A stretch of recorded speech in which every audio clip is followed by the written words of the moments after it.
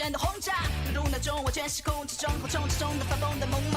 他们说着我黑暗的洞，像是无尽的空，变成绝望的冲刷。那就如同身上的头脑里的空气中的无尽的冲刷。乱乱乱，我的头发随鲜血一起散乱，转转转，我自优雅，伴随爱好的妈妈，战战战，伸出手法，满天的肢体灿烂，看看看我的油画，用痛楚画出浪漫。他们说和鳄鱼的密切，和我交集是命运的心愿，是和死亡前线的契约，但到看自己名字那一页，风趣在愈演愈烈，敌人友军一样的理解，只是闪闪方式的区别，别再流或者被我的下里耶。啦啦啦啦啦，他们的想法，啦啦啦啦啦，好像多伟大，啦啦啦啦啦，他们的废话，啦啦啦啦啦。I don't give up。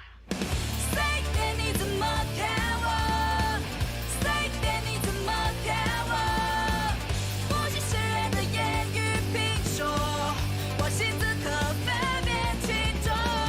不管你怎么看我，不管你怎么看我，就算风向的跌陷入我，我行我素的我从未变过。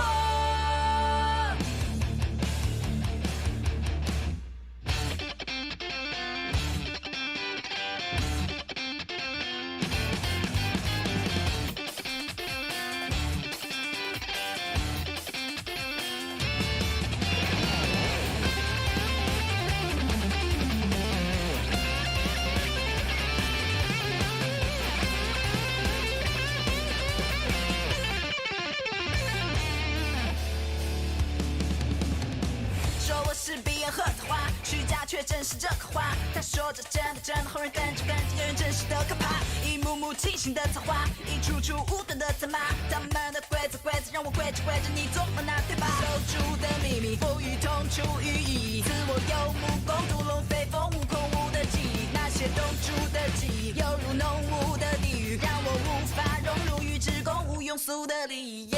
消灭这手里渺小的蚂蚁，实验这些恶意的垃圾。他们说了事实只是在乎我的经历太过不同，太过特别太的差异。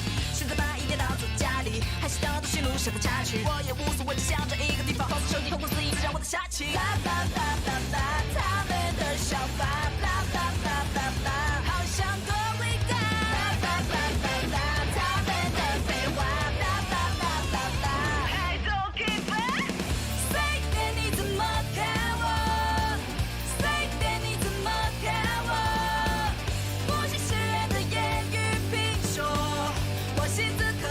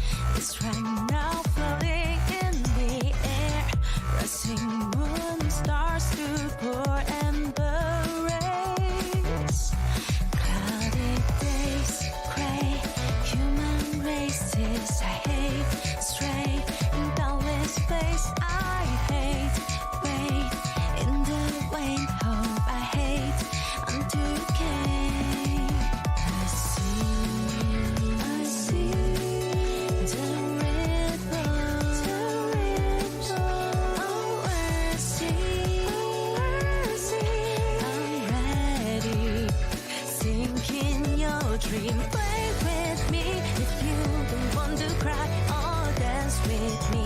The beat is rolling high. Boys, stay with me. We're living in the rush. Everything here is so fantasy. So dream your dream. Do what you really like. Even killing me. As long as you can reach all in all. I just want to spend the crazy night with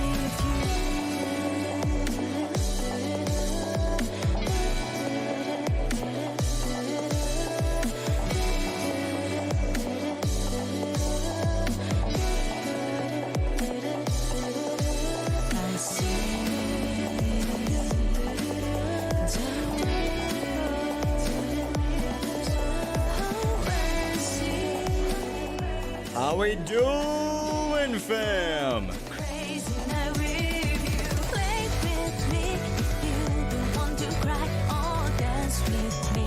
The beat is rolling high. Boys, stay with me. I'm living in the rush. Everything here is a fantasy. So dream your dream. Do what you really like. Even killing me. As long as you can reach all in all. I just want to spend the crazy night with you. Crazy night with you.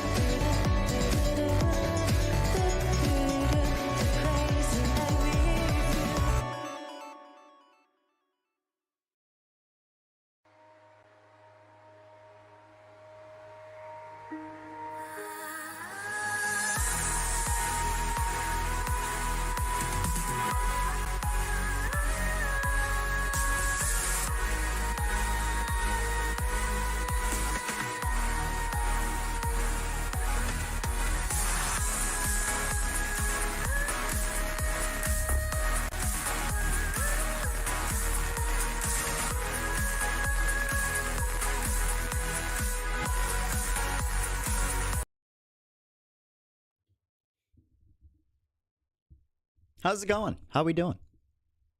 You know the rules, and so do I. We start on this song's final drop.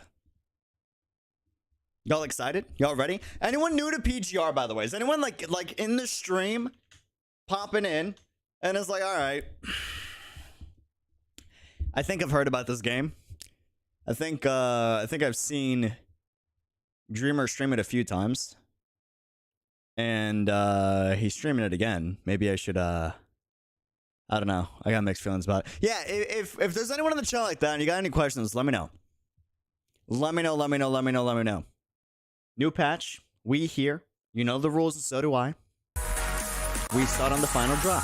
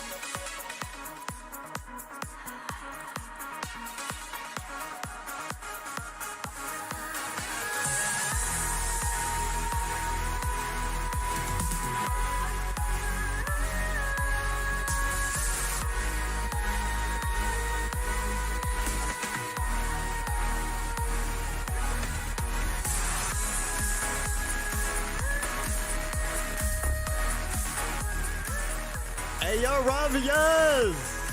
Welcome to the stream! How's it going? Welcome, welcome. Appreciate you stopping by.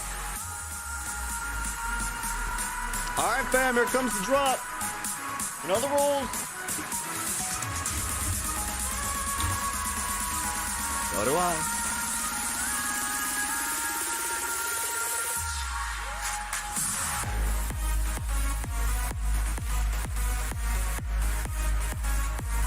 Yo! What is up? Dream Team! Bam! How we doing? Woo! There goes my coffee. How's it going? How's it going? How we doing? Welcome to the stream. Welcome, welcome. Cheers. How's the day been? Fam! Hey, yo! Today's patch day!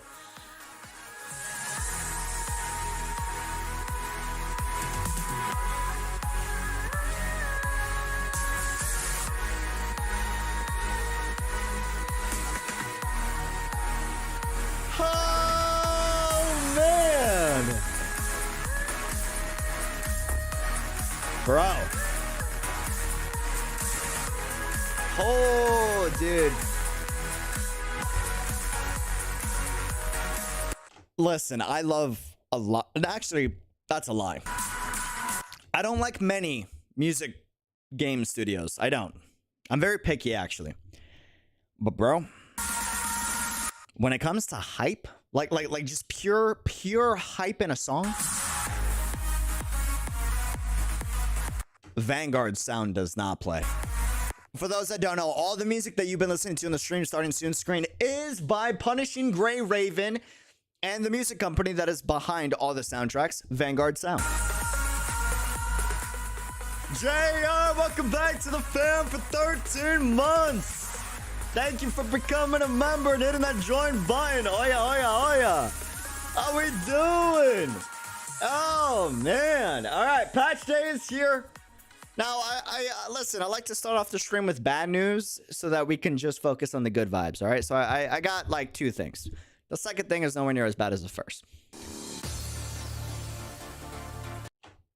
So here's the bad news. The bad news is, you might have noticed there was no stream yesterday, right? And part of the reason why there was no stream yesterday is I made the executive decision to just focus on editing because there's a lot of videos that I want to get out. And also I wanted to be available for family in case anything happened. My grandmother passed away. Absolutely phenomenal woman. You know, it's life. It happens. Been here before. I am doing absolutely fantastic. Do not worry. But I wanted to make sure that I was fully available, like in case people needed to call. I needed to have a conversation. So that's why there was no stream yesterday, just to keep y'all in the loop. I will be flying out to Anchorage, Alaska, which is, fun fact, technically where I was born. I didn't grow up there that much, but I lived there for a few years. Was mainly raised in New York City for the most part. But yeah, you know, we'll be going to Anchorage, Alaska near the end of this month for like 2 days just to attend the funeral. So I'll let you guys know when that's going to be, but it's going to be near the end of the month. So just to keep y'all in the loop. All right. Yeah. Can't catch it. Dude, I can take all of the blows all day. I really can. I've dealt with stuff like this since I was a kid. You know, I just don't like seeing my family go through it.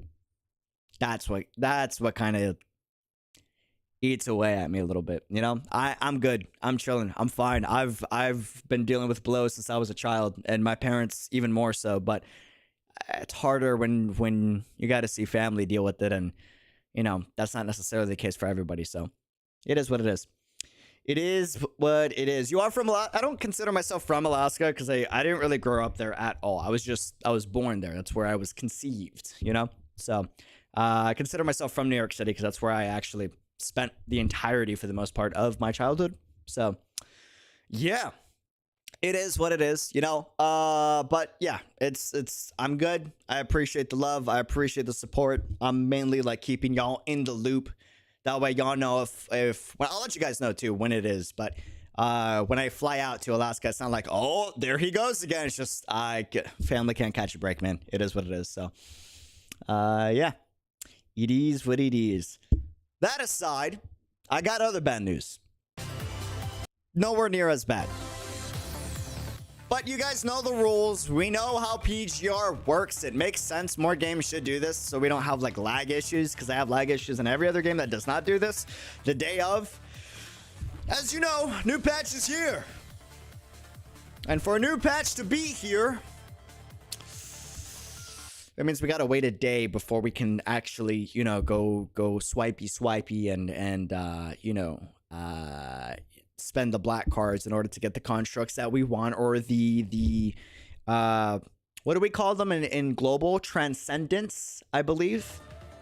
Still getting used to Transcendent, not gonna lie. Yeah, so we gotta wait a solid, I think it's like 8 hours until it's available or something like that. So yeah, but that doesn't mean we don't got new patch content. We got a lot to try out. We got a lot to discuss. We're going to be checking out some videos on the patch. We're going to be checking out gameplay today. And we're also going to be doing some of the story as well. We got a lot to do. We got a lot to cover. All right. Wait, boss, you're swiping for Q? No. I mean, I don't know. I have no idea. I don't think I'm swiping for how do I say the name of the character? Chat, please help me. I'm asking for assistance. I'm asking for stones, por favor. I actually don't know how to say the name. Is it Chu? Is it Q? Is it it's Chi. It's Chi. I've been saying it wrong this entire time. Chi. There we go. Yeah, I don't know. We'll see. I will say this login screen, very nice. I'm a big, have you guys, here, let me show you real quick. Let me, in case you, you know.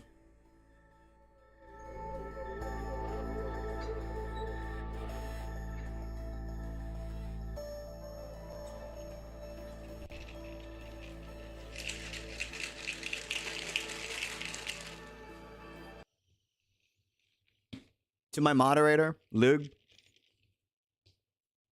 How long have you stayed on this login screen? Just out of curiosity. Just out of curiosity. Yeah, Kuro knows exactly what they're doing here, and I'm a fan. I'm a fan. JR.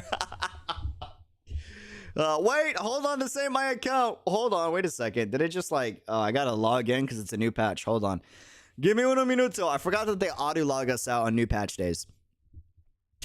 Give me uno minuto. But yeah, so we got a lot of content to cover. There's a lot that we got to check out. There's going to be more content as the patch kind of gets released, but I wanted to spend the day of release, you know, to vibe with y'all, kind of hype it up and check out what we got going on and see if I am actually going to roll. I don't know. I haven't tried out. I have access to the beta. Now, granted, I got access to the beta late. Kind of, you know, it is what it is. My fault, I guess. But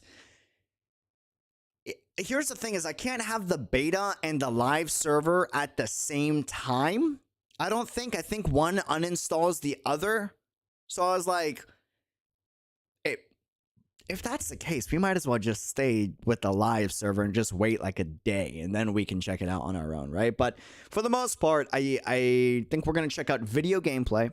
We are going to check out the story and we're going to check out the music because there's new music this patch, I believe, right? I'm pretty sure. I added it to the playlist. It is by Halo Week. I haven't listened to this one yet. I don't think I have. Maybe I did. Maybe I didn't. I'm not sure. We're listening to this. In the meantime, if this wants to load. Maybe. Possibly. Okay, we're good, I think. How you guys doing? Story is short, but it's it's a short extra story. No, wait, don't log me in. Let me switch. Okay, bless. Hit this. Okay. By the way, to everybody on the internet, for the love of everything holy, you're playing a gacha game. Imagine an unspeakable present, okay? Imagine one day you're trying to log into your account Maybe you're a Giga Whale, maybe you're a free-to-play, but you work very hard to get the characters that you got. And you were very lucky in getting some characters. Or you just swiped a lot of money and you got the characters anyway. And one day you tried to log in and you couldn't. And it was all gone. All gone like the wind. Imagine an unspeakable present. That would be awful. So you know what you should do? For the love of everything holy, please bind your account. I'm begging you. I am begging you. Pretty please. It's not hard. It takes like just a little bit of time. Pretty please. Okay? Alright? Just on what Luke said, bro, this isn't even like pertinent to Star Rail. This is just in general. We do not discuss leaks on this channel because leaks are not verified sources. So I need y'all to not discuss about leaks. Cool? Yes? Awesome? Dope. Dope. All right. Yeah, I just wanted to. By the way, we're live. We're here. Hey, yo.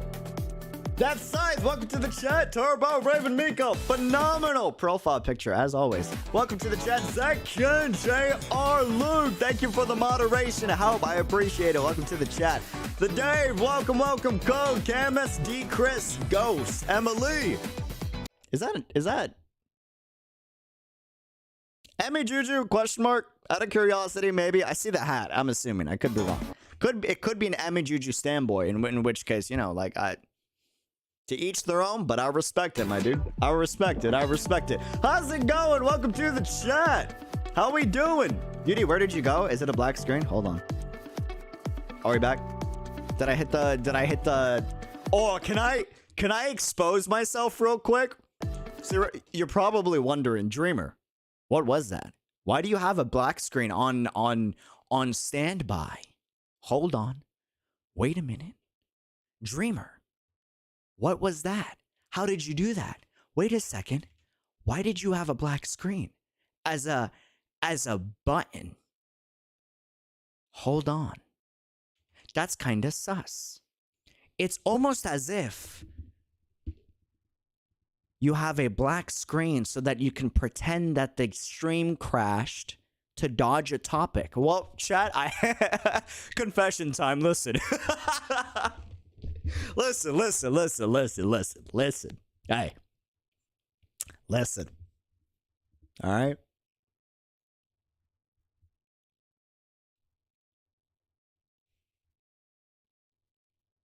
I was trying to come up with a really good excuse. I couldn't come up with anything. So, no comment. Anyways, new patch day. Am I right? Hey, yo. New content, new patch day. Yeah. That's the details, bro. Details. Who needs them? Am I right? Come on, man. No. Wait a minute. What did you say? I said it's a new patch day. It's a new patch day. That's what I was saying. Welcome to the Lost Chapter. We here. All right. See how the UI is. What do we got? Oh, we got a video. Hold on. Wait a minute.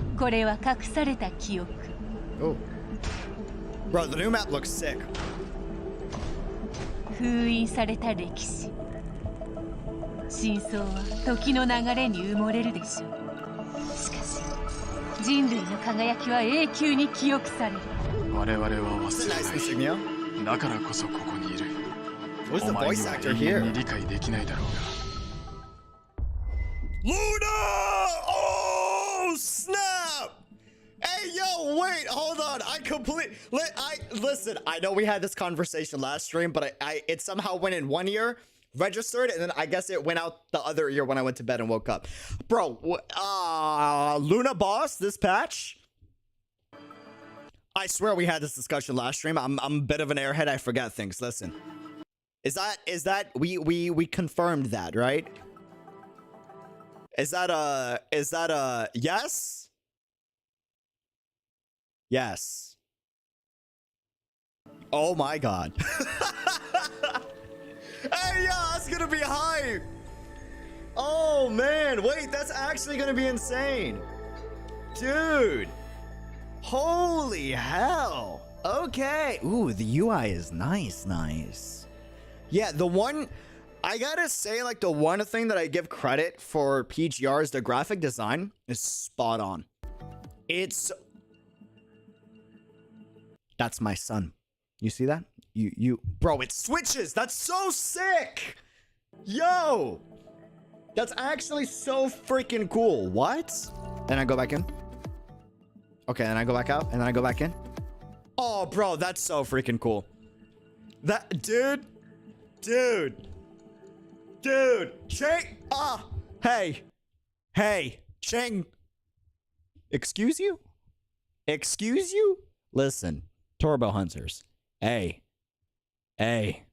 You said Luna. We were on the same page there. What's happening? Where's the disconnect coming from? Hold on. That's my son. All right? Please put respect on the name. Okay? Pretty please. This is Changyu. It's my child. It's my son right here. Now, I won't lie. He's just a child, okay? Is he meta? Probably not. Okay, to be honest, he doesn't really get used much in the end game down the road, as far as I'm aware. From what I was told. But that's besides the point. This is my son, okay? So I will have no slander. He is a child. He's working on it. It's a work in progress, okay? We'll get there, all right? One day he will get the credit that he deserves. Is it gonna happen anytime soon? No, it's not. Should it happen sometime soon? Yes, it should. Will it? No, it won't. It is what it is. It is what it is. Am I rolling for him? Yes, I am. It's my boy, all right? I will have no Changyu slander, okay? I will have no Changyu slander. What is this? Dijon? Dijon. Oh, that's hot art. Okay.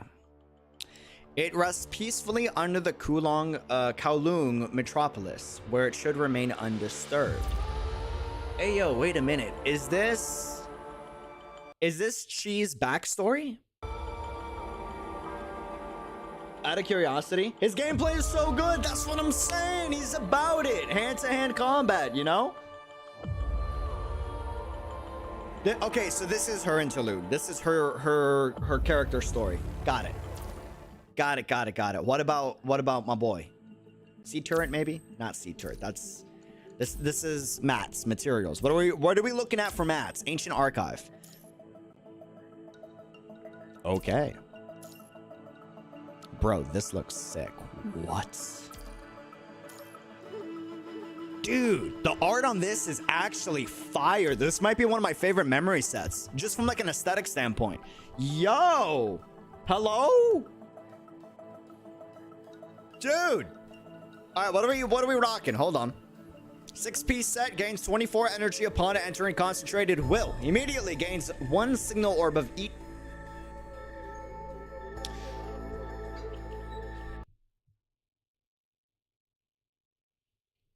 Immediately gains 1 signal orb of each color after casting Signature Dragon's Wrath.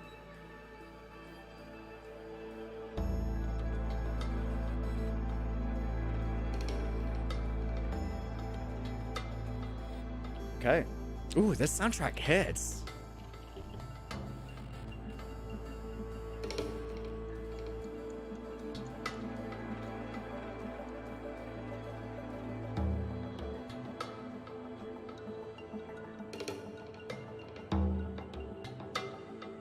That is a vibe. 4-piece set. The super armor of Sweeping Tempest lasts 2 seconds longer. Physical damage increases by 15% while super armor is active. Okay, I don't know what super armor is. I don't know if that's great or not. Basic attack extra damage bonus increases by 5% physical damage. Damn, this is a hot set. And you gain 24 energy upon entering concentrated will with the 6-piece set, which allows you to proc Sweeping Tempest faster, maybe? This is hot. I feel like this is pretty solid. I don't know. We gotta see, but Only for Chi. Got it. Got it. Oh, this became available again. Okay, dope. We got Bathlon. Okay. Einstein. Grindable Hannah. We always love to see a grindable Hannah. Okay. Hysen. Shakespeare. Okay. Oh! Koya! For Kamu. If you don't have it.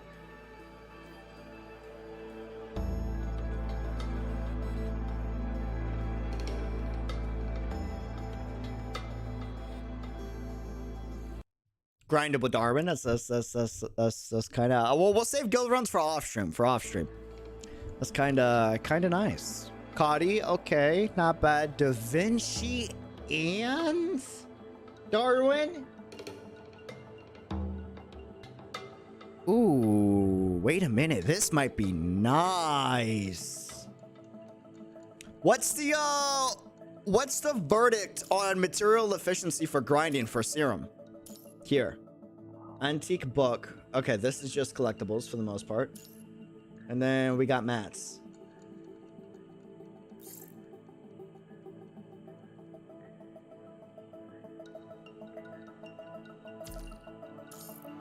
That can't be right.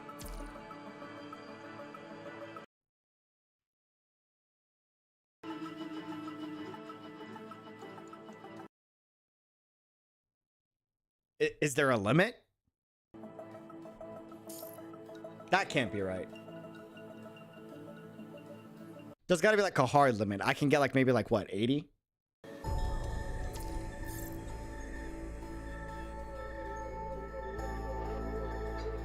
No?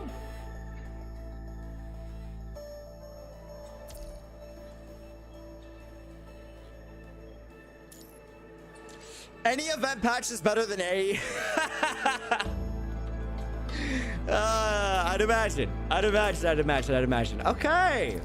We're going to be grinding this out for sure. What about C? So C turret is this. Reach authority level 2. Ah, bro, look at the background of this. This is so freaking clean. This is so nice. Operation Guardians. Time until reset 4 days. Okay, we're gonna have to check this out. Lost chapter. Oh, bro. Holy art divinity hell. That is hot. Yo, can we get this as like a live motion wallpaper, please? That is hot. Damn. I need this as a wallpaper. Like, they need to make this dude. By the way, that's my son. That's my boy. That's my guy right there. It's mi hijo. It's my boy. That's him. Yes. Damn. Okay. What's the...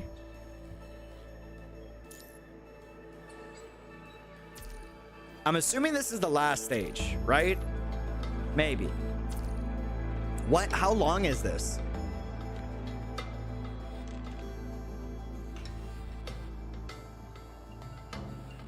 How long is this? Out of curiosity. Play the top first. Yeah, we got to go in like number order. I'd imagine, right? I'd imagine. Long. Oh, it's long. Got you. Hey, yo, it is a bit longer than chapter 12?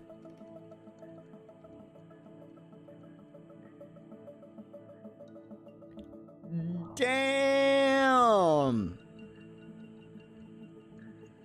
Holy hell. Okay, that is long. 100%. Oh, Babel Tower. My friend. Baize Chamber. Okay, 425. 418, 420. Oh, you're right. There's a Lost Chapter 1 and a Lost Chapter 2. Got you. Chapter 13 is the longest one, though. Dude, Chapter 12 was long. It was beautifully written, so I was, like, down for it. But it was long. I'm not gonna lie. Okay. Real quick, I do want to check out this. So, here's what I'm gonna do. We're killing this. Gonna hit this. Gonna bring this over here. And beautiful. Awesome. We're checking this out. I'm assuming this is for this patch, right? Hollow Week. This is the new song, I think. I believe, if I'm not mistaken.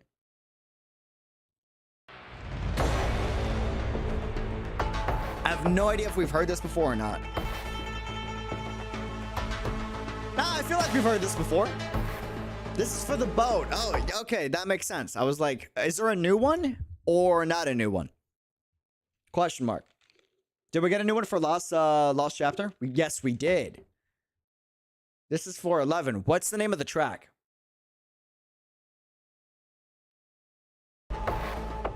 This is my favorite song of all PGR. Really? Interesting. Huh.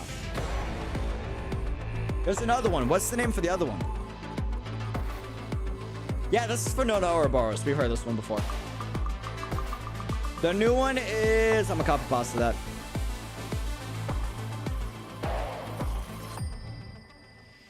Hold on. PGR.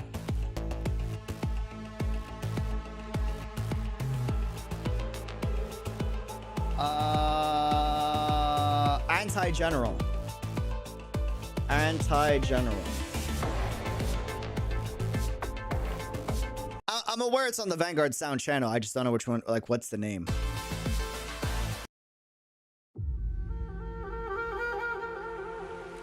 Anti-General's No No Ouroboros, too. Pretty confident this is No No Ouroboros. Can you listen to Rev? We're gonna do, like, future soundtracks, like, in the future.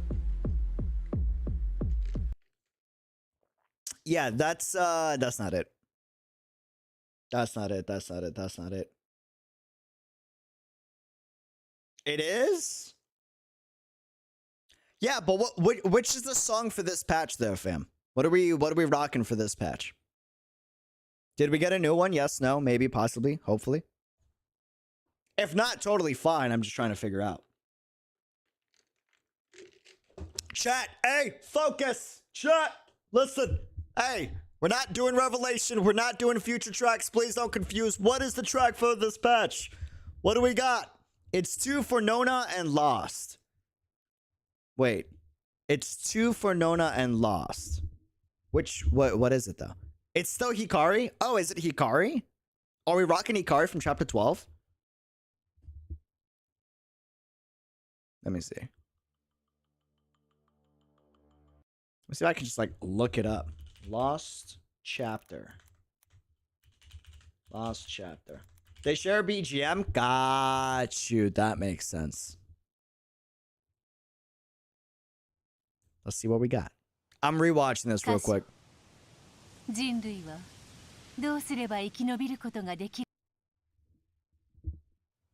Let's see what we got.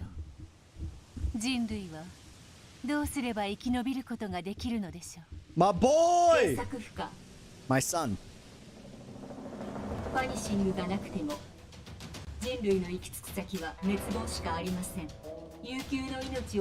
For a second, I thought she was like, no, she might actually be ordering these bots, and then she gets invaded later on. We'll see.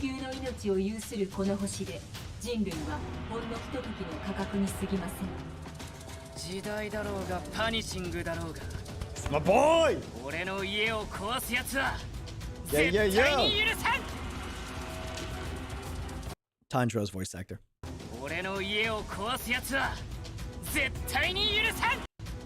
This is how you know if it's Tanjiro's voice actor. If he says Zentai ni yurusan, that's Tanjiro's VA. Look at the combat, bro! Ah! I don't care if he's bad. Who's this?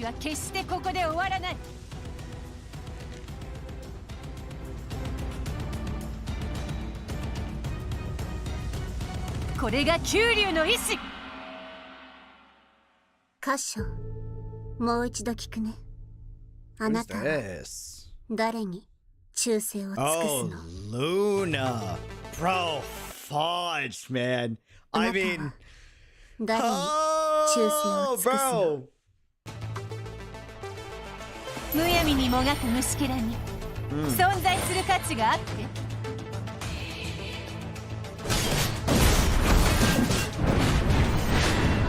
金をもらってるし、あとは任せとけ。虚々実実の駆け引き。銃を持ってゴーテン。空中庭園に来たとはあなたの配下になった覚えはありません。何か欲しいものはないか。They got my boy the drip. I'm just saying he's dripped out. 受け取るばかりなんて柄じゃないし。Man's got the jacket. He's repping it, you know? Oh, dude.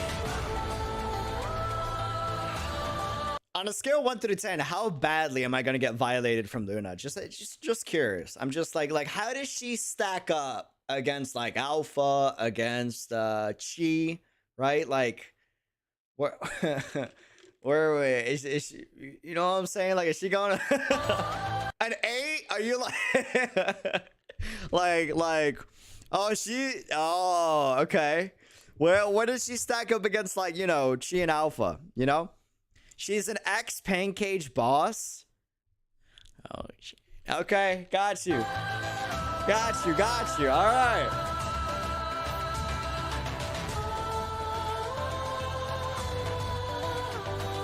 And then war game. Engage in... Oh, sick.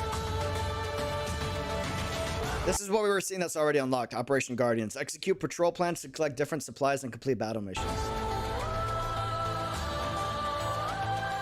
Oh, we got a roguelike mode. Like the older events.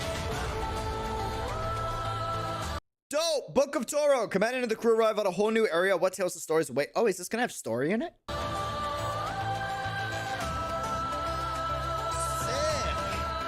Sick. Best patch.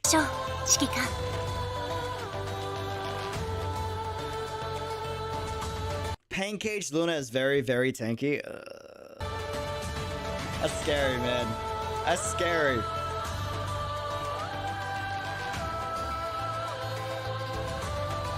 That is scary. All right. Woo, but bro, look at the maps. Hello? Oh, dude.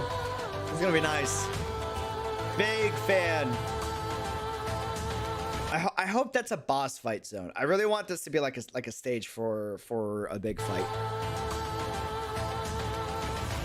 All right, we hear Lost Chapter. We hear. Oh, actually, while I'm here, I do want to see. I'm not gonna play the whole video because I don't like to. I'm gonna try not to play the whole video because I'd rather you guys like watch it on your own. That way, you give my guy Rexnant the views because he's pretty freaking phenomenal. But I do want to see if he's got a good just showcase out yet. He's got an old beta test that we'll check out. It's not global, but I mean, it's going to give us an idea of like what to expect for the gameplay. And it's only 1 minute and 10 long. You're making this hard not to play the whole thing, Rex.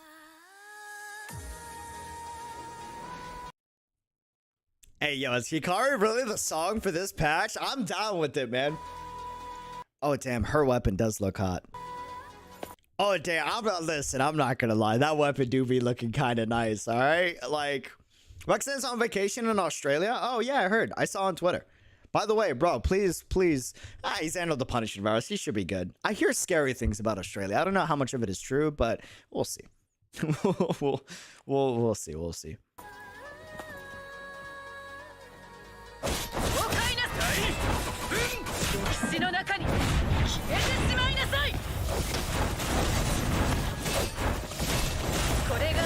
Oh crap, her gameplay's hot. Wait a minute.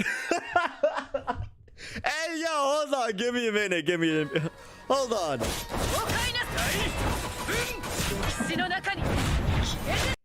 Girl, that trailer did not do you justice.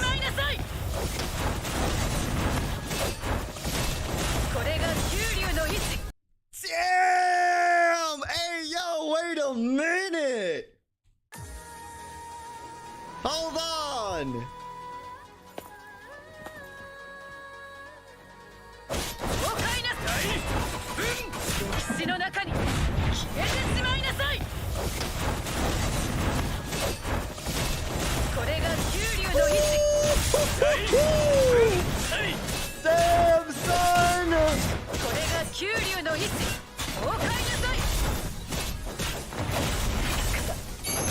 bro, wait, hold on. Her gameplay actually looks pretty sick. I'm not gonna lie.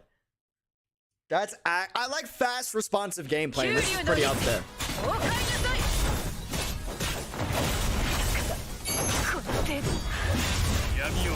That's Kamu. I'm gonna skip. You can watch it on your own. I don't want to take full credit for this video.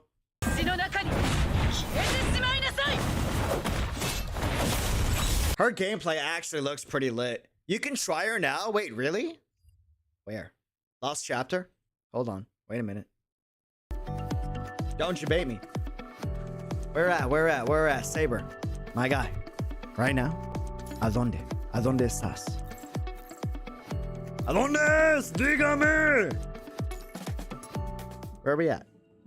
Also her interlude. Oh, damn, her interlude, right? I kind of want to see the... don't tempt me like that.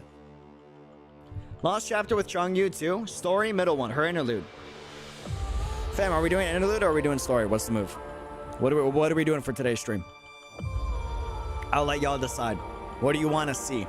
In the chapter and interlude. Interlude, we're going to get dedicated Qi, right?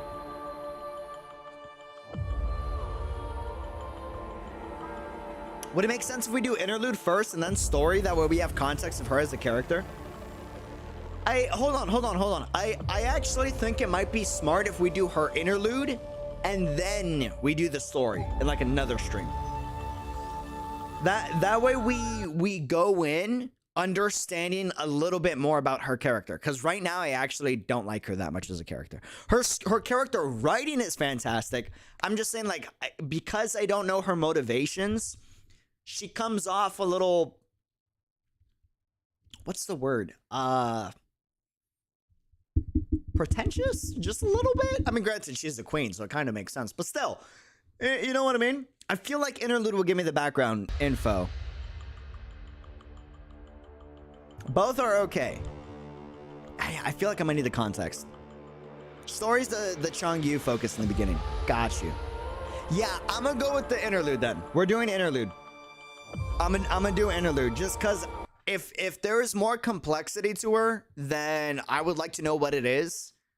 So I'm not like as, you know, against her, I guess you could say. Maybe I'm even more against her. I don't know, but I just don't know much about her. So we're gonna do that. What do we got? Ah, come on, man. Listen. I hate this soundtrack. This is the PTSD soundtrack.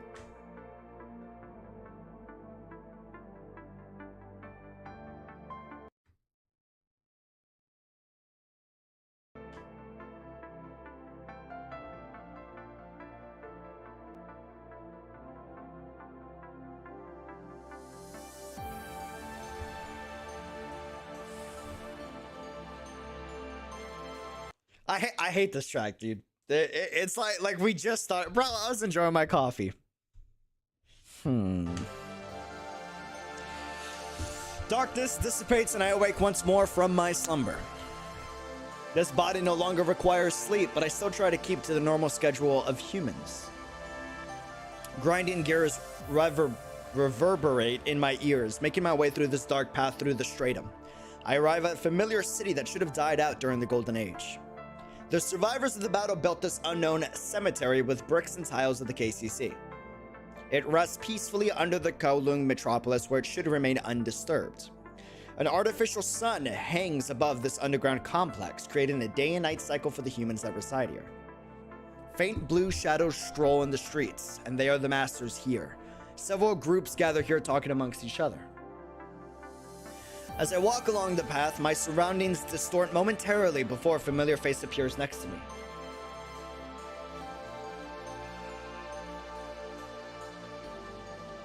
He looks scary. Lady Qi, do you really want to accept that offer? By Gui. Wait till you hear the BOTW Garden theme piano out of nowhere. I have no reason not to accept. You must understand what each party seeks to gain. Yes, but don't worry. If anything were to happen to me, then the last person with access to this place will be gone. Isn't it safer this way? Is this negotiations with the Ascendants, maybe? Pre-chapter 12? Of course, I will not allow for any accidents. After all, my mission is not over yet. That's... As the Supreme, it is my duty to provide shelter for my people and undertake risks on their behalf. Yes, I know you've always believed that. Huh.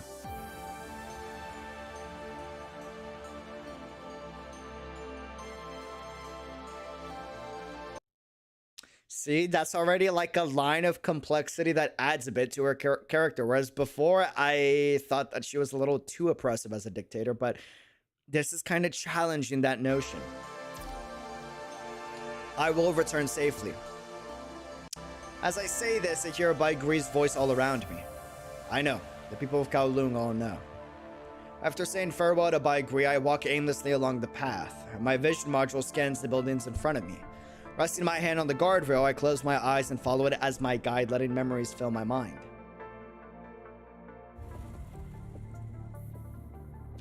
Left shoulder, chest, abdomen, points valid. The winner is Qi. I expect nothing less from Lady Qi. You mastered the glaive in just a week. Damn, girl, in just a week? Calm down. But now we can't find you a worthy opponent. I owe it to your guidance. Why does she look different? Hold on, wait a minute. You're too kind. I wasn't expecting such an assignment from the Pulau crew after my retirement. It's our honor to have an opportunity to train in our dojo. Stop! He already forfeited after you broke his arm. Why continue to attack? The shouting from next door interrupts Qi and the instructors exchange. Hearing this, the instructors rush over. Qi puts away the training equipment and follows the instructor to the corridor. In the corridor, Qi sees Villiers walking out of the room next door, and he pats his clothes as he walks out as if covered in filth. Medic, training room 307. Boss, camera might be better top right. Is it covering some of the text? Hold on.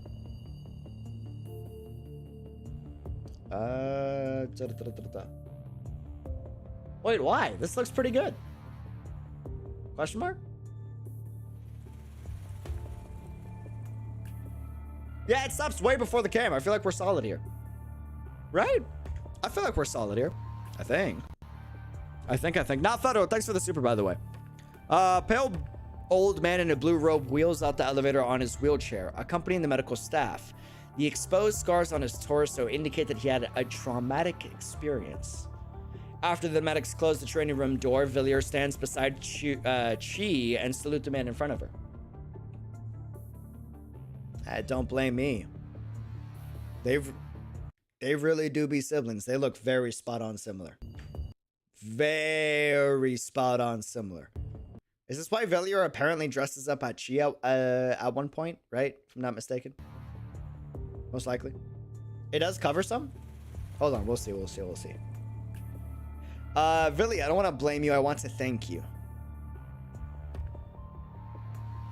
Give me a second, chat. Yeah, it's not covering anything, fam. I'll wait till it gets longer, but like I'm pretty confident that, like, I'm checking. I told you 1,000 times, stop calling me Villy. My name is Villiers now. I don't know, you got Villy vibes. The chuckle. There are some things you just can't get rid of. I ain't gonna stop calling you Villy. Alright, you two get going now. I just came to meet an old friend today. Figured I'd let you know that you can begin studying the next course. Understood.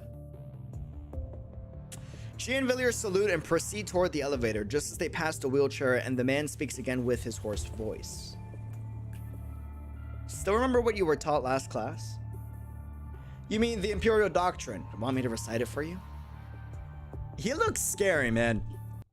He's got this look where, like, he can mess you up really badly. I don't know.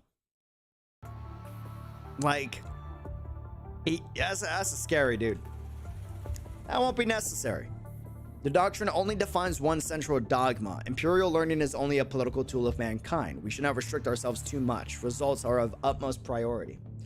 Unhinged? I don't think he looks unhinged. That's not the look. Like, I do this exact same look when I'm pissed off. It's like a cold stare. But it's not You know when there's like a dude that like barks mad loud before a fight? He's like, "Oh, bro, I can F you up real good." Blah blah blah blah blah. You know what I'm saying? Da da da da da da da. Versus the dude that just gives you the stare, you know, and like doesn't need to say anything to communicate to you that he's probably gonna be the one to really mess you up really badly. That's that look, you know? Ooh, hold on. Good test. Oh, I see it. I see it. Okay, we'll go back top right. Dope. Sick. Okay. The doctrine only defines one central dogma. Blah, blah, blah, blah, blah, blah, blah. Do not be swayed by emotions. Instead, act accordingly to the situation at hand. Grace should be given with purpose. That's right. The man chuckles at Qi and Villiers' answers, or Villy's answers, sorry. Pressing a button on his wheelchair, he proceeds to the end of the corridor. You both have embodied these principles during your recent public speeches. You bring hope to those in despair and impose sanctions on your opponents. Keep it up.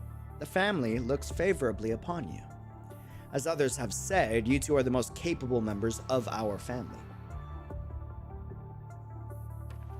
Qi and Villy walk out of the dojo. Qi stands quietly as she waits for the transport craft. Villy looks back at the dojo behind him. How many times is this? Can I have he's got a nice fit. Counting is meaningless. It may have caused a disturbance, but we got the job done for our family. Yeah, just the two of us. We were raised to use our surroundings. Good grief. Mutual interests are all that bring people together. I mean, yeah, like if I go to a coffee shop and they're like, we're out of coffee, why am I gonna, you know what I'm saying? I'm gonna go to the other shop then in that case. Who would have thought that such an unsightly society of mutual I mean, that's one way to look at it. Exploitation could survive on this planet for so long. You see it as exploitation. I see it as common benefits. You know what I'm saying? Like, it's all about perspective. As the rumble of the transport craft approaches, Villy ends the conversation and turns to face the landing zone. I hate this.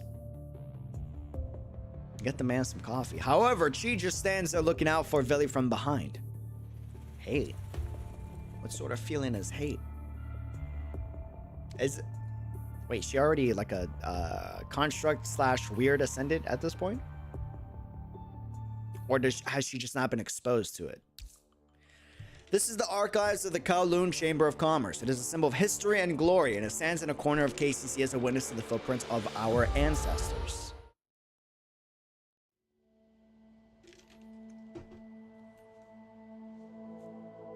In this light gold room with a lofty roof, bookshelves line both sides with various data panels and text in chronological order. The half-suspended display monitor shows the current position of its occupants. Flags of previous Kowloon dynasties hang on the wall at the end of the bookshelf, some faded with time, others that show burns from the flames of war hang from the top of the dome. This is the archives of the Kowloon Chamber of Commerce. We read that. What exactly do we want from this data? To understand history and to reflect over history. Bro, this is like dad making us read like all the history books all over again. Is this history? All I see is historians eulogizing the victors and denouncing the losers. And it's pretty much history. It's why you gotta cross-reference a lot of stuff. You saw the battle during the merging of the KCC, right? Our ancestors were praised as those who sought justice, while members of the opposition were labeled as stubborn conservatives of a bygone era. Why? Because history is written by the victors, so the losers are always wrong. This is sadly true. If you ever if you're in high school right now or middle school, unless you have like a really dope teacher that like is technically not listening to the curriculum, you will notice a stark difference on attending a very open college and them educating you on like what really went down on the perspectives of every single different nation. And bro, let me just tell you, Kowloon disintegrated their society, wiped out their history, and imposed what Kowloon thought of as truth on those uncivilized humans. Anyone with half a brain can see the error in their ways. However, the efforts of the winners have been recorded in the annals of history. It is an indisputable fact that they were finally able to unify Kowloon, making it more stable. Isn't this just consequentialism? Look here. Villy says gently swiping his data panel to transfer a large quantity of encrypted data onto Qi's data panel. What are these? I checked the global data records. It looks like there's some discrepancy with what was recorded in historical texts. Indeed, this man was labeled as a sinner for destroying Kowloon and causing countless deaths during a natural disaster that ravaged Kowloon years ago. The natural disaster shouldn't have caused such destruction. It was the Golden Age, after all. Well, in reality, he sacrificed his life to stop the proliferation of destruction. Humans don't care about the truth. That's not necessarily true. It's just people are oblivious to the truth, therefore they don't seek it. They only want a target to project their anger and resentment. That part is technically true. That way they can play the victim. Not the victim, but they do want to project their anger and resentment. Most people choose the path of least resistance. That is spot on. Yes. The few who remember cracked under years of pressure. True. Unsteady alliances dissolve, and as for the we getting college political here. As for the truth, it is long buried under the comforts of society, seeking gain and avoiding loss. That is human nature. And faced with this fact, he still chose to sacrifice himself. Therefore, he is foolish for not thinking rationally. Had he mobilized public relations and enacted tougher measures to win the support of others, it could have been a different story. When can humanity be perfect like machines? Winners, losers, they all only know to fight for whatever they believe in. What an arrogant and ignorant existence. Spicy. Is that so? That's all I see from this pile of data. It's hideous. Well, if they were given a second chance, do you think they would make the same choices? I think so. Humanity doesn't understand how to correct their course. Otherwise, history wouldn't be doomed to repeat itself. What if it were you? Hearing this, Villy is at a momentary loss for words before smiling bitterly. I don't want to admit it, but I'd stick firmly to my beliefs. Ah, she got you good, bro. Sometimes my similarities with humanity sickens me. Villy shakes his head and walks to the end of the archives. Qi keeps searching through the data in front of her. Really? She stares at the holographic image before her of the Pulau crew returning victoriously. He is laughing and patting a comrade on the shoulder. This looks pleasant. The next picture is of a medic kneeling beside a wounded soldier. She puts the injured man's hand on her forehead as she weeps. The soldier's abdomen is splayed open. He clearly does not have much time left. This picture is sorrowful. Qi's hand stops on the last picture, which is of a Bashia soldier smiling as he walks towards a burn pile. Trying even if you know you're wrong, fighting even if you're doomed to fail. Is this humanity? I don't understand. Lord Yin, you made it! Bro. I don't mean a stereotype, but you do look really punchable, I'm not gonna lie. You got this look. You know what I'm saying? I like the clothes, though. You got a nice fit. Correct. The family has arranged for them to stay here until after the history exam next week. I'm afraid the exam is merely just a formality. Here's the video from the previous exam. The bodyguard hands a control panel to Yin, which displays Qi and Villiers methodically answering each of the questions posed by the Swanee scholars. After the test, Swanee scholars leave the archives and happily praise Qi and Villiers, or Villy. Lord Yin, we can't keep this up much longer. Yes, of course, more members of the Kowloon crew support them. When the election comes around, I'm afraid. Before the official could finish speaking, Yin puts his hand to the man's head in the shape of a pistol.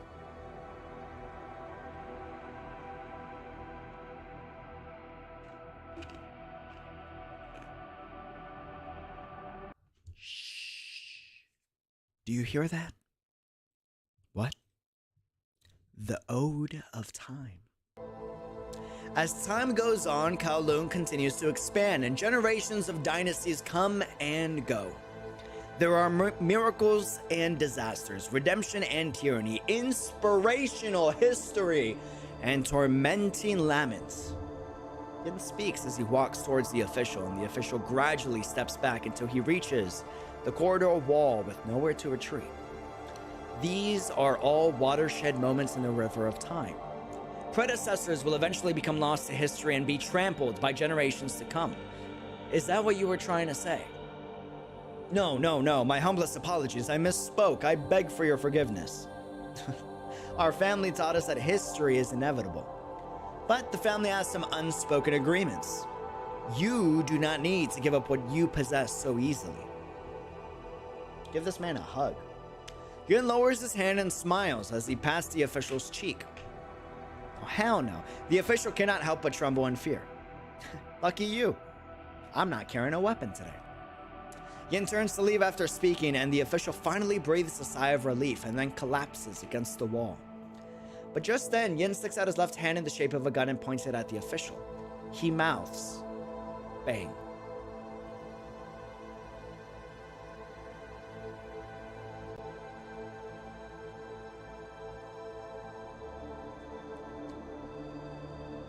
A bullet penetrates the official's skull and splatters blood and brain matter all over the relief on the corridor wall. Well then.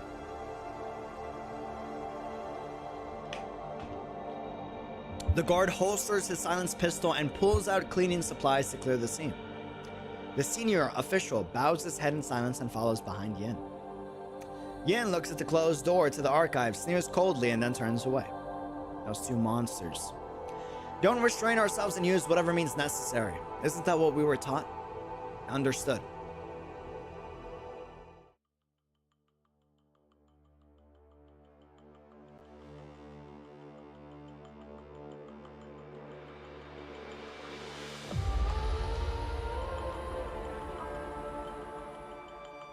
Hey, yo, what's good? What's up, man? Yo, just stopping by to say you always a vibe. Bless up. Thank you. Much love, my guy. Much love. I appreciate it.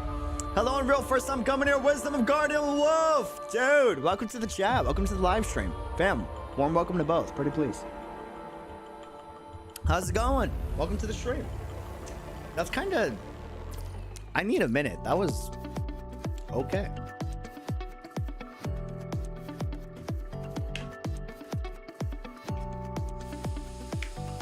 That's a brutal family, man. Haven't had to deal with that in a while, but damn. Politics, am I right? Like, damn. There you are, Billy. You made it. Looks like the press conference is over. Looks like it. Without the stars of the show, that is. You know I'm bad with the press. You're a natural, though. But you're key to revolutionizing the Musashi series. Wait, so did they invent the Musashi series, or did they try to revolutionize the Musashi series? Musashi being the robot with the huge sword, right? I think. That being said, I'd rather be in the company of machinery than be surrounded by a group of businessmen and politicians. I don't have to deal with awful human emotions when I'm with my machines.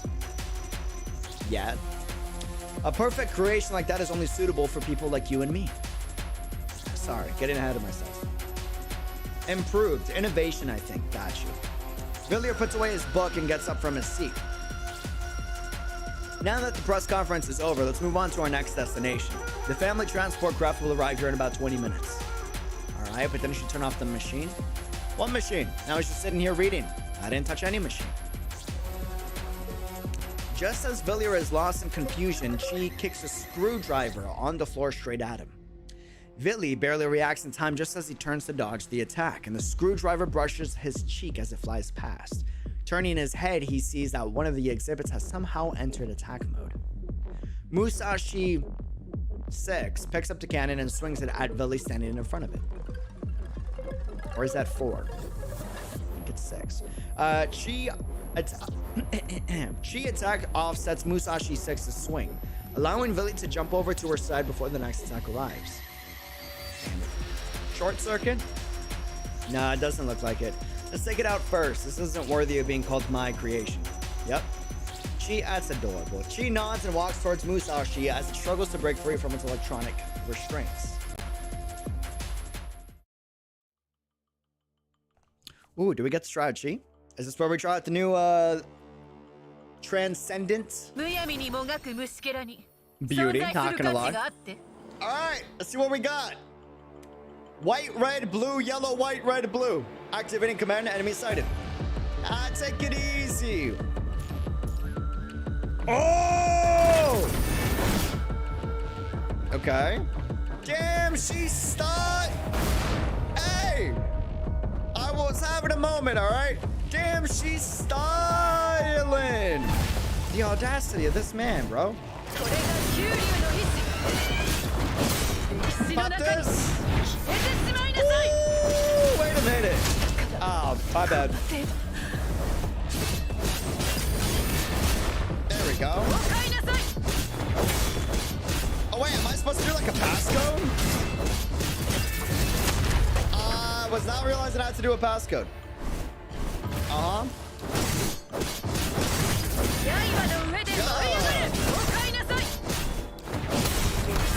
Eat this for me real quick.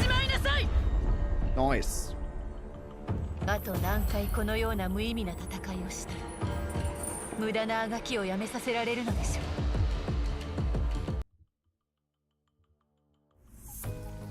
う。 You missed the hidden? Gotcha. We'll do it back again for the code. Each orb has the effect of a 3 ping but can't proc QTE. Repeat that for me real quick. Question mark.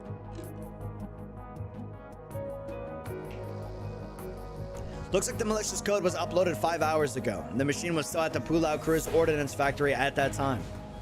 It's not a place someone can just waltz in all willy-nilly. Got that right. Its anti-tracking software is really sophisticated too. Redundant code is generated every 10 minutes to hide the malicious code. That sounds awful. They must have planned this for some time. Had it not been for my habit of always leaving a backdoor in all of my programs, I wouldn't have been able to figure out what was wrong. Only a handful of people in Kowloon have the authority and technology to pull something off. Got that right? Either the hackers I took care of last year or the members of the Chow Fang crew you took in. Aside from those few, there's got to be someone with high security coverage. Ah, got it. This is the work of Cradle. Looks like this hacker organization is finally re-emerging in Kowloon after supposedly dying years ago. They may have tried to mask their payments several times over, but they're receiving regular payments from. When Chi is in empowered mode, which is after her ultimate, I believe, all her orbs are considered 3 pings, but won't proc. So she just gets free 3 pings that you don't need to line up? Dude. That's crazy. Damn. Okay.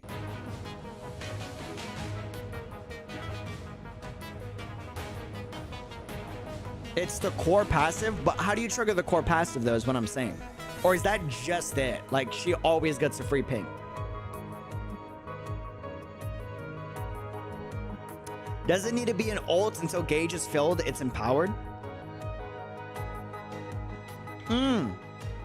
The energy green bar, when that's maxed out, is that core passive triggered? So at max gauge, during your gauge like duration, that's when you get fill the gauge. Got you. And that's when all damn, that's crazy. You fill the bar with 2 3 pings. Damn, that's actually cracked. Wow. Holy hell. All right. Willie stares at his mobile access terminal for some time before finishing his sentence. From who? Yin. Humans truly are hopeless. It appears even relatives can be eradicated so long as they stand in the way. Why so flustered? Flustered? I've never been more calm. That's sub-communicating you're not calm, but okay. Humanity has merely confirmed my beliefs every step of the way. After all the anger dissipates, hilarity is all that remains. Fire art. Despite learning that I have been betrayed, I still feel devoid of emotions. Seeing Villy fraught with anger, I'm suddenly overcome with ideas never to have crossed my mind. Humans have an array of emotions far more profound than just a single noun and a set of data. Wait, is she not human? Brother's fear and anger, Villy's loneliness and disgust, and the family's love and gratification all intertwined with each other. Of course we get Hikari. I overflow with emotional ties, none of which stem from the heart. My family taught me humility, and humility abstains oneself from brandishing this word. But perhaps I am as perfect as Villy and the others say. I am always able to respond to others with the appropriate attitude and meet their expectations. This has been my duty since birth, to be a lonely, powerful, and false supreme. The supreme is a mere facade weaved through lies and to dance for the masses. I will fulfill my family's mission, live up to the expectations of the people, and refrain from any actions ill-suited for the supreme. She's already a construct by this time. Remember she said this body does not need... Ah, that's right. Got you. Got you. That's dark, man.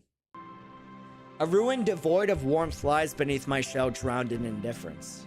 To fill these emotionless ruins, I try my best to imitate and show concern for others in an attempt to understand the deeper meaning contained in these words, so I can try my best to act like a normal person.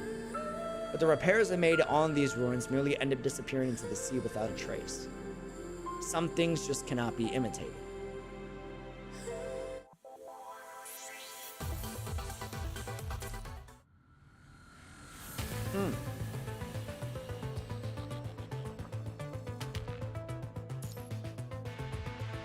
We gotta redo this for the hidden.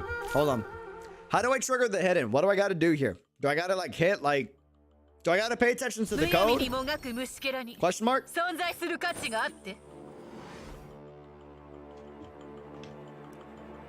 Red, blue... Is it red, red, red, red, blue, blue, blue, yellow, yellow, yellow, yellow, or am I just going red, blue, yellow? Question mark.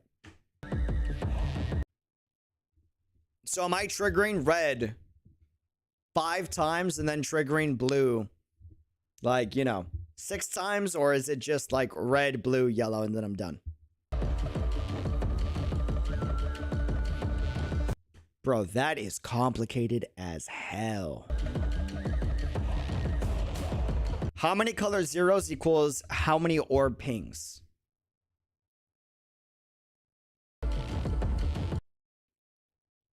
Bro, what? 5 red orbs, 6 blue orbs, 7 yellow orbs. God damn. All right. Okay. Let's see if we can remember that. A little too fast, my bad. 1. Bro, how do I trigger it though? Like, you know what I'm saying? If I trigger a blue, won't it mess up the order? Right? Or as long as I don't hit the guy, I'm good.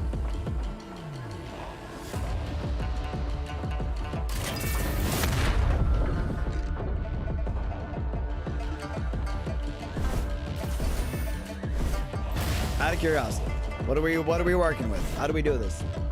What a complicated way to trigger it. If you accidentally put too much, it will say invalid, but it won't mess with the order. Gotcha. Okay, we need a red. Bro, give me some reds, man. Thank you. Ouch.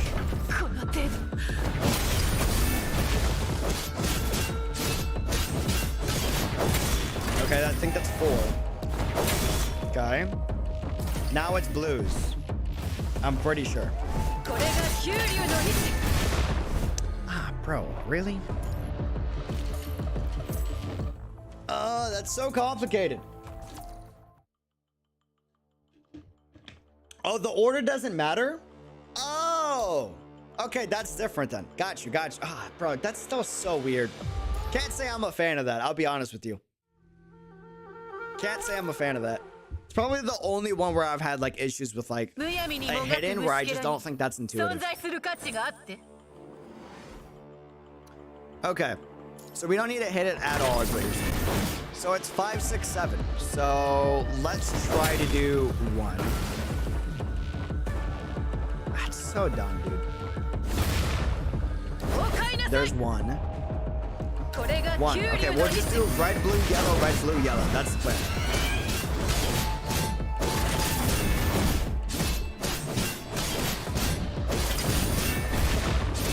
Or not. Now we're gonna do yellow, blue, red. Yellow, blue, red. Cool. So now we're at 2 a pop.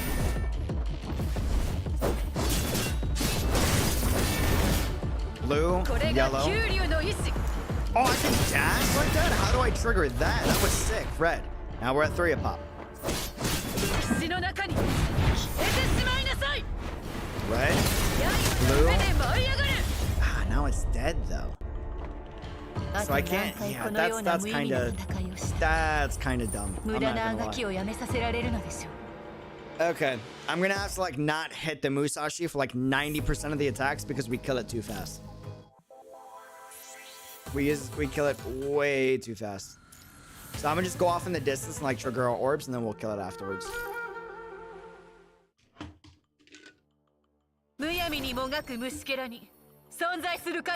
Yeah. Alright. Same strat. That way we don't gotta count. 1.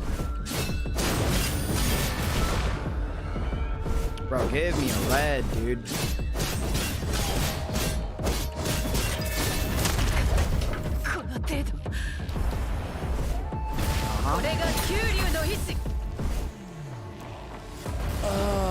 That's so annoying, dude. Oh, that super run is so sick, though. And then you do like 3 a combo afterwards. That's pretty dope.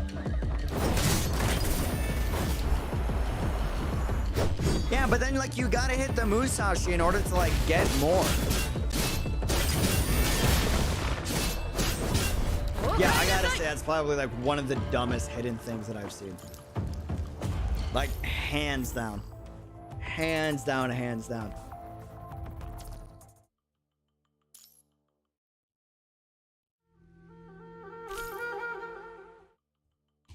Okay. Let's see how the RNG is. Because it's like pure RNG is the issue. Like combat is not even RNG, but like triggering this is. Okay, we gotta go to RNG here. Red, yellow, dash out, blue, dodge. That's 1 a pop. Pop bolt, just the reset. Red, blue, yellow, that's 2 a pop.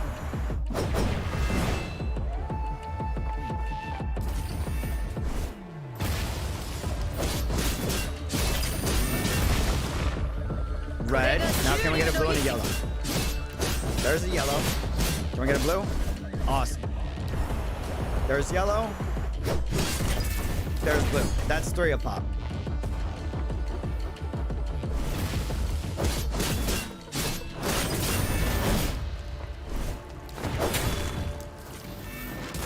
Alright.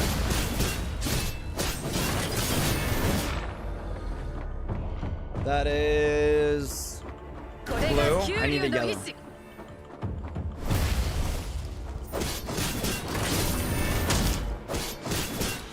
Come on, yellow. Or just down. Okay, there we go. That is 5 a pop, I believe, or 4 a pop.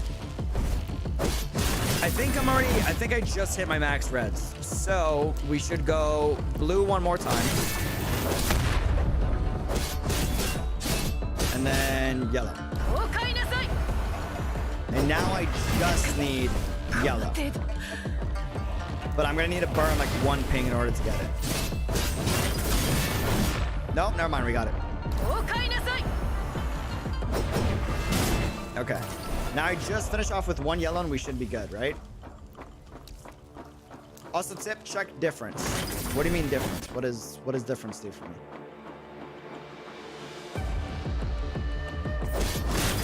Do I need another blue?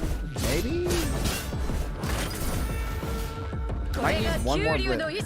I know for a fact we have our red though.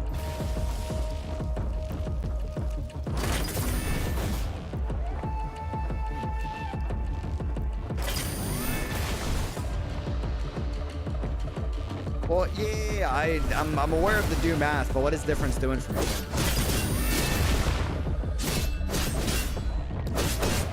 There we go. Okay.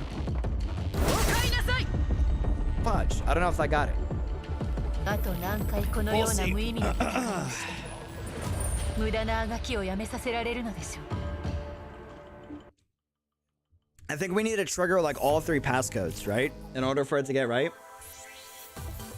Or did we get it? I feel like we got it, but I'm not sure. Did we get it? Or do we need to trigger like all 3? You gotta land a hit with the orbs for it to count? Wait, are you serious? I thought we could have just triggered it like away.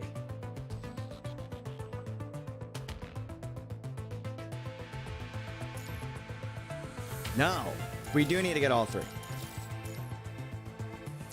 What's up, Don? Welcome to the chat. Ah, bro, that's so annoying. Wait, so you have to trigger all 3 and the only way it counts as 1 is if it lands on the enemy? How do we not kill the enemy? If you just have bad RNG and you're not getting reds, right? And you got to land every single ability on the enemy, like how do you not kill them before you get your red?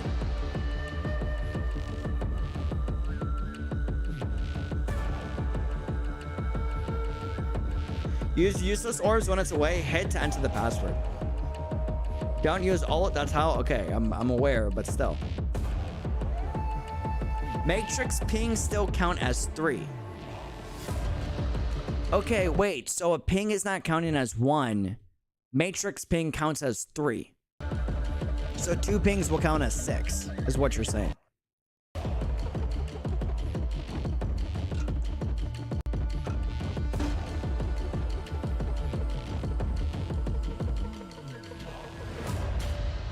Bro, that's so annoying. And it's more annoying on She because when you're in her core passive, it counts as, you know, 1 counts as 3. We know we're in our core passive when the green bar is filled up, right? Yeah, that's pretty dumb, I'm not gonna lie. Okay. All right, let's try to, I believe it's 5, 6, 7. So, if that's the case, this is 3 for red, 3 for yellow. Now let's build up. There. Ah, bro, I didn't need that last red ping. Did not need that last red ping. Okay, hold on. Crap, and we're in our core passive. Let me burn this out real quick. Okay, dope. Nice, we triggered red.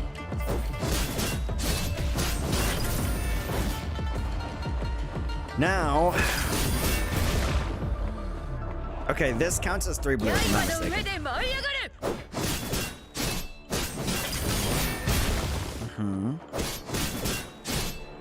That's 6. Dope. Now we just need yellows. That should be 3 yellow.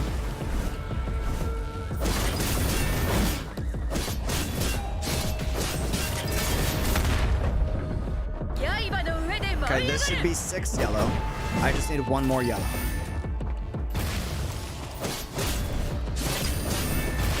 And I gotta make sure I'm not entering core passive, because if I enter core passive, it counts as 3.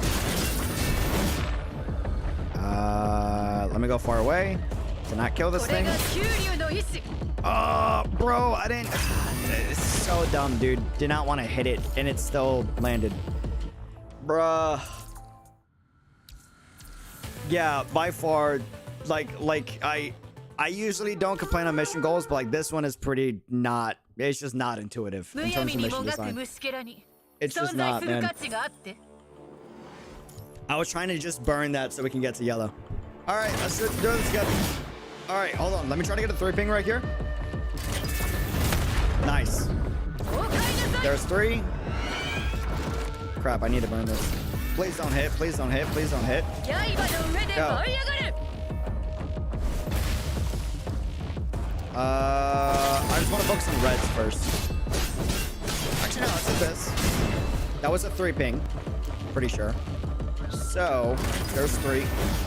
Here's 6. Crap. I didn't want that. Bro, I didn't want the Matrix. Matrix, go away. Come on. Come on. Thank you. Beautiful. All right, we got yellow out the way. Let's make this 1. Actually, I should have went for 2 3 pings. That's kind of bad. It is fine.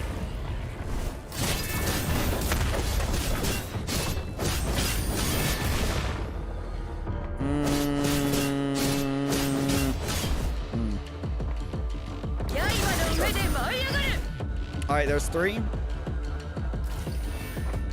We need... No, there's 4. I need 2 blues. I need this get burned away. Matrix to go away. Come on. Come on. Awesome. Dope. Now we go for reds. Sick. Now we just need 2 more reds. I gotta wait for the gauge to go down.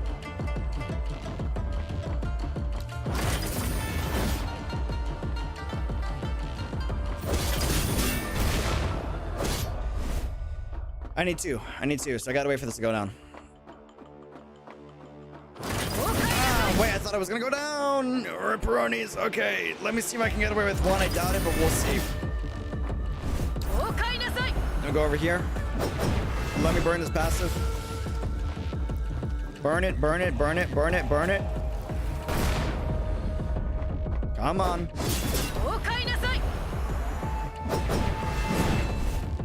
Come on. Come on. Okay, dope.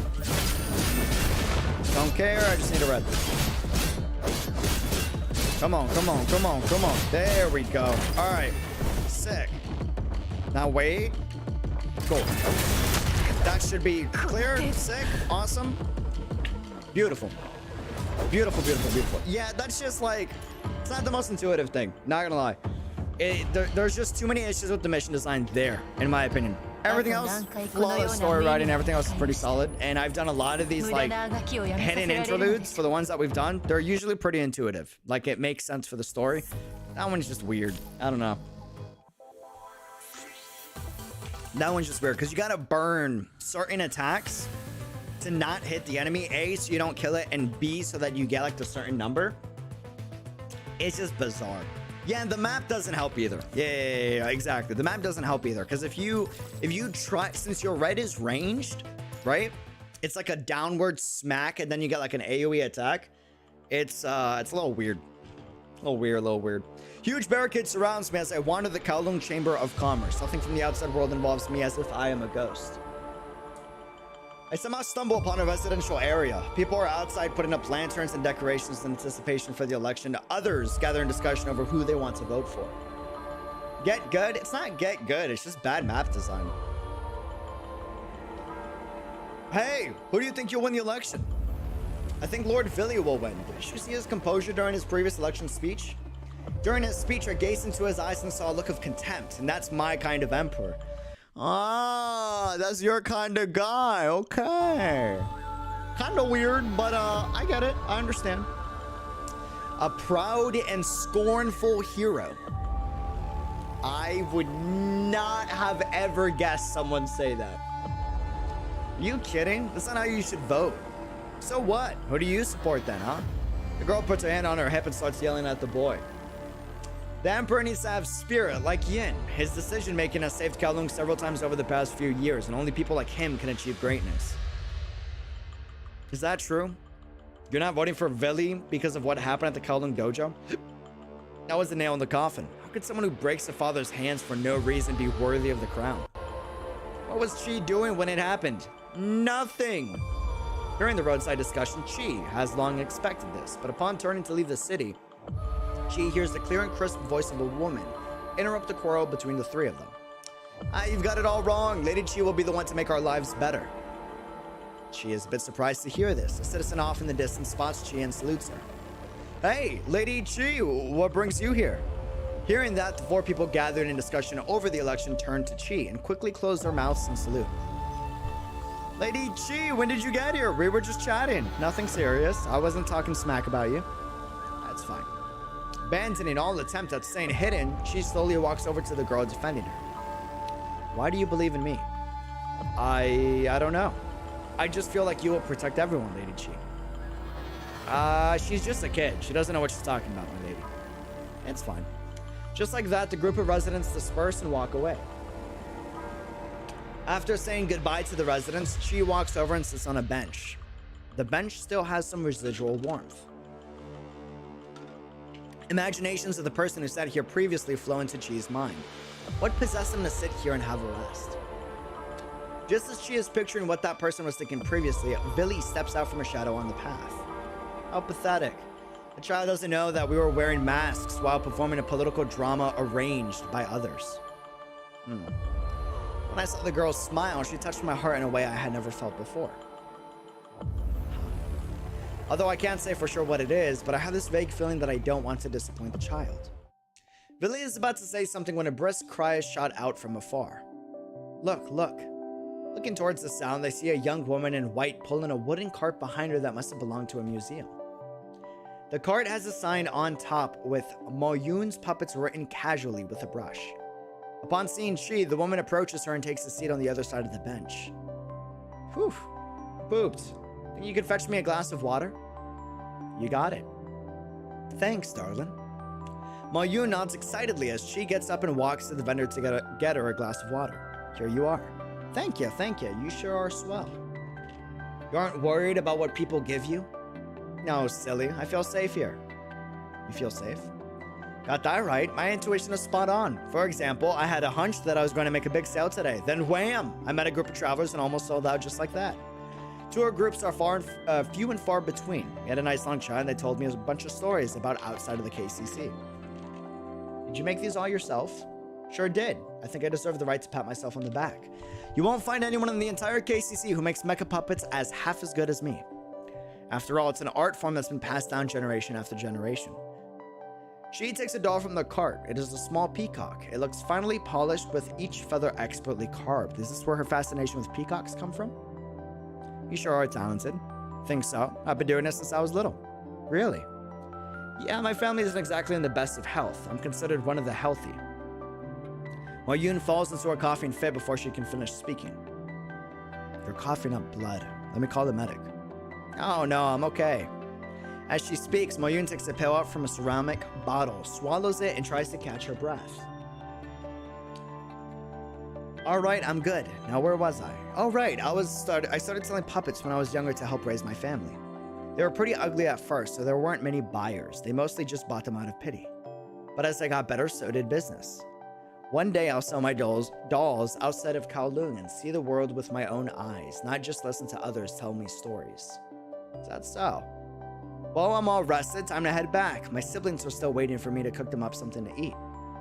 Alright, farewell. Wait, your puppet. Just as Mo Yun turns to leave with her cart, Chi shouts to her urgently. Take it, I owe you for the water.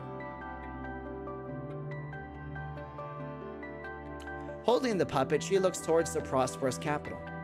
Cooking fumes waft out of the building in the cities and dissipate, drawn away by the atmosphere regulator hanging in the sky above.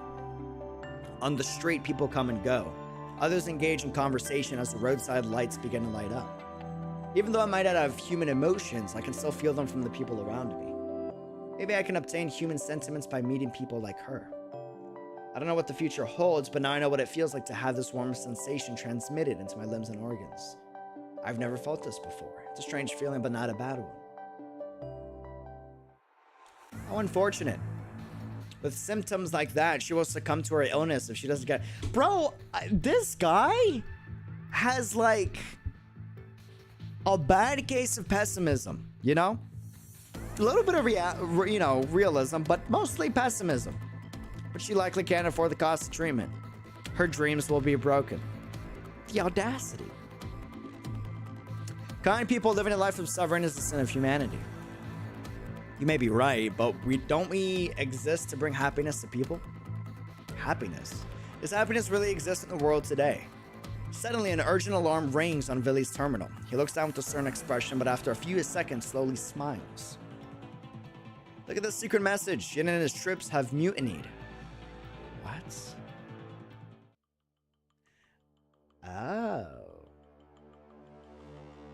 Well, that's spooky.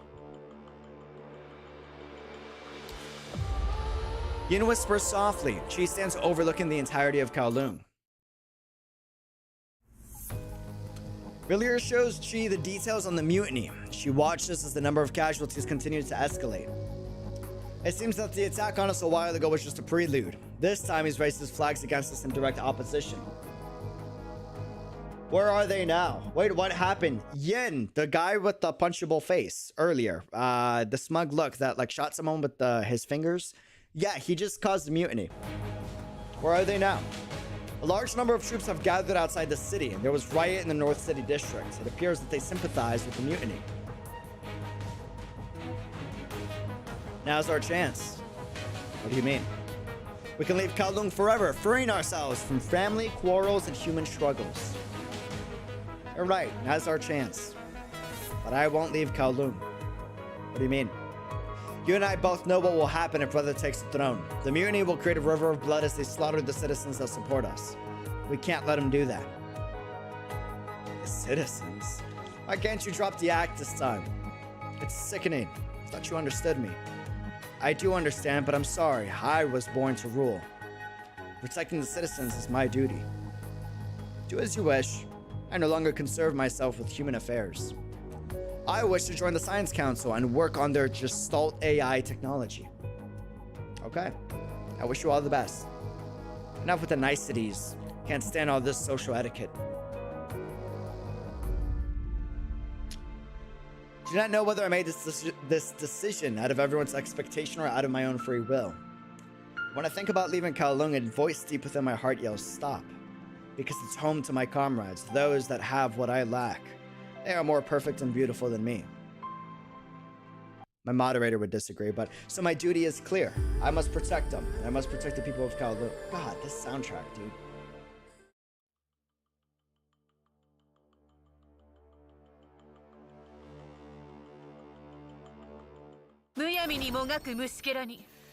She is a beauty, I won't lie. Oh, damn! That's new. Are you alone? Yes. I see. What a pity. Should have run away like that brat. A ruler would never do that. Right. A ruler. This country doesn't need to. Farewell, freak. Useless idiots, I shall end it all. Oh, you work like a hanged man. Bro, the trip is... Calm down!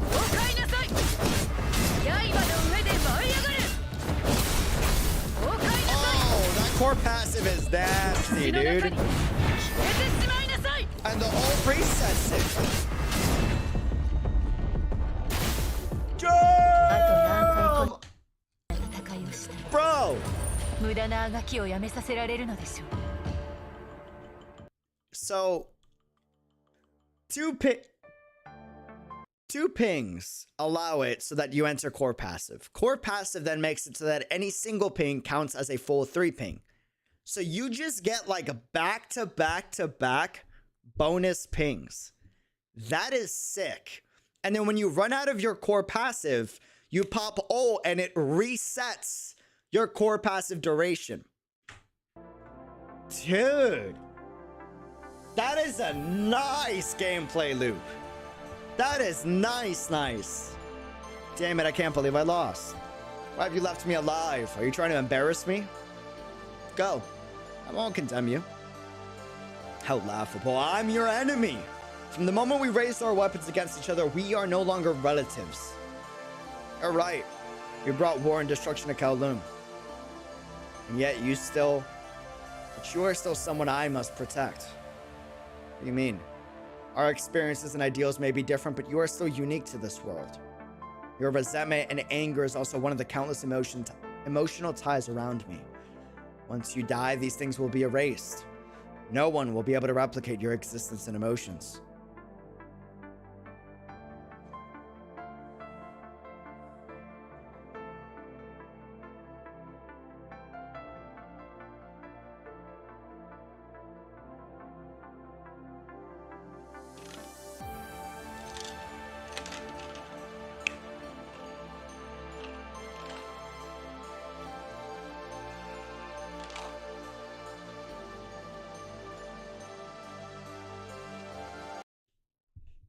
This soundtrack is hitting so damn hard.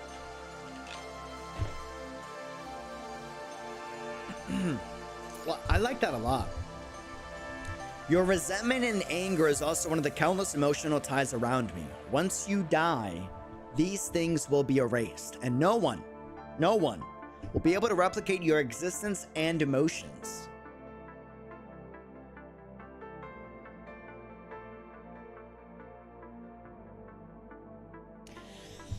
Why does this feel so different from the Qi that we've talked to in the main story? Is she pretending to be something that she's not in chapter 12? Or was she just stressed in the political situation that she was in? And in the extra story, reverts back to who she originally is?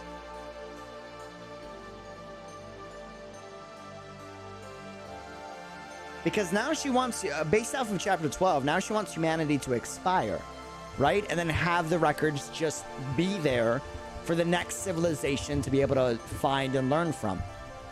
Like the history that she's learned from, right? The Tabula Akusha. Fascinating. Very, very fascinating. Brother, you can also free yourself from family bonds. As you said, the country doesn't need two rulers. The obsession and pain of becoming sovereign will only restrain you. Now, you are free to do whatever you so choose. Just like everyone else. Restrain. That's all you got? You're meant to become sovereign. How can you stop at a time like this? Why are you wasting your time? They won't help you become sovereign. Qi, Billy, look what I brought for you. This is Xiao-Kun and Hui-Yu. These bionic creatures are quite rare. I said that wrong, but it's okay. I'll carry on with this burden and fulfill the sovereign's duties to my very last breath. Yin whispers softly, and Qi stands overlooking the entirety of Kowloon.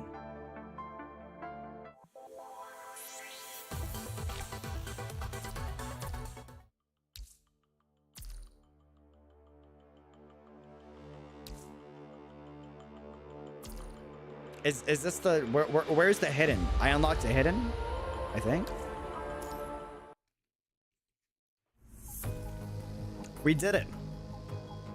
Ah, okay. Fast forward. This is the aesthetic that she has in chapter 12. I don't know if that's during, after, or before, but this is more during her rule.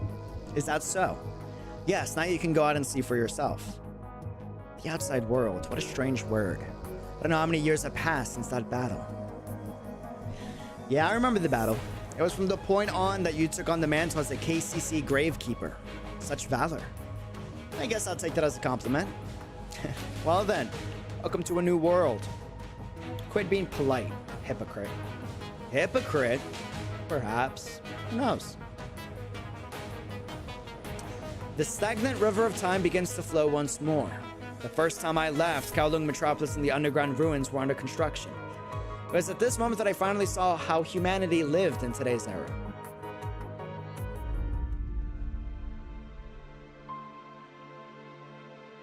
Damn it, the defensive line can't hold any longer. What about the support forces? Where are they? Radar indicates that most of the squads have evacuated. We've been abandoned. Damn it. The corrupted are coming and we're all gonna die. Don't give up just yet. Suddenly a girl infiltrates the base and interrupts the soldiers. She quickly slashes the corrupted with her glaive, then charges up and throws her weapon at the enemies behind her. The inertia from the impact sends enemies flying back over 10 meters before they crash onto the ground. She lifts her right hand slightly and a new glaive forms in her hands. It's a construct. No, that can't be. My detector indicates that she's reacting with the punishing virus, corrupted. No, I'm not your enemy. The corrupted in front of you are a higher priority right now. She leads the charge outside of the base and begins to fight the corrupted. She may be skilled, but fighting the vast number of corrupted while also trying to suppress the punishing virus from spreading to other soldiers pushes her to her limits. Now that the battle is over, she and the remaining soldiers stand in the ruins of the base. Thank you.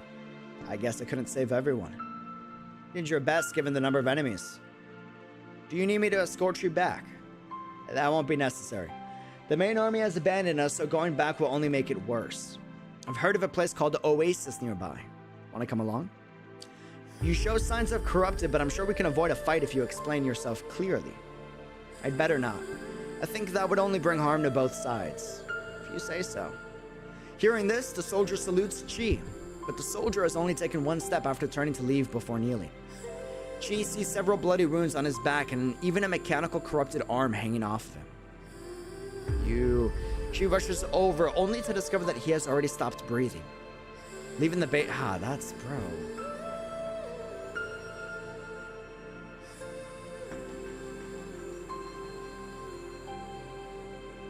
Leaving the base, Qi sets up 3 plaques on the ground for the soldiers and hangs their helmets on top. Let us in. Now while they're corrupted out there, if we let you in, our city will be done for. Just as several scavengers were outside the city negotiating with the soldiers, corrupted artillery fire devours them in an instant. I beg of you, let my child in. All right, I will. Upon hearing this, the woman in front of the Qi relaxes her clenched fist, but the blind woman cannot see that her child is no longer breathing.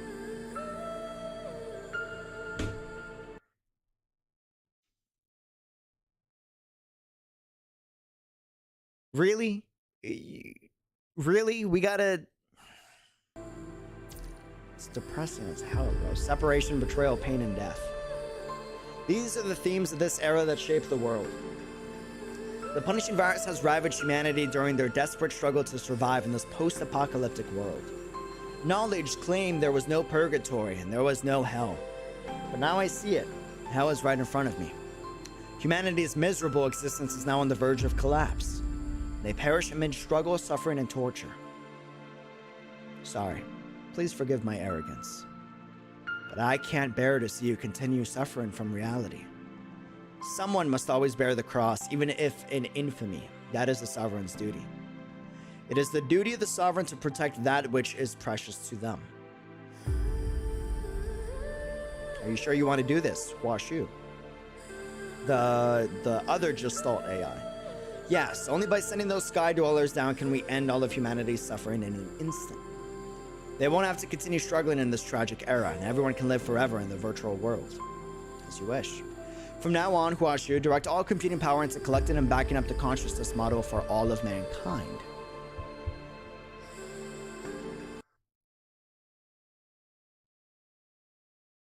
This wasn't talked about in the main story, I don't believe. I thought the Tabula Akasha was just going to be a historical record of the annals of humanity across history. And she wanted humanity to die out and because that's what she explained in chapter 12, right? And she just wanted humanity to die out, and whatever civilization comes afterwards, they are the rightful inheritors of the knowledge of humanity. But that humanity should just die out and isn't worthy to live anymore. But this changes all of that. What she's wishing for is a digital world that can have the consciousness models of all of mankind, basically allowing humanity to live on in a punishing virus-free environment. This makes a whole lot more sense.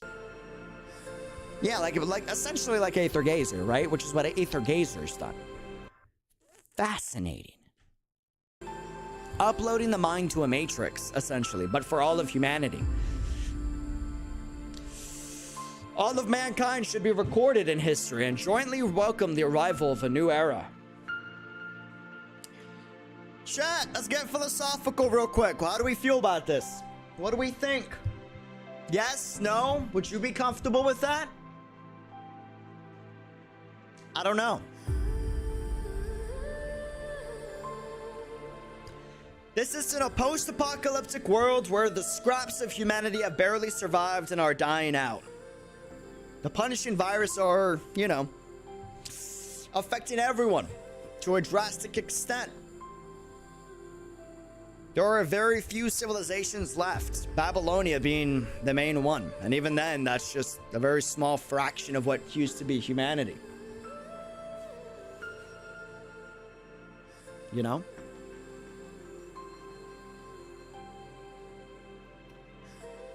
No, because it's no longer us. It's just an AI. But at what point do we consider ourselves no longer us? What constitutes us, right? If we're able to feel, think the exact way that we do right now, and still be able to live as an AI And the only difference is we're no longer meat and bones, but rather a bunch of digital code. Like, at what point is that considered different?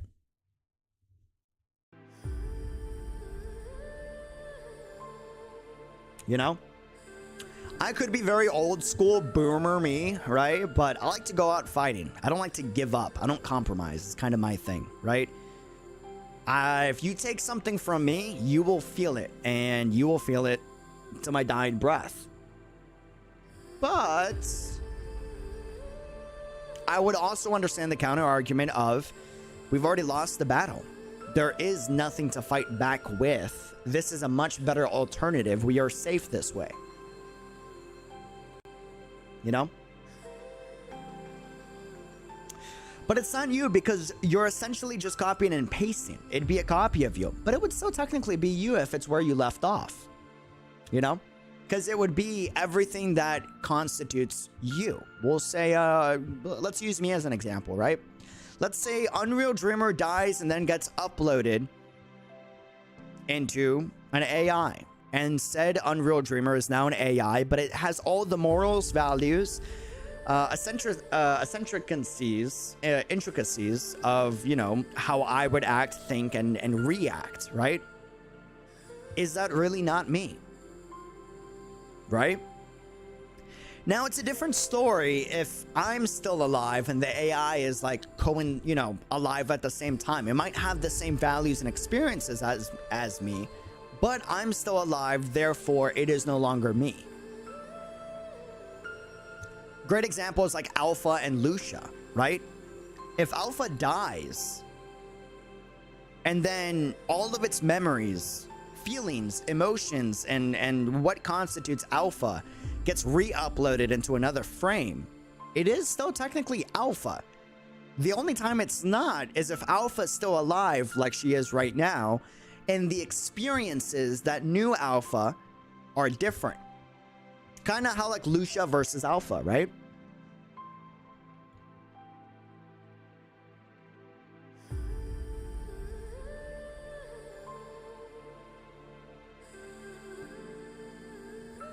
Knowing that you're just digital data for the rest of eternity, never to actually physically exist, and confined forever to the internet, essentially. It's a sad ending, if anything. But it depends what it's like to be confined to the internet, because, you know, technically we're confined to our space called planet Earth, right? Like, Earth is not expansive. We're kind of limited as to what we're able to go to. Heck, not even Earth. Some of us are confined to the countries that we're in due to limited resources, right?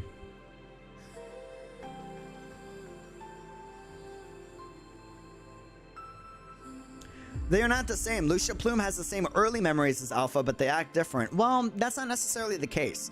She gained the early memories of Alpha post unlocking those memories. But originally, when her consciousness was uploaded, right, into the new Lucia frame, her memories were blocked. Therefore, she created new values and experiences, and her foundational persona was not established, right? It would be different if, like, it left off where Alpha was, quote unquote, you know, deemed like KIA by Babylonia.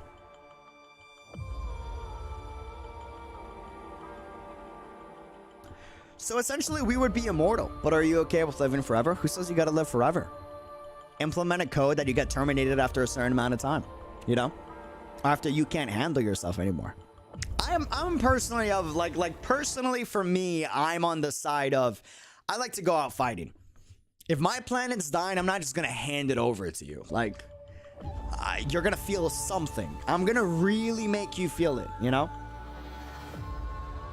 Like, I go out guns blazing. That's just kind of my personality. I don't really, it's just not how I am to give up that easily.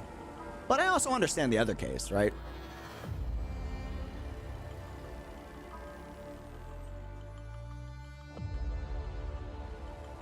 Your question is the opposite of Detroit Becomes Human. Well, yeah, Detroit Becomes Human is more so like what constitutes, you know, an android to be a human, right?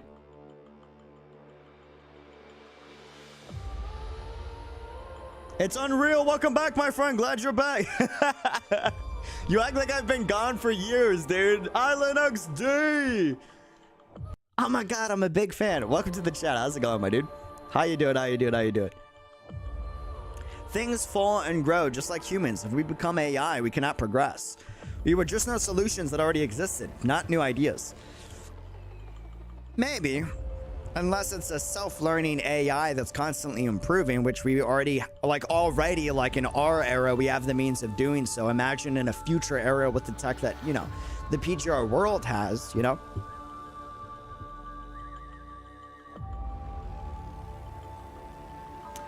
Yeah, in the end of the world, everyone makes their own tricks and they got their own reasons. I agree.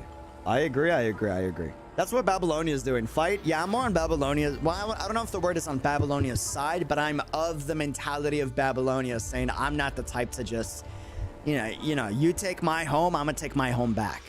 You know? That's just kind of how I am. But yeah. You can play Changyu in Lost Chapter. Ooh, we gotta do Lost Chapter, but first we gotta do Rain. What do we got? Kowloon Metropolis, 5 hours until we complete Qu and Changyu. I mean, 96 hours until the arrival of the Ascendants and the other forces. Oh, before chapter 12. Lady Qi, why did you decline Luna's request? Well, sure, I know you must, I must hand you over to Luna. But for a person like her, there is a difference in trust between me giving her something and her taking something away. Why must you destroy them? Isn't the end result the same for the both of you? Not at all. We are destined to be at odds with each other. I wish to continue the human race, and while she wishes to completely erase humanity's existence. So when she uncovers the truth, she will try to stop the Tabula Akasha. Even with the city enshrouded, there's no guarantee that the ruins beneath the city will go unnoticed by Luna. Therefore, it is paramount that we nip this in the bud and eliminate all that threatens the Tabula Akasha. What about the people of Babylonia? They shall serve as my pawns in the fight against the Ascendants until their very last breath. The audacity, I mean, I get it, but still, the audacity of this woman. During which, we will be in Kowloon working behind the scenes, steadily working on implementing the Tabula Akasha. Don't take a shot every single time she says Tabula Akasha. Understood. What do you require of me?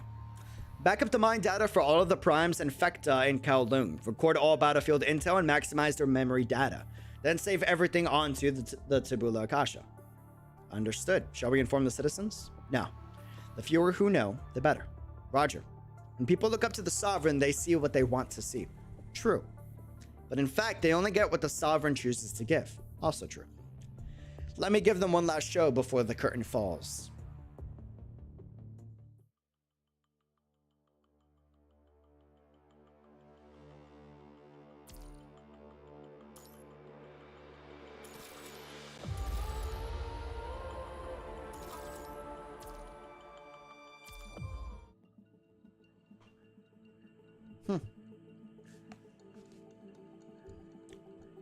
Interesting. Peach, you have tech that can duplicate minds like Alpha and Lucia, so I think AI can think. Yeah, I think that's like a big thing with like Nier and Punishing Gray Raven, right? Is kind of challenging the notion as to like at what point does a construct be considered, you know, its own sentient being. Which I feel like they're kind of, if we're not already there, it's getting there, you know? And I want to know the origins of the punishing virus. Like, so many questions, dude. So many questions. Did you do that hidden? We did. We just did it right now. Now you have an idea on my wife's going Lost Chapter. Yeah, it kind of makes sense. I'm not behind it. I don't agree with it. I'm personally of, you know, fight to the bitter end. But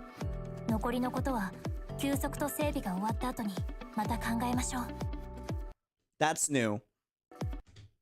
Why did Lucia just tell me to go to bed? Chat? Question mark? Hello? Nani? Why?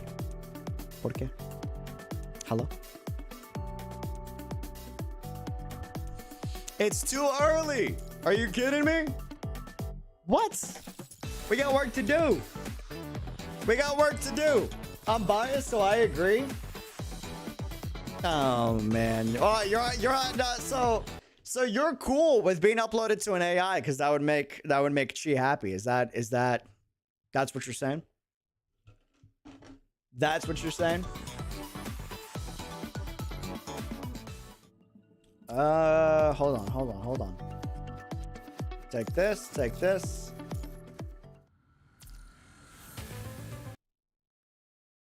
Where's bounties?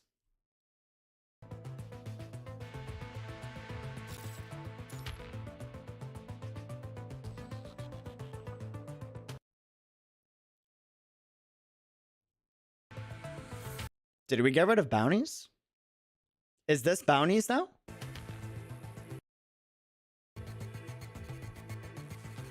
That's bounties now? This is bounties. So this is the new updated version of it for this patch. I'm playing Monopoly. Well, you know what they say in Monopoly. I don't know what they say in Monopoly. But 4 is a big number, so I go big number. Resuming. I don't know what I'm doing. Yeah. Oh, 6 is a big number. Okay, we go 6. I don't know what I'm doing. I'll be honest with you.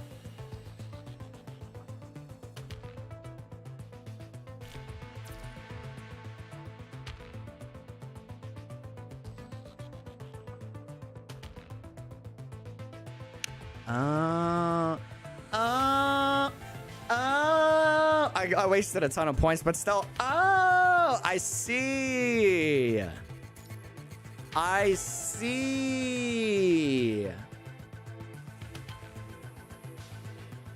Fascinating. Huh. Okay. Oh, I haven't been on this map in a hot minute. Yo! How are we doing? Oh, it's a lot of you. Aye. My lord, there's so many of you. Calm down.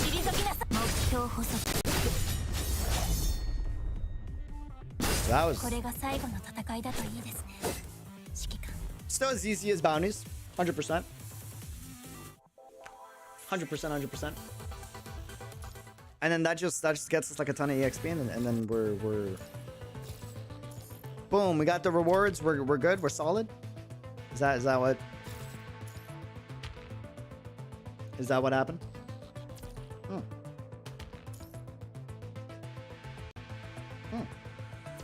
Interesting. Yeah, cool. So it's still basically bounties, though. You can just get like more stuff, like cogs and stuff. Okay, 6. All right, last chapter. Oh, battle preparations.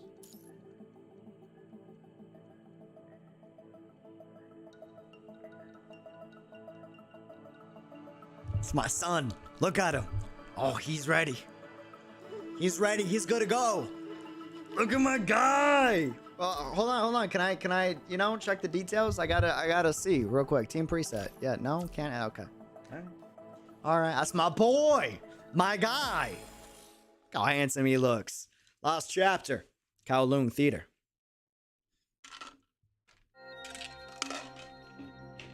Testing. Okay. Recording should be up and running. The processed electronic sound from a small machine on the ground echoes in the cramped carriage. Wow, here's your pay for the information. I guess we should call this a deal. Anyway, I brought what you wanted from that ship. It's that easy to slip under the Grey Ravens. Fortunately, this intel isn't exactly top secret. As for the machine, it's essentially the same thing as the virtual training simulator in Babylonia. I modified the program to input memory data as battle records. Just use the program in your attachment to enter your mind via simulated combat to commence extraction. Due to the large amount of data, when you connect for your first time, your mind will be temporarily emptied to make room for the carrier program. I recommend you find a place to lie down before connecting. I hope my explanation resolves any confusion. Well, good luck. Look forward to our next collaboration. That looks like you really did smuggle out the data without alerting the elite soldiers in Babylonia. What'd you smuggle out? Looks like I should be careful around him in the future. Let's see, this button? Program startup, system loading, iris authentication. Hello, Super Chad son. A patch has been detected. Would you like to update? Complete memories erased by the caller are now stored on this rudimentary machine? How ironic. If that's the case, then I can access everything about the past. Finally, I've made it here. Update program. Wait, so is he unlocking his entire, like, origin story? Question mark?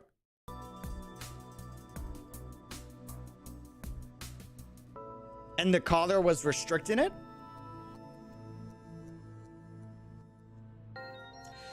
Whatever you are, I will accept it. Oh, shiz.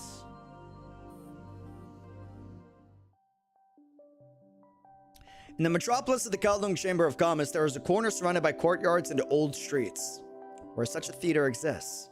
It is lofty and grandiose, and it is old and dilapidated.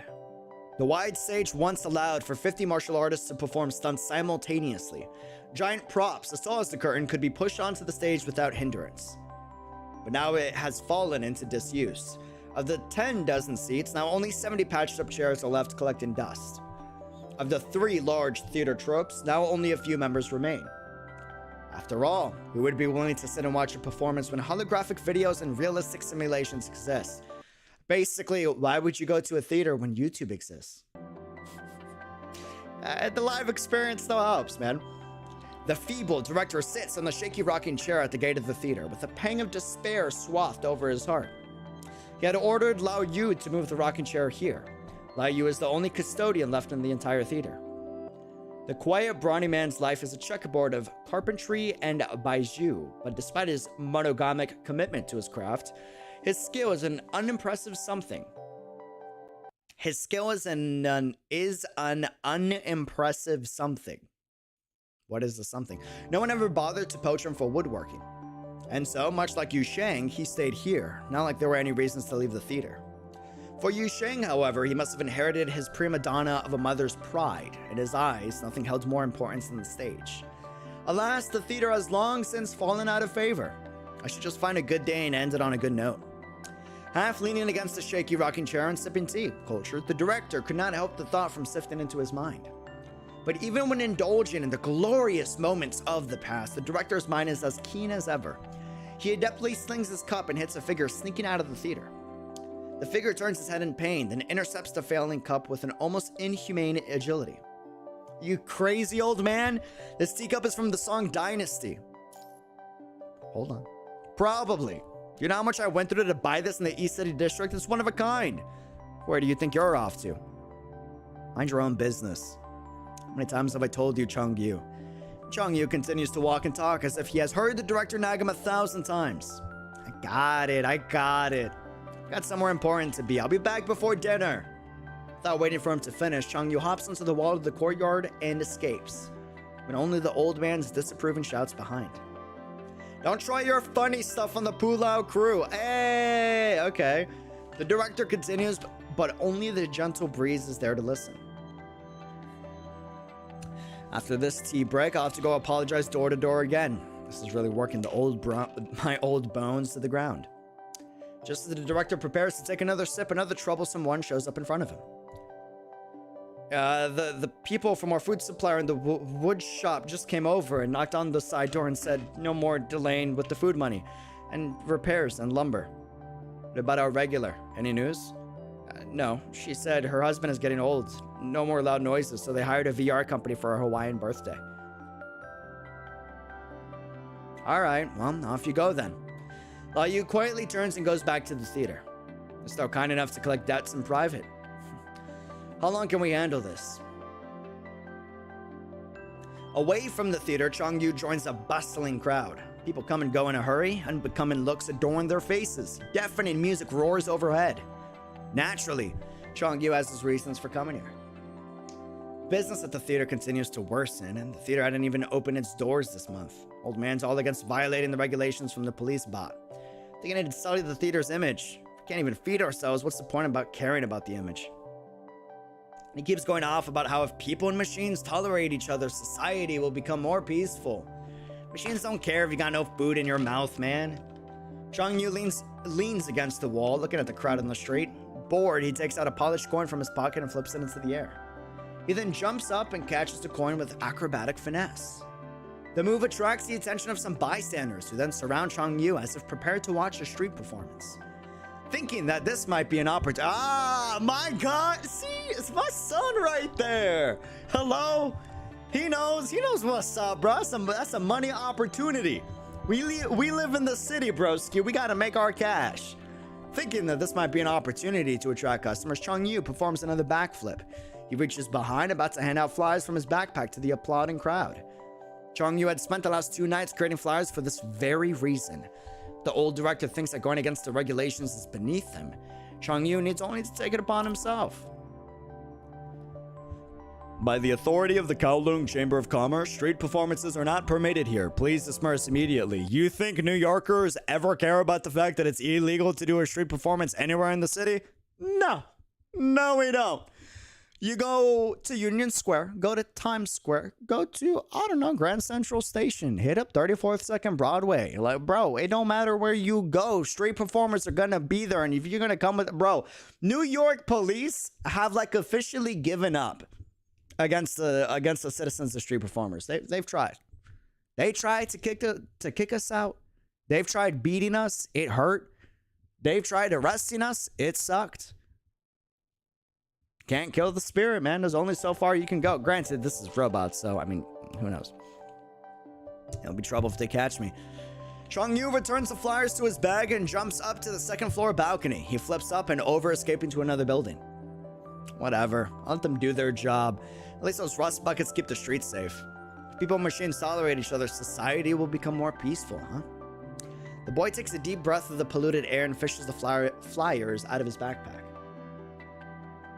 But even if society is more peaceful, who'd care about the life and death of some old theater?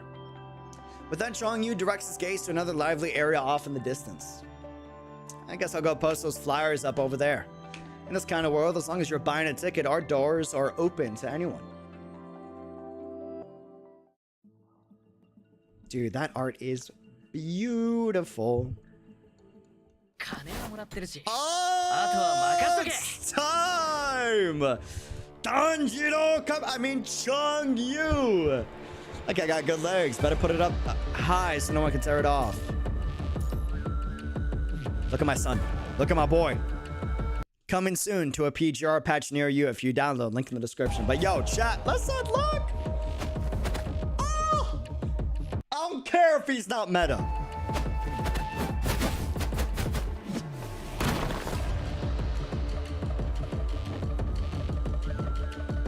They could have made him S rank, dude. Oh, bro. Oi, you over there. Open your bloody eyes. I know you put your ads without our permission. Have you paid your racket? Hey, you don't want these hands, bro. I warned y'all. Oh, what? Say less. Nah, come here. Say that again, you stinking brat. Hey, my boy, I'll teach you. If I ever see you around here again, I'll break your legs. I'll break yours too while I'm at it. Come back. Where you at? Pull up. Oh man, this map is nice. Hello? Abnormal load detected. Returning to the factory. I gotta let it go back. Oh, look at that combo! Bro!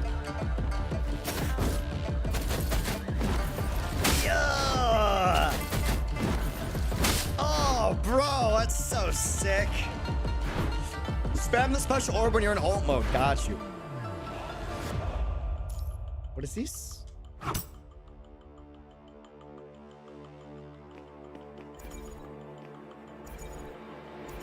No!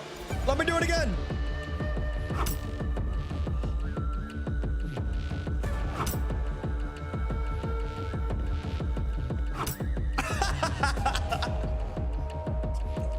Bro!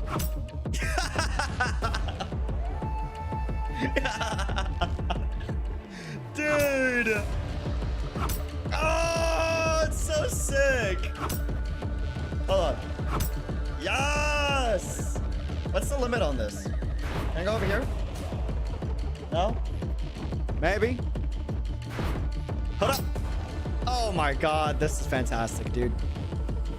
These hands are now rated E for everyone. Exactly. Oh, this is so sick, dude.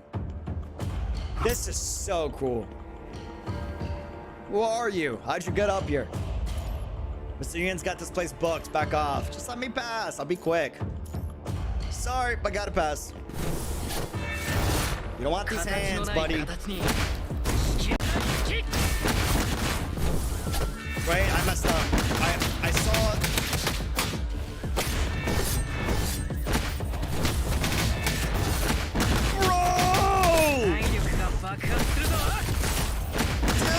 Dude!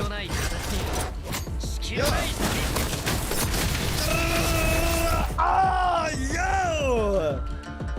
That's my son! Look at my boy.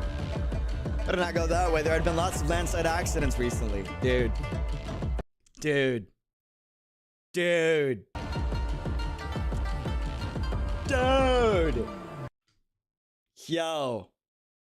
It's literally Fuhua. Bro, it's mixed martial artists. Fuhua didn't invent martial art here. What do you mean?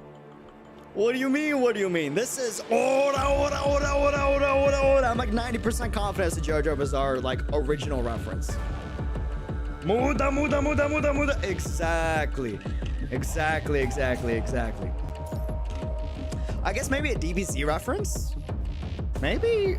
Who came first? JoJo? DBZ came before JoJo, right? It's gotta be a DBZ reference, I think.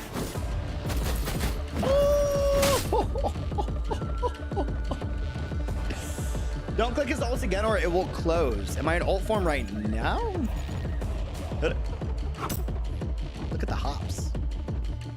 I needed one of these in New York City. Hello? Why did I never think of a grappling hook? I guess I didn't have it in my time.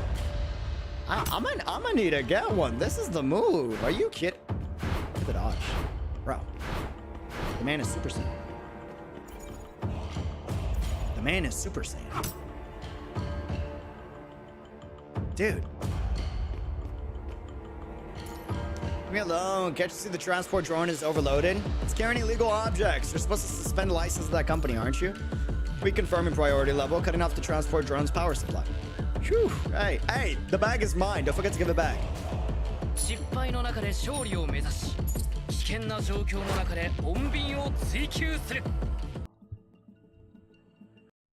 That's my boy. Changyu in ult form doesn't produce orbs. I see. Do a 3-ping, then press the unique orb at the right. Don't dodge cancel because you won't be able to do the follow-up attack. Oh. I see. Tickets received from Pulau crew, initiating automatic stop. Ticket dispatched. Identification, Changyu, District 12. You are suspected of 6 incidents of illegally damaging public facilities. And, hey, not me. I'm the victim here. What is that hanging on the drone? Does it belong to you? Yeah. Here's your lost property. Oh. Thanks. It is my duty to enforce the law and regulations, but it is also my duty to help citizens in need. Harmonious coexistence with the people is the highest principle of service machinery under the jurisdiction of the Kowloon Chamber of Commerce, without exception. As for you and your alleged unlawful damage to public facilities, the disputing party has chosen not to file a complaint. Your charges have been formally dropped. According to the clarification of the party concerned, your damage seems to come from the need to help them. Even if charges are incurred, they are willing to bear the fine for you. Oh, wow. This is a formal notification. You are free to go. Thanks again. Why have you thanked me? Are you an idiot? I'm a machine. I don't give a crap about whether or not you thank me for telling me this. Well, you are welcome. Harmonious coexistence with the people is the highest principle of service machinery. Blah, blah, blah, blah, blah. Cool. I feel like Changyu would have been like, okay, we got it. Oh, man.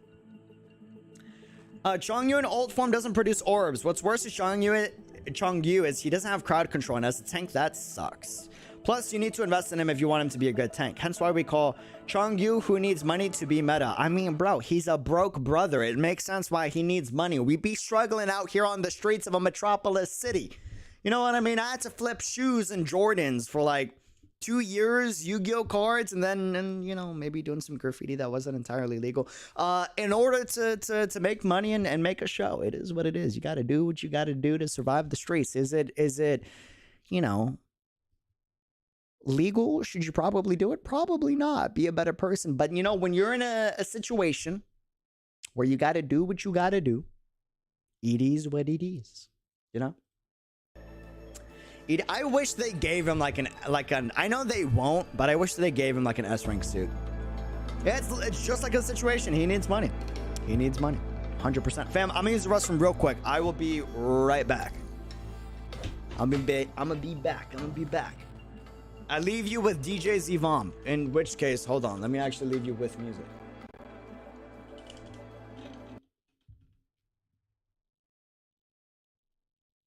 What do we got? Hold on. We'll hit this. Or I'll just go to Braxophone's YouTube channel. That works too, I guess. I don't think he has music, but...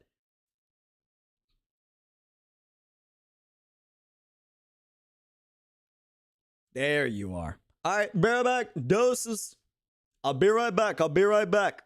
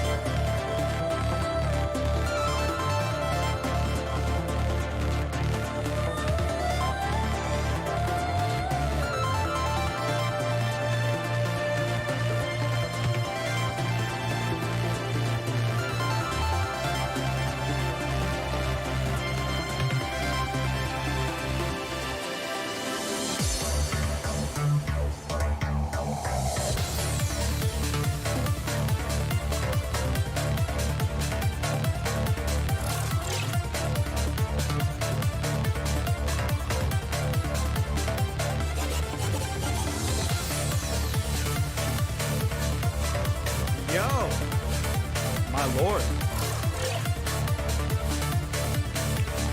I would like to say, cookies is freaking amazing, dude.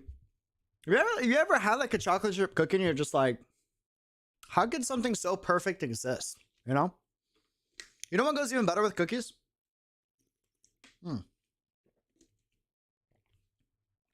I can show you what goes better with cookies. Check this out.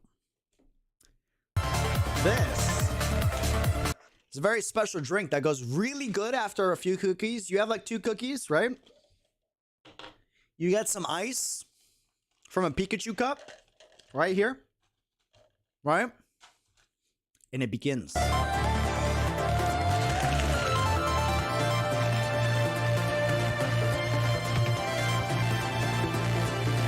Chocolate chip, best cookie, no one can change my mind. I thought it was really good, you know what I'm saying? I thought chocolate chip was king, and then I had like a gingerbread cookie, and I'm just saying, gingerbread cookies do be smacking, alright? I'm not gonna lie. I do think chocolate chip is superior, especially if it's like a dark chocolate chip, my lord.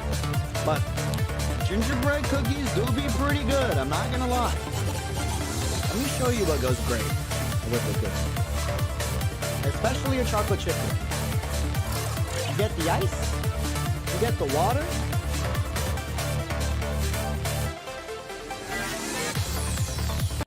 Madrinas, it is criminal you guys do not have a sugar cookie / gingerbread cookie coffee flavor. I'm just saying. There's no need to get chocolate chip cookie flavor. I don't think you guys can like... You guys already have like dark chocolate, raspberry, and you already have mocha. There's like no point in getting a chocolate chip cookie flavor. But gingerbread cookie and a sugar cookie, dude. Yo, I'm just saying. But in the meantime, you know what I'm saying? You got the water, you got the ice, and then Madrina's coffee. Code BeOnReal, 20% off. Boom. Beautiful. Beautiful, beautiful, beautiful. All right. Dude, cookies after, or coffee after a few cookies, it's so hard to describe.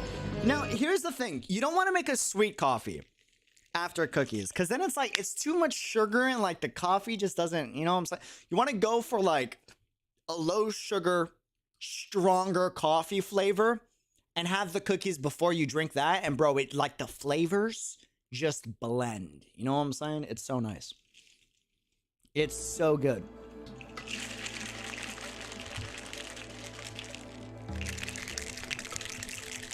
Awesome. Beautiful.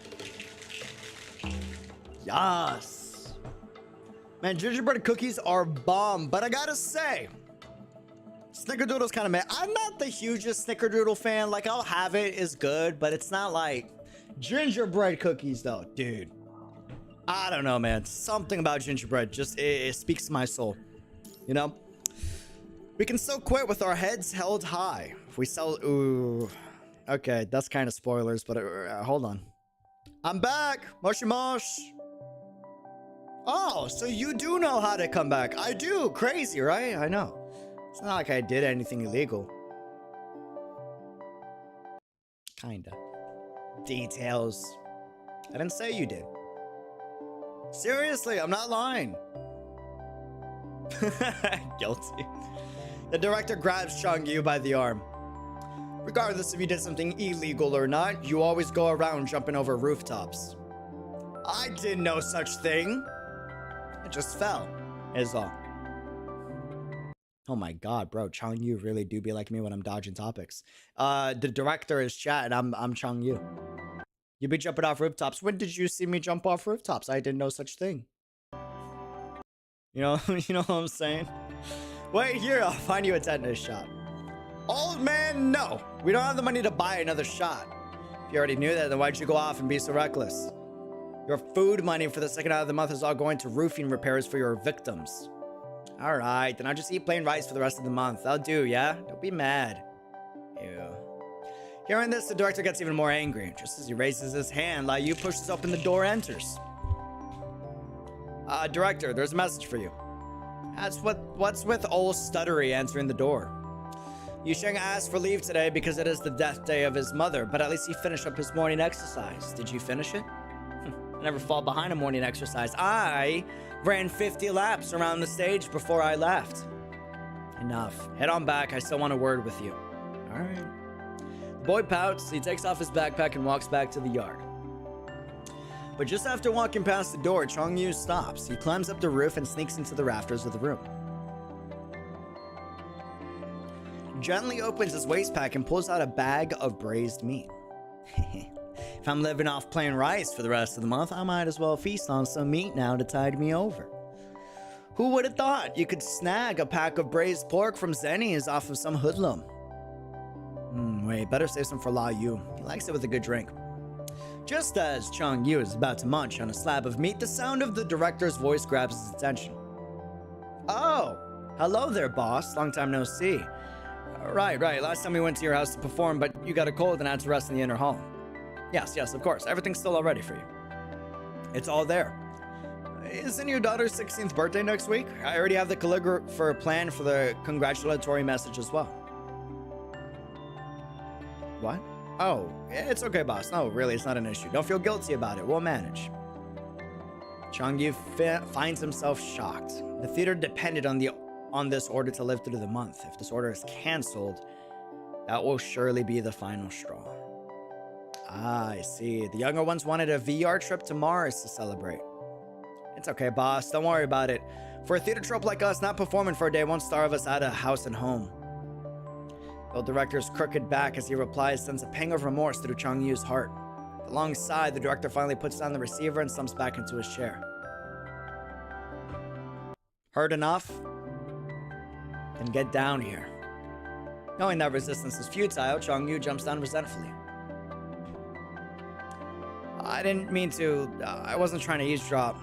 It doesn't matter whether you intended to or not. Also, quit talking with your mouth full of pork. Director, how about I go pass out flyers tomorrow? This isn't something that passing out flyers can fix.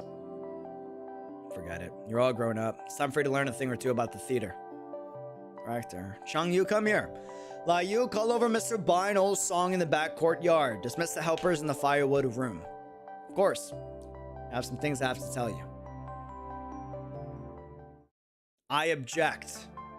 Changyu, I won't let this happen. Don't be so naive. The director pounds his cane after a moment of silence is restored in the room. The old man sighs and opens his mouth. I know what you've been doing to help, but it's pointless. Even our regulars can't convince their children at home to come. Think putting up posters will convince hoodlums to come and pay to see our plays? But you're right, director. We haven't had a play in 2 months. There's a will, there's a way. You taught me that. We've been performing for years. We can't just call it quits like that. If we quit now, we can do it with our heads held high.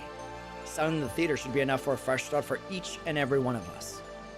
If we wait this out, then there won't be any money to line our pockets. Changyu's face turns sour, and people used to fear the stubborn and arrogant director. But with the steady decline of the trope, his hardiness malformed into something pathetic. That's what unsettles Changyu the most.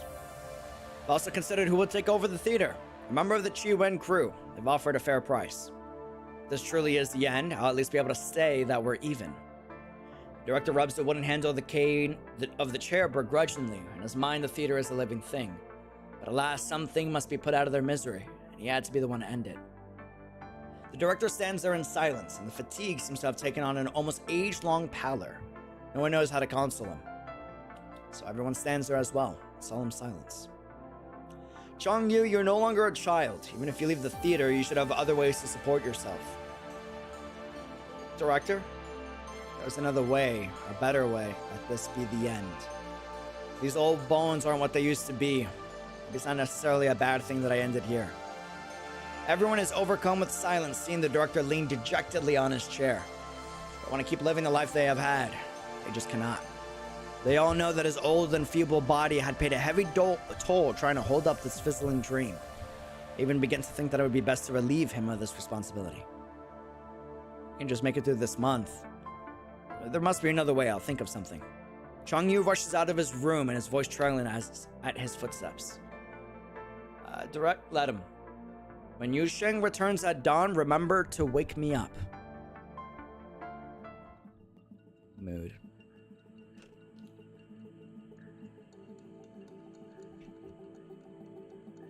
That's tough. That's brutal. Imagine your way, man. The benefits and the sadness of like new traditions with each and every single generation, right? Every generation gets new tech. It gets better. It improves. We got smartphones. We got YouTube. And then what happens? It's actually sad. Just imagine your dream you worked your whole life for slowly dying out, huh? Yeah. Traditionalism has to give way to modernism, right? So that's tough. I mean, and there's no right answer either. It's like, you know, who has the right to kill an old traditional art, but who has the right to reject and gatekeep a new art trying to make its way, right? And it's the times against the current.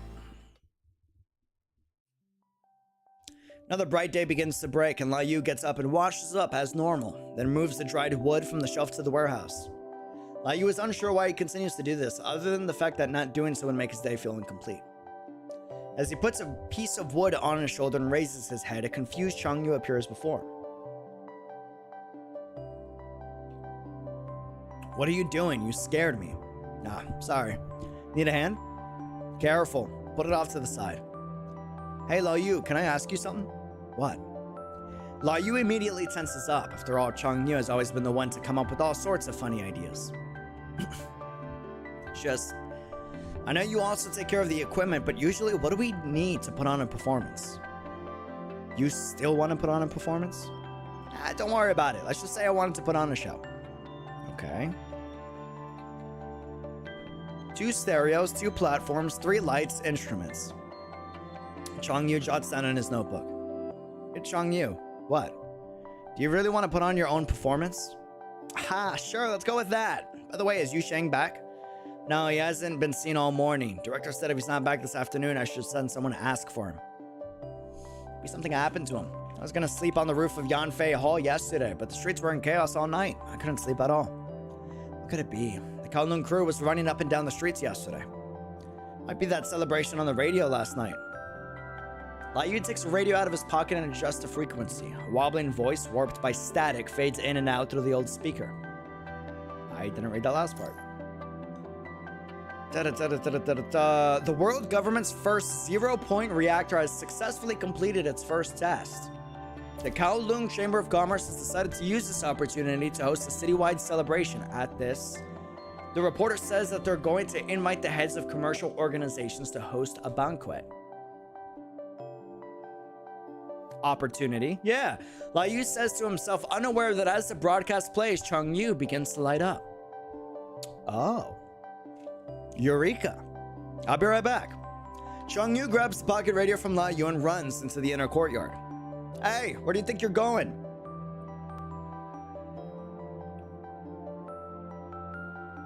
Director, this is our last chance. If we can get this gig, the theater will last at least another 6 months. Changyu, a third of the world's biggest tycoons will all be at this banquet. Do you think this is something we can handle? Who cares? Our livelihoods are at stake. True. Fine. Let's give it a chance. The issue, though, is that we don't even have enough money to pay for a band or a supporting cast. I'll go raise it if it's just one show. With that, Changyu tosses the radio on the director's table and rushes out again.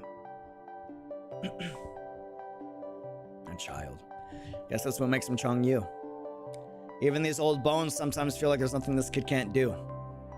Even if the theater is really gone, I'm sure he'll manage just fine. The director drinks the last mouthful of strong tea and dials up his old friend. It's me. I may be old and washed up, but I have a small favor to ask. Running into the street, the glory days of the theater seem to flash right before Changyu's very eyes.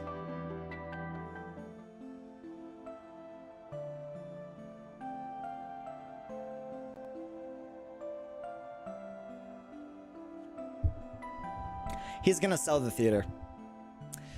The walls and eaves were not as dilapidated, but instead covered in the highest quality of white plaster.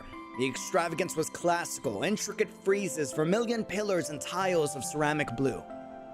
And yet what truly made it a spectacle was the long line of people at the gate of the theater, alive with the greeting of the attendants and urging voices from the crowd one after another.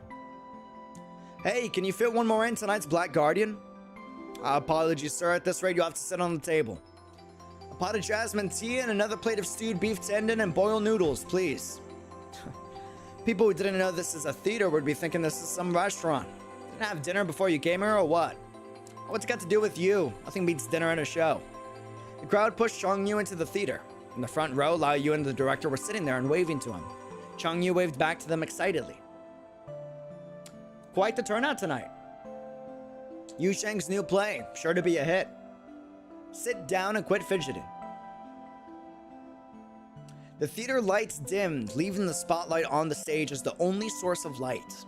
There stood Yu Sheng, Mr. Bai, and Li Jui. They stood there valiantly, as if untouched by sorrows in the past.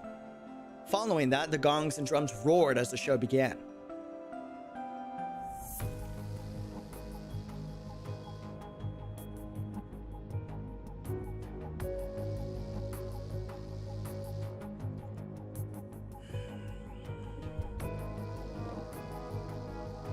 Then, back to reality.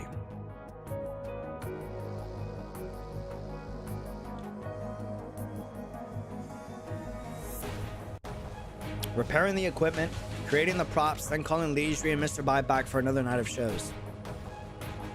As for the play, Yu Sheng loves acting as a scholar so much, let's just do Mandarin Duck Pond. Li Jui and Su Bai can be the supporting actors. Life imitates theater, theater imitates life. Wonderful.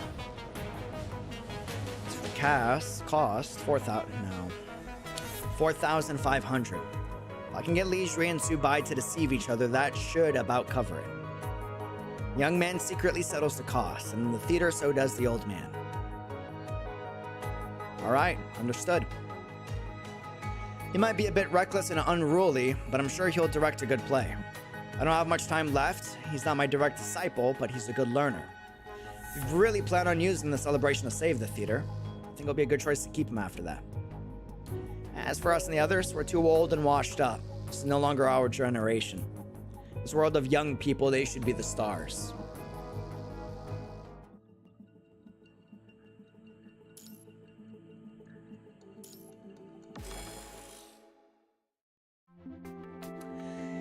East City's Shijri Street, Wang's Pawn Shop. This is the last store. Changyu is standing in front of a building and sifting through his memories. Seeing that it is still the same building as before, he enters the premises. In the pawn shop, a middle-aged man is sitting behind the counter, looking down at the panel in his hand. In his other, an old copper coin is being absent-mindedly twirled. Boss Wang. I saw that you're hiring, so... Huh? What's a kiddo like you doing here? Age isn't a problem. I can do whatever it is you need. Know your way around machines?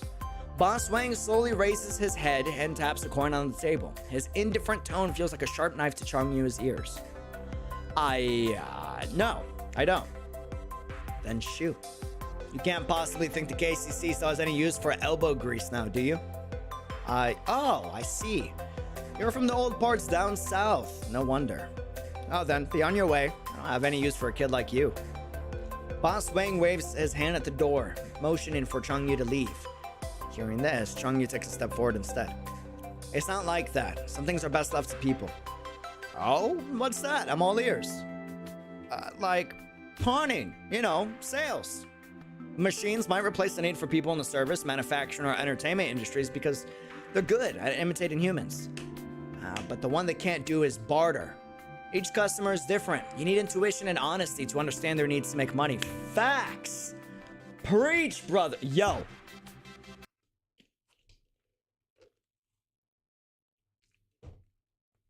If you're in the food service industry, sales, anything with customers, each customer is different. You need intuition and honesty to understand their needs to make money. Facts. I see your point. Then, however, Boss Wang drags out his rebuttal to interrupt Changyu's rambling. A person's speech and behavior are telltale signs of their thoughts. You speak with confidence, but your eyes darted 4 times over the place, indicating that you've been nervous this whole time. Machines only have to pick up on this to simulate human emotion and adjust their sales strategy accordingly. It's not specific to humans. That type of machine doesn't exist. Maybe you haven't heard. Boss Wang remarks coldly. Just as he is about to continue speaking, Changyu suddenly steps forward and puts his hand on the copper coin resting on the table. You think I don't know about Fushi Crew's research into human simulation? Oh, looks like you aren't as naive as I thought. I heard it from some big shot a long time ago. But a machine like that isn't something normal folks like us can afford. So, this kind of job is best left to us humans for the time being. Ain't nothing wrong with replacing us with machines, but until then, you really think someone in your condition can look after the shop all by yourself? How'd you know about my condition? Changyu lifts his hands off the coin and smiles. My bro Chen at our theater used to have this problem. I was a bit hesitant when I walked in at first. I didn't want to say anything without a closer look. Sharp, eh, kid? No, I'll take that as a compliment. Hearing this, Boss Wing scoffs and leaves the store. You work 9 a.m. to 9 p.m., 6 days a week. Salary, performance-based. So that means that you're starting tomorrow. Don't be late on your first day of work. Alrighty. Hell yeah. 5,000. Here you are. Come again. After seeing off the last customer, Changyu returns to the pawn shop and carefully seals the pawned item he just received. Hey, kiddo. Clean up and get ready to call it a day. Why so early today? It's not like I want to. I just received a notice from the Qu crew. No business after 5 p.m. How come? Probably has to do with the news report released by the world government. Some experiment failed and there was some sort of repercussion. You mean 0-point energy? Yeah, that thing. The only repercussion is our loss of business. Spoken like a true capitalist now. And no wonder the customers are all so sour looking recently. Can say that again. By the way, I also saw the notice that the celebration was postponed. The one you mentioned earlier, that's your theater's playing at.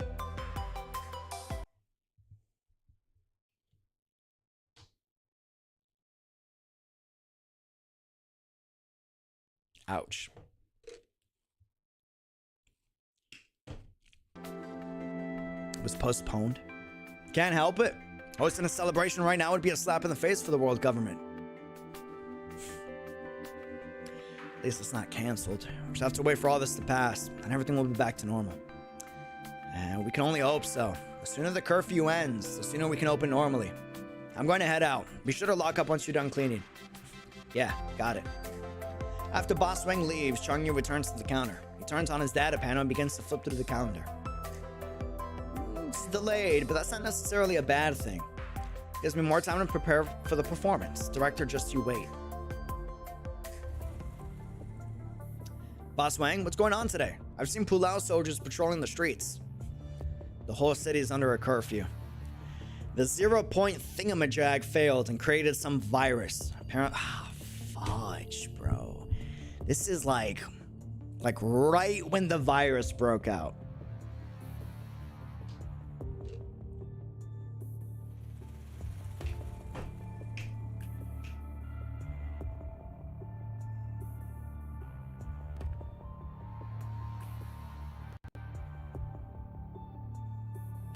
That's tough.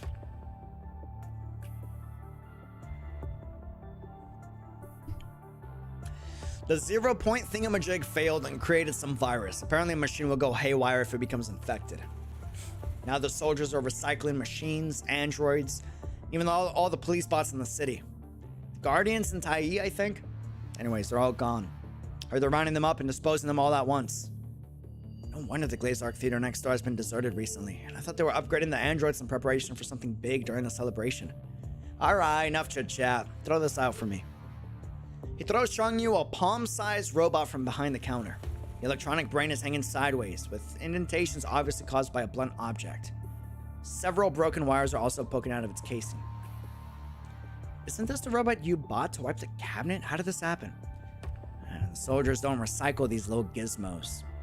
Who's to say I won't get infected and wreck the shop? I'm just staying there and get this eyesore out of here. Changyu picks up the broken pile of scrap metal and walks to a trash can in the alley around the corner. And he sees a trash can filled to the brim with an assortment of mechanical parts, electronic terminals, carrier drones, and other household gadgets. The tools that once brought many conveniences to mankind were now completely destroyed and randomly discarded in the dark recesses of trash cans, mixed with food scraps and other garbage. It's the way humans got their jobs back, huh? Changyu shakes his head as he walks out of the alley. He sees several strange devices in the street erected by the Bastia crew.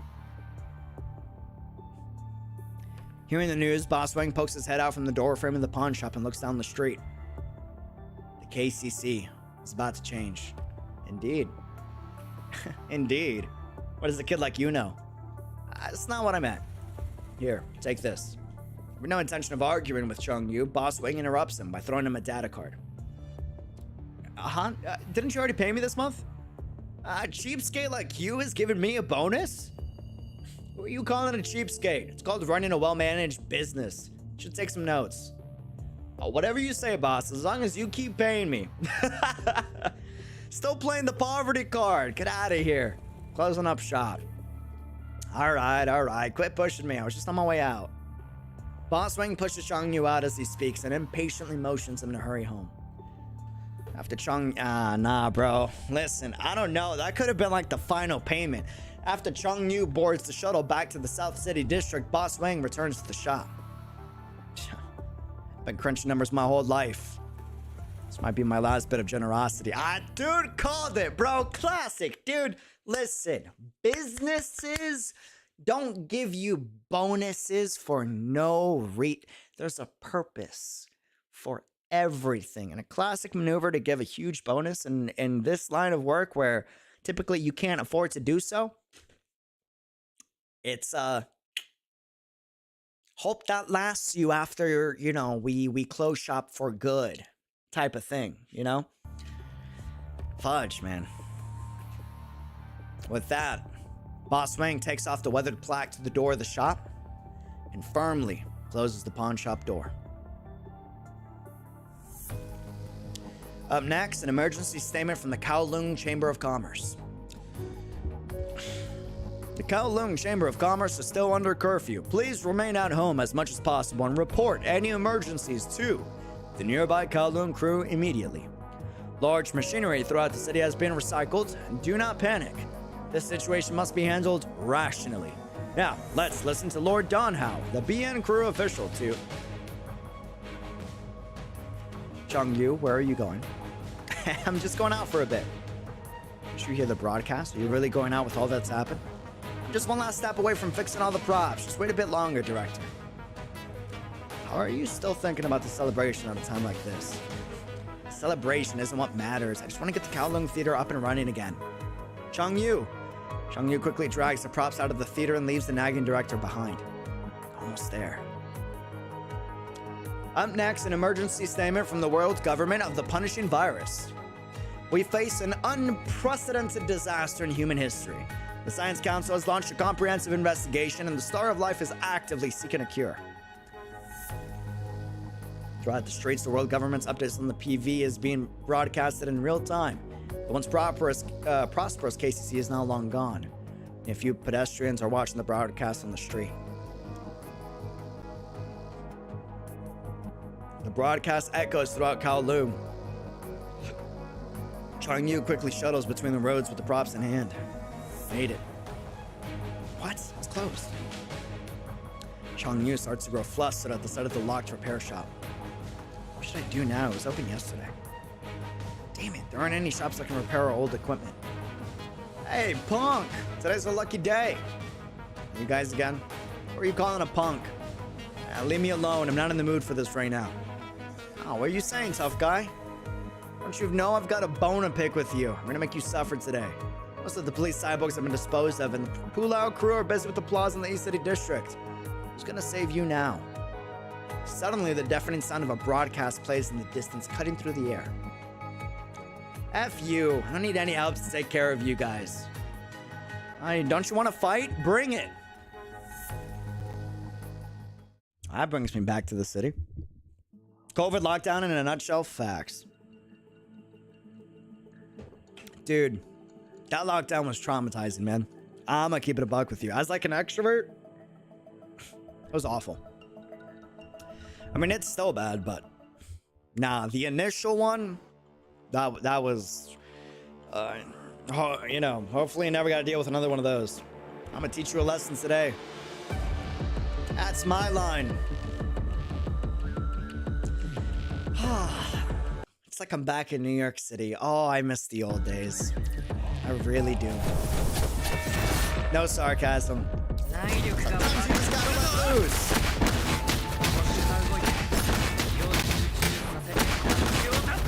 What's up, tough guys? Come on!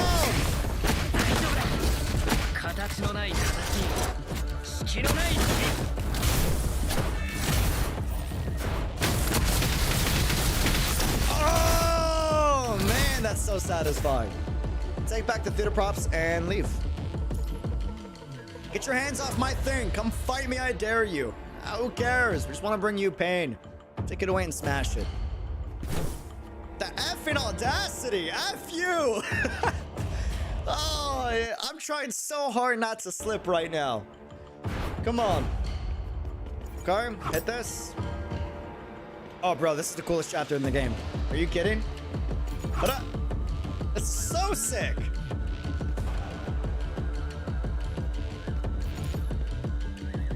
Tap to change the hook's destination.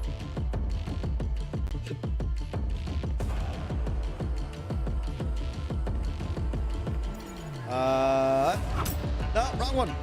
It's blue. Got it. Got it. No, this one. I believe in auto lock. No, I don't. I lied. Okay. Sweet.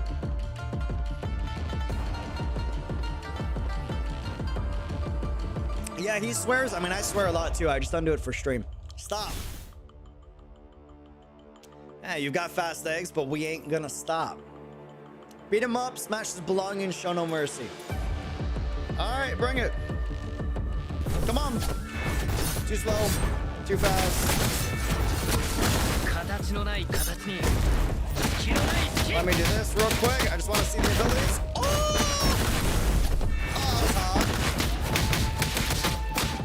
Dude! Wrong thing, my bad. What's wrong? Now you're doing great. You were almost there. Come on.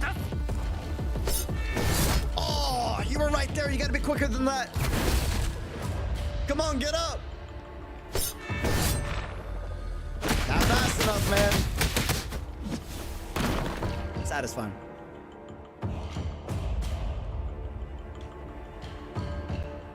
Well, yeah, that's scary. Hey! You look like you eat a lot of burgers, bro. Can we talk about this? No? Alright.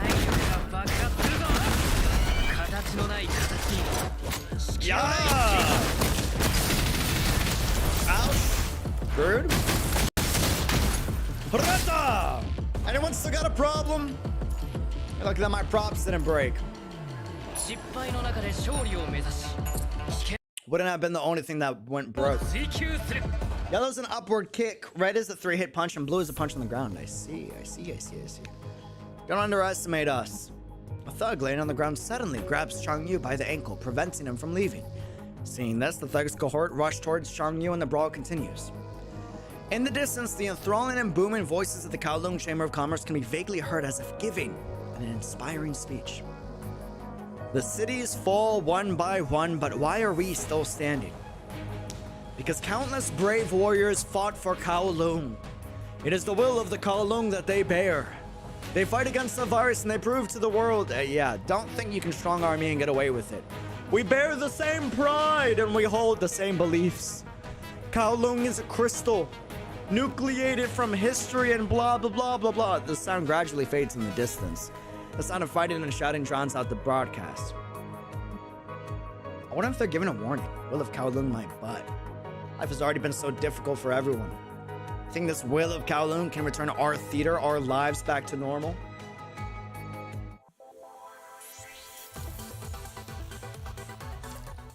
What a relatable story.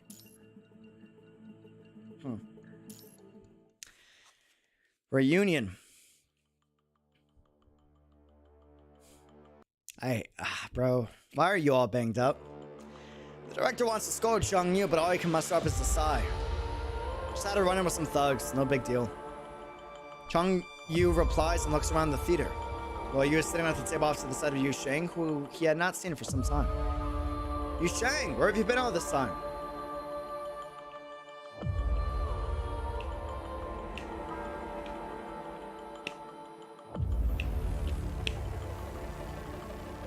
Genshin event when we do a Genshin Impact stream.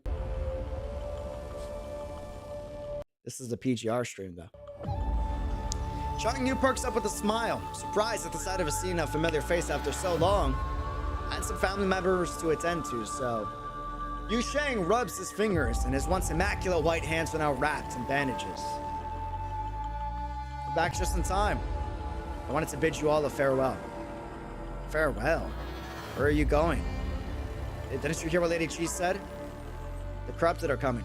I'm gonna fight on the front line. Why? I saw some people walking towards the port. Shouldn't we pack up and board the ship together? Hearing Changyu's response, Yu Sheng shakes his head. After listening to the whole speech in the plaza, I choose to believe in Lady Qi. You buying this whole Will of Kowloon thing? It's my own decision. Lady Qi left the choice to each of us. The ship is not suitable for my sick wife. Staying in the city to participate in the Tabula Akusha is more suitable for us. Tabula Akusha? What's that?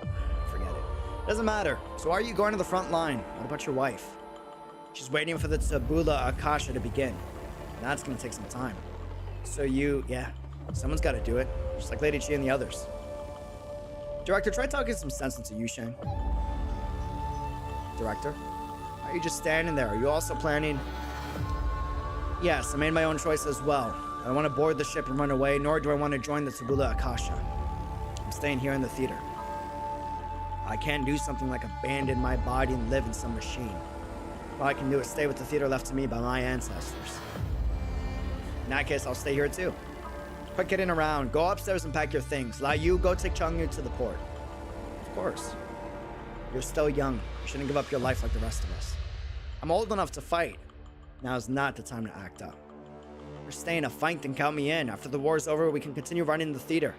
I just finished preparing the props we'll need. Changyu, if you really have grown up, then quit being so naive. I don't have the heart to say it, but I sold the theater a long time ago.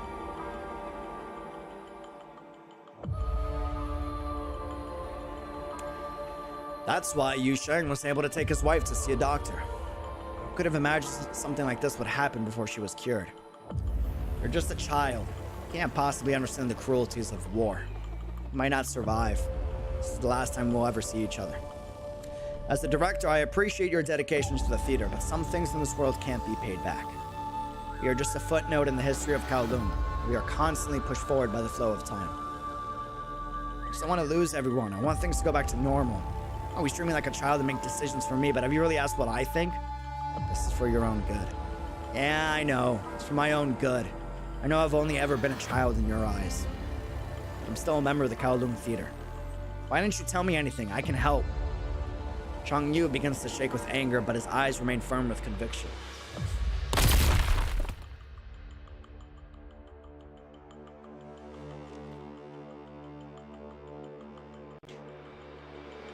A sudden explosion outside the theater interrupts their conversation. Hearing this, Yu Sheng gets up from his seat. We're out of time. I need to get going. Care to see me off? The room falls silent and Yu Heng smiles, walks towards the gate of the theater as Changyu, the other, follows him out.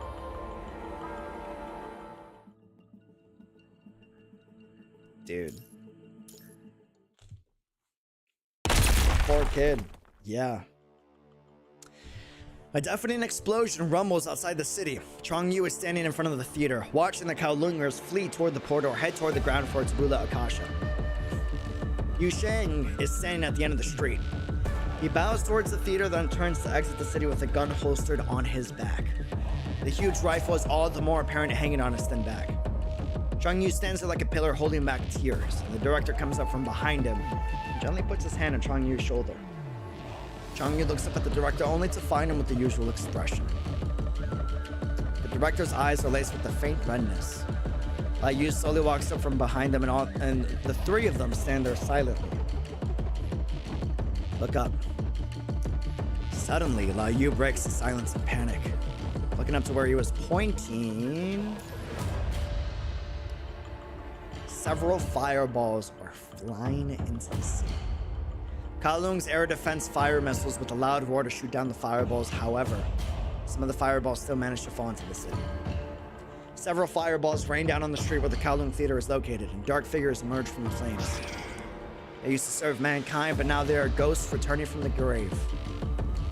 This is the first time Changyu has seen these corrupted monsters with his own eyes. They raise their weapons and howl, running into the ground and running them to pieces. The guerrilla forces from the Pulau crew come running and shoot explosive rounds at the corrupted, and the impact pushes the corrupted back. Another fireball crashes onto the street, obliterating the Pulau soldiers, shouting commands and erupting into flames. The crowd delves into chaos amid the onslaught, leaving them no time to mourn their fallen comrade. The Pulau crew shout as they shoot at the corrupted. Without any guidance, the people at the entrance of the street are in run around in disarray like chickens with their heads cut off. Chaos. We need to do something only we can do.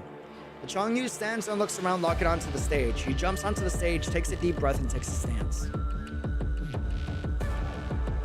Seeing this, the director turns and walks towards the stage. Under Yu's puzzled look, the director picks up mallets and pounds the dust-covered drums. That's smart. Then comes the second one, which is stronger than the last. The third and the fourth, and the director rapidly pounds the drums. The theater's drums spread throughout the streets, suppressing even the chaos outside. It's been a long time, old friend. Changyu and Yu share a glance, and then Yu joins the stage. Yu brushes the dust off a box, and he takes out the zither and clapper. And Changyu takes center stage.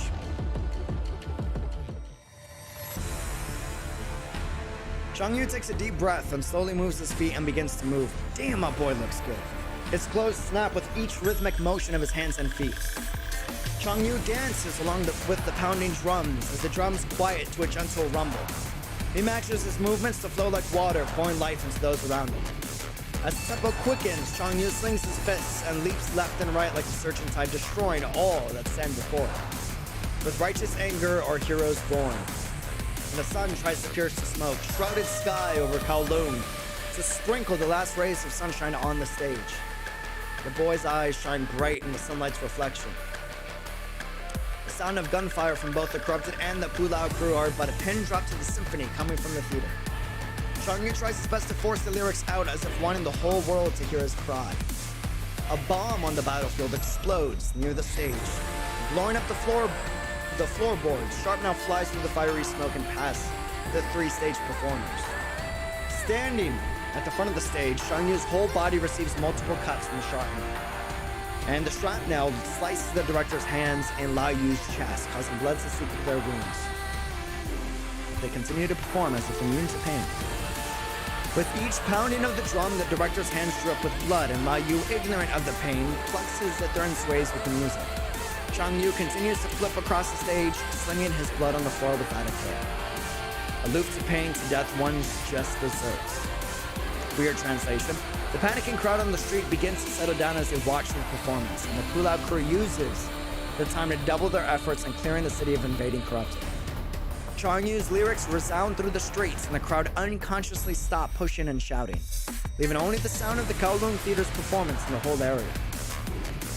Another fireball passes over the Kowloon Theater and lands at its gate.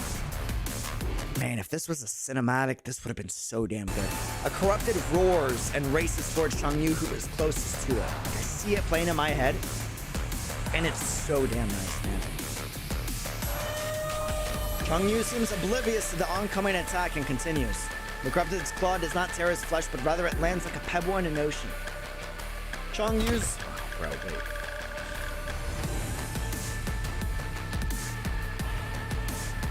Changyu's right foot slides back. He uses the corrupted's momentum to pull it forward, dispersing the blow. As the corrupted passes behind him,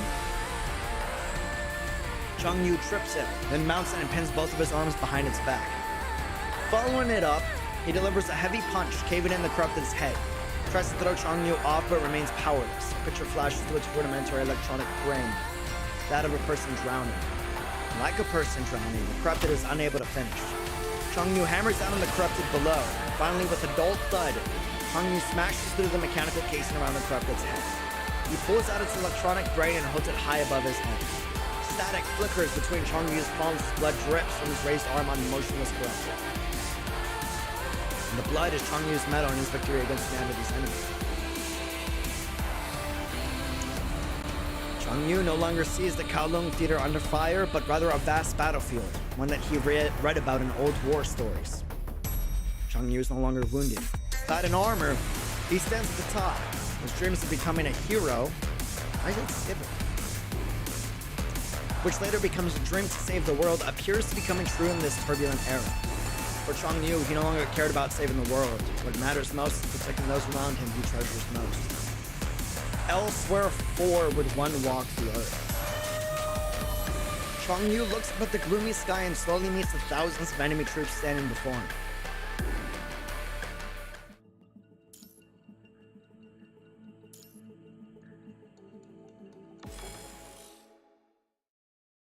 You're clicking so fast? I'm not clicking, it's just skipping.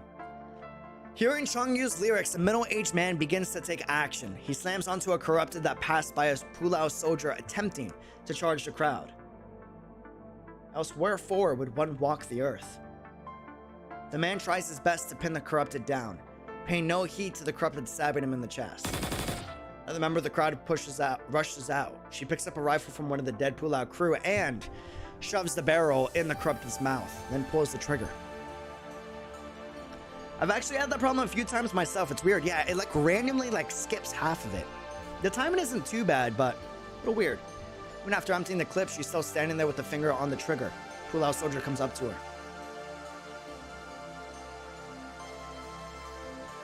After hearing the Pulao soldier's words, she kneels down on the ground and weeps solemnly over the man's body. He gave his life to stop a massacre.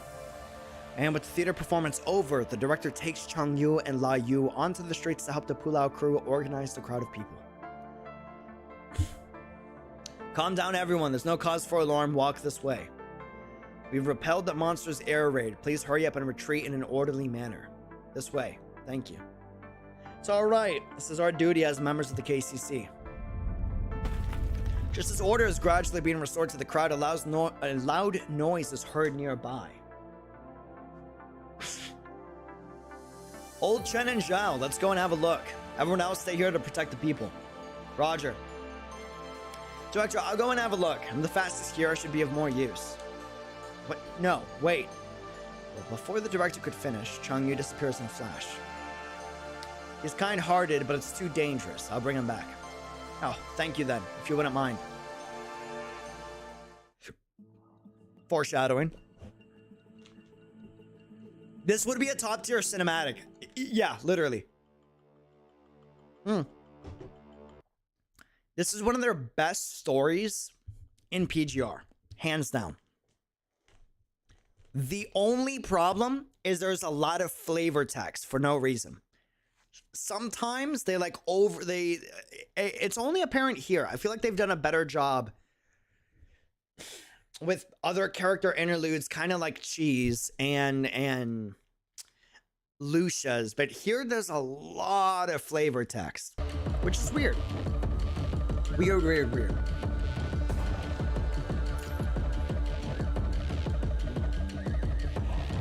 We'll see how it plays out. Investigate the scene. These messy sharp blade yeah, it's skipping fast, dude. It's got to be a bug, maybe. Y'all see how fast it's so weird. Black artificial feathers scattered around. Okay. Dude, this map is phenomenal, though.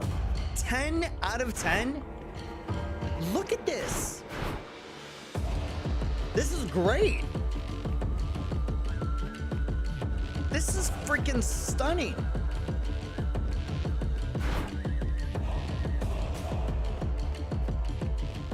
Like, you remember the beginning of this game? Like the first few chapters, we didn't get like this much of like an expansive map. It was like hallway, hallway, hallway done. You know? This is actually like a city with layers. Here are some shell holes, even if this place was affected by the airstrike. Move forward, the civilians are just behind us. Do not let the monsters get past. Over there.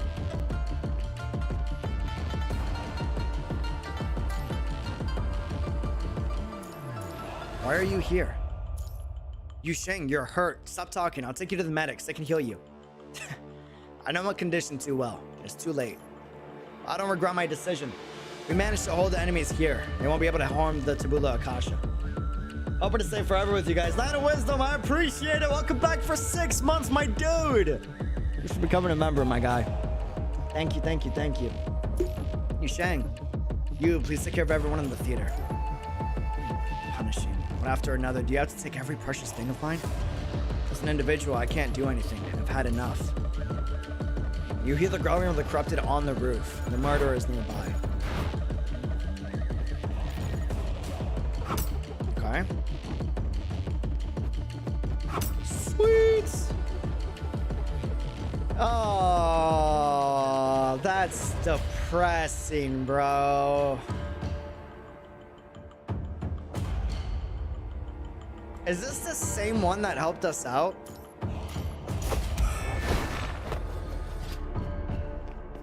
Isn't it? Maybe a reused acid, maybe not. I think this is the same. Oh my god. I think this is the same one.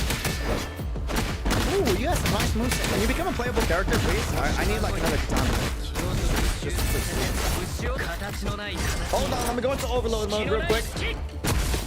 Ouch. Oh, you have a gets potential. That was pretty sick. Ooh. You're gonna feel these hands. Oh, you're gonna feel them, brother. Oh, that was okay. You got a three piece. Got it.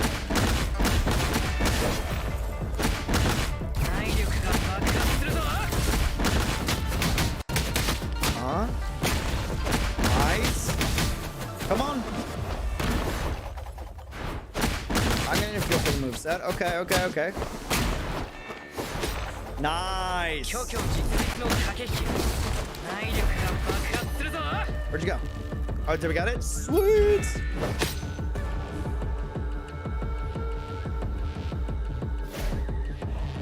Oh, bro! I need a warning. I keep forgetting we have like quick time events now. No.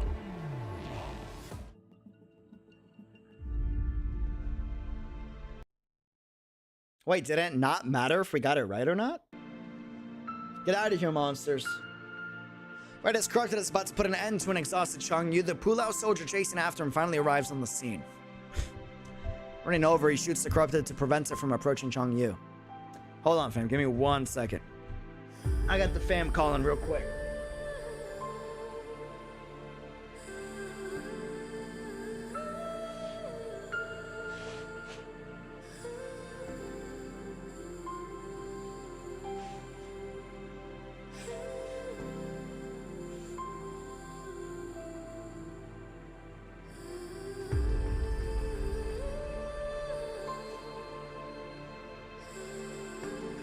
Okay. Here you are, sir. Then you're supposed to be defeated here? Nah, if you got right, it's different. Oh. Really? Huh. Here you are, sir. Off to the side, Lao Yu reloads a rifle and hands it to the Pulao soldier. High explosive rounds continue to decimate the Corrupted. The grenade knocks the Corrupted off the platform, then as if in pursuit, an anti-air missile destroys it with pinpoint precision. The black feathers burn up before they can even touch the ground. Lao Yu and the director climb up on top of the high platform and help the Pulao soldier and Changyu. I'm fine and I have a protective exoskeleton. Go see if the child is alright. You should be fine. Thank you so much. Just doing my duty. The war still rages on and I need to get going. Alright, here's the meeting again after the war. Me too. Director, let's go. Lao Yu hoists Changyu on his back, and the director strokes his head with a trembling hand. The war is displaced, and Changyu is still young. You shouldn't have to endure this pain. Sorry, kid. Last time I'll make decisions for you. I guess I just can't trust human creations. Liu, send him to the port. I hope it'll buy him some more time. The director descends the platform and collects Yu Xing's body, then slowly returns to the Kowloon Theater. Liu watches the director slowly disappear down the street, and he raises his sleeve to wipe the tears from his eyes. Then walks towards the port with the unconscious Changyu on his back. Smoke from the war covers this once prosperous city, disconnecting the people of Kowloon from the future and their past.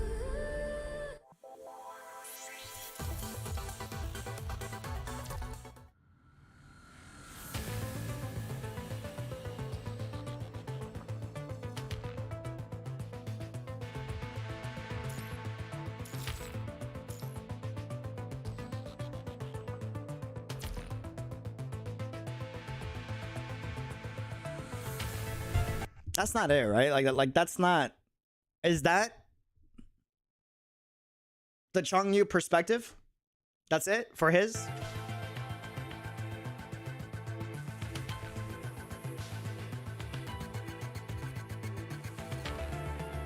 Bro, I want more. That's it? I want more.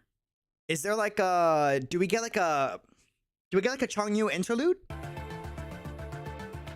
Or was that the only thing we get? Out of curiosity. He's got a really good story. There's a second book. Like, coming soon. Oh, okay. So that's what this is. Dope, sick, awesome. Okay, cool. Coming soon. Got it. So this is context for Kowloon. I haven't even caught up. Yeah, this makes a lot of sense to how, like, the history of Kowloon kind of comes together. I see. And now it's Chi's turn. Chi's turn. If I'm not mistaken. Interesting. Okay. Let me burn this, because we might finish off with this, but I want to see what this is like. Okay. Begin mission. I just want to see like how the difficulty compares to all the other events. I feel like these can be a little harder. Right now they just feel like grinding. I feel like they can be harder. I don't know. That's just my take. I like challenges though, so I can understand if they want to make this easy. That way, ooh, look at the map. Ooh, look at the map. Yes. How did I get no pings there? There we go. There's one.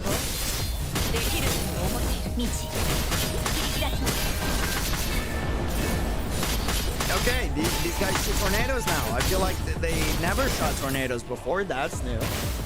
Oh, hi. How's it going? Bring it. What do we got? Nothing? All right. Y'all are a little slow. Oh, but you don't get interrupted that much. Yeah, let me just... let me kill you with that, and then hit you with this, and then let's line this up. Boom! Beautiful! Oh. How about we shred real quick?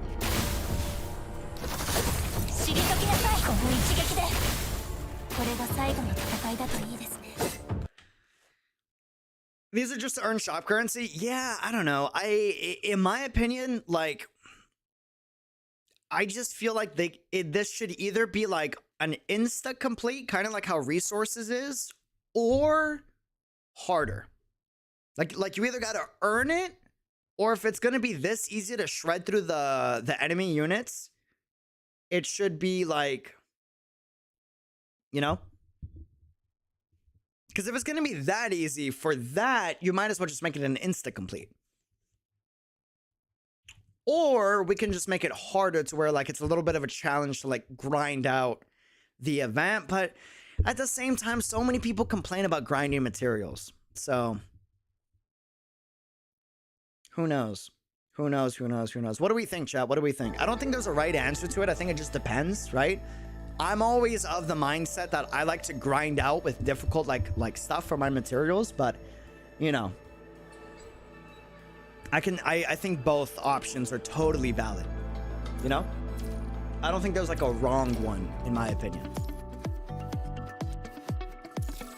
Oh, we should have enough to get Chi, I think. Maybe. I don't like to waste too much time. That's fair. That's fair. That's fair. That's fair. That's fair. Yeah, and I guess we already have like the other game modes too. Like we have Babel Tower. That already like eats up a lot of time, right? There is an autocomplete in the future. Oh, okay. So they do autocompletes in the future for events. Interesting. Yeah, I guess we have Babel Tower. That kind of already like eats up everything, right? Yeah, as long as we consistently get like Babel Tower, I think we're solid. Crew has designed it this way to make it easier for players to level and build their constructs. And as you once said before, it's designed to be a free-to-play / time-friendly game. Babel is there for a reason after all. That makes sense. I agree. I love the... Dude, the UI is so good. The UI in this game is freaking fantastic, man. Yeah, as long as we keep getting Babel Tower, which it looks like we do, that's... I feel like we'll be solid. We will be good. Oh, and then... Let's get this. Dope.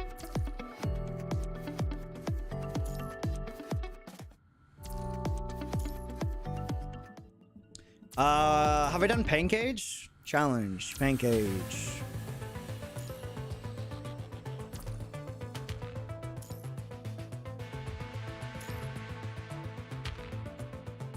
I'll do Pancage later. What do I want to finish off with? Let's finish off with... I don't want to do the story because we got to end stream in like 10-20 minutes to get some work done. And I feel like that's a good stopping point. But... you know what we're going to do? This is exactly what we're going to do.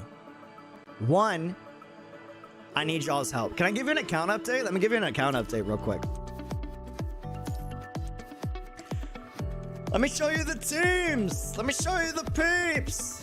This is the work I've been putting in the game. I've been putting in the work, man. All right. Listen. I've been maxing out my characters. Okay. We got an Ultima Alpha, Ultima Lucia. I almost have an Ultima Rosetta. What's the last two I need for Rosetta? Out of curiosity.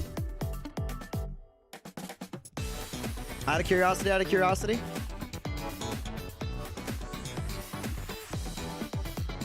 Yeah, I'm doing future content for the future. Catherine. Oh yeah, you guys are right. It is Catherine. Okay, and we can grind for that here, right? I believe. Limited. Special.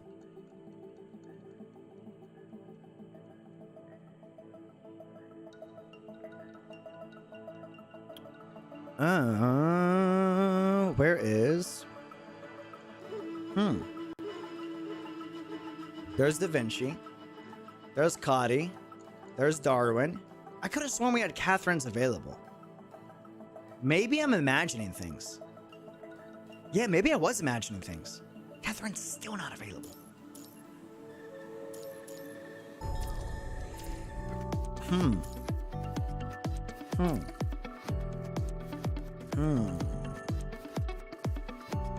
No Catherine's, huh?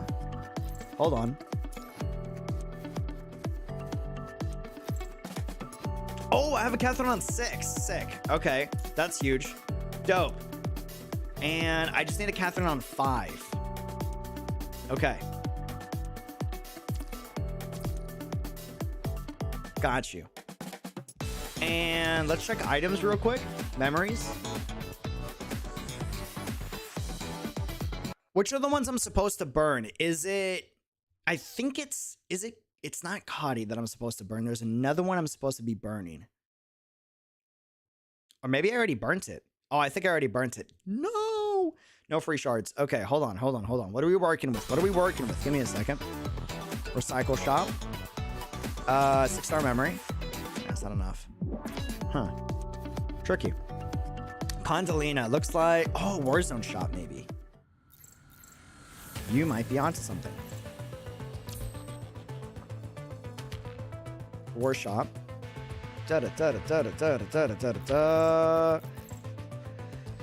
Bum bum bum bum bum bum bum bum. Nothing. It hasn't. It's not our day. It's not our day. Oh wait, no, I lied. Ah, damn, but it's 6. Bro, that's unfortunate. It's a 6. I kind of want it anyways, though, because I'm going to need 2 of these. I don't touch Warzone, like, at all. I'm going to keep it a buck with you. I just don't. Pain Cage is, like, where I live. I live and breathe Pain Cage. I love Boss Rush. I live for Boss Rush, personally. I'm, like, addicted to it. Kundalini is also in there, I saw it. Yeah, let's go with 2 of these. Oh, no, I can only get 1. Okay. We'll take that.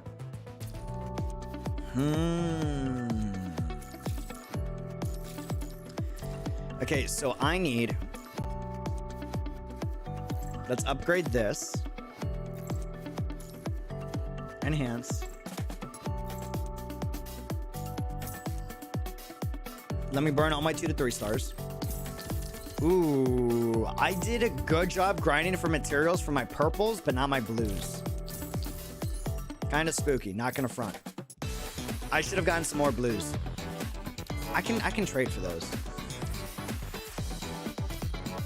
Yeah, because I'm gonna need a few of those. Shop.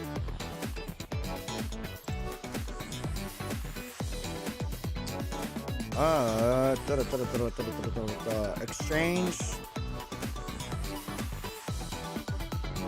I kind of just want to grind it out from the mats.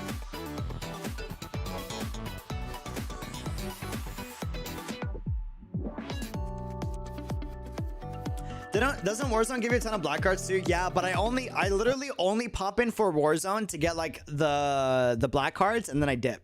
So once I get like my 9 clears for the week, sayonara, I go out.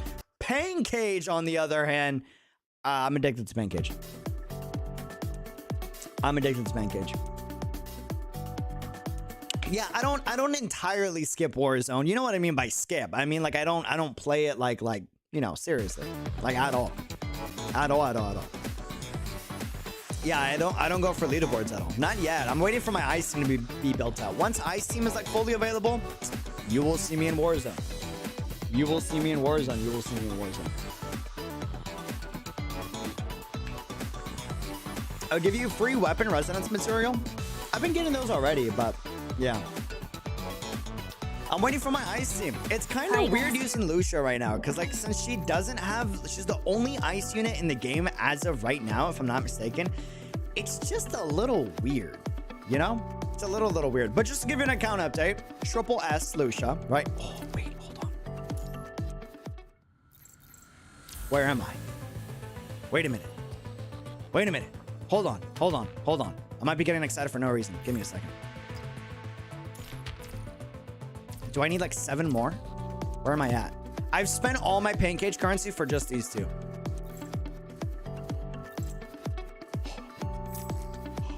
I'm almost there. We're so close. I'm so close. Wait, is Changyu ice? Perfect timing. Say less. Say less. Yes. Bless, dude. Bless. Dude, I've spent all my Pain Cage resources to bring Alpha from SS to Triple S, and now I've been doing it to get, ever since Lucia's been out, I've been doing it to get her from SS to Triple S. So close. Yeah, so far. We're almost there. It's a work in progress. But yeah, so we've ultimated Alpha. I got her weapon finally maxed out, right? I got Crimson Birch maxed out. We got her memories maxed out besides hyper tuning, right? And then Rosetta's a work in progress. We're almost there. I need the Catherines to finish out. Watanabe, he is currently maxed out. Now, before anyone's like, me, that is meta build, me. Listen, hey, this is the cheese babble, all right? It's my babble cheese build, all right? Just trust me, listen. You 2-piece this. You gain 20% more energy when pinging an orb. Signature move requires 20% less energy. It's a babble cheese, all right? Don't hate. Okay? We get it. Me. Santa most DPS efficient build. Me. There's only one way to build a character. Wrong. Okay? You build the character based off of the playstyle you're going for. If you want to min-max damage, it's a whole different story. I'm going for infinite amount of iframes, okay? Infinite amount of iframes, so yeah. Cool, yes, awesome, dope. I will eventually, once I get good at the game, switch from Akadi build, right, onto his best DPS build. In the meantime, I'm going for iframe infinity, okay? Cool, yes, sweet, dope. Chrome, my guy. I recently ultimate him, like very, very recently. He's rocking 4 Heisens, 2 Einsteiners. I don't know if I need to switch that at all, but I feel like that's good. We'll see. Saint Elmo, he's doing pretty good. 6350, kind of nice, not gonna lie.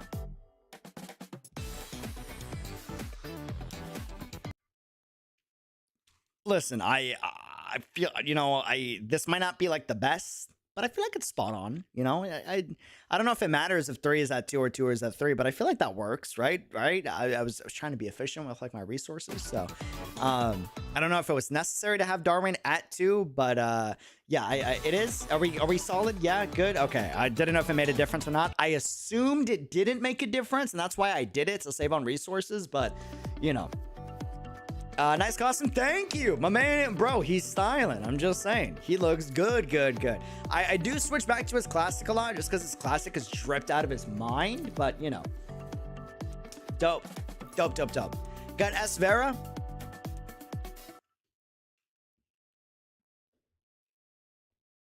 You see, she's smug because she knows what I'm about to say. I hate to admit it, but she is definitely one of my favorite constructs. She is very fun to play. Currently got her at 6K. Ultimate.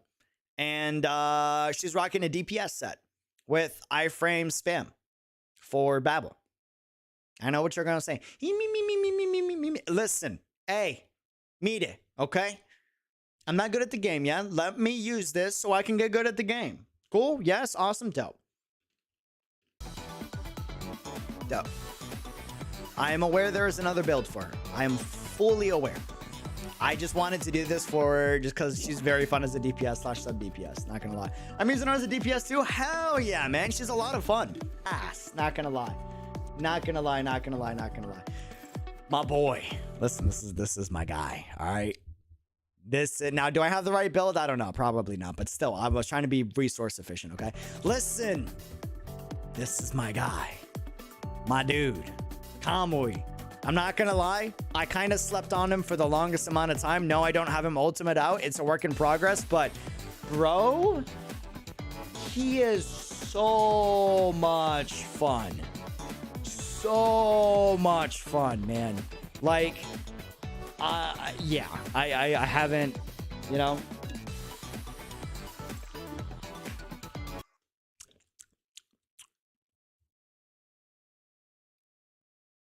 You're probably wondering, bro, she's like a goddess tier support. Why do you not have her built out? That is a phenomenal question.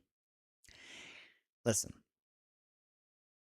I'm kind of dumb in the way that I think, okay? Listen. She's one of my favorite supports in the game, all right? Listen, but I'm kind of dumb in the way that I think. I'm the type of guy that is so, like, traumatized from Genshin Impact. I'm traumatized, okay? Traumatized, okay, with my materials, all right? I know what it's like to have no materials. So now I just play for the long term, okay? I play for the long term. That's kind of what I do. You're probably wondering, Dreamer, your weapon is only at level 35. What the hell are you doing? Dreamer, you don't have the right memories. What are you doing? Why are you talking about being traumatized in Genshin Impact about not having materials? Well, here's the thing. Sure, I could upgrade this, right? I could upgrade this. But then what happens when I get a signature weapon? I got to upgrade the signature weapon too when I could have just saved my materials until the 6-star weapon is, before the 6-star weapon comes out. You know what I'm saying? Like, I would rather hold off. Is that a good idea? No, it's not. Do I care? Yes, I do. But listen, I don't know.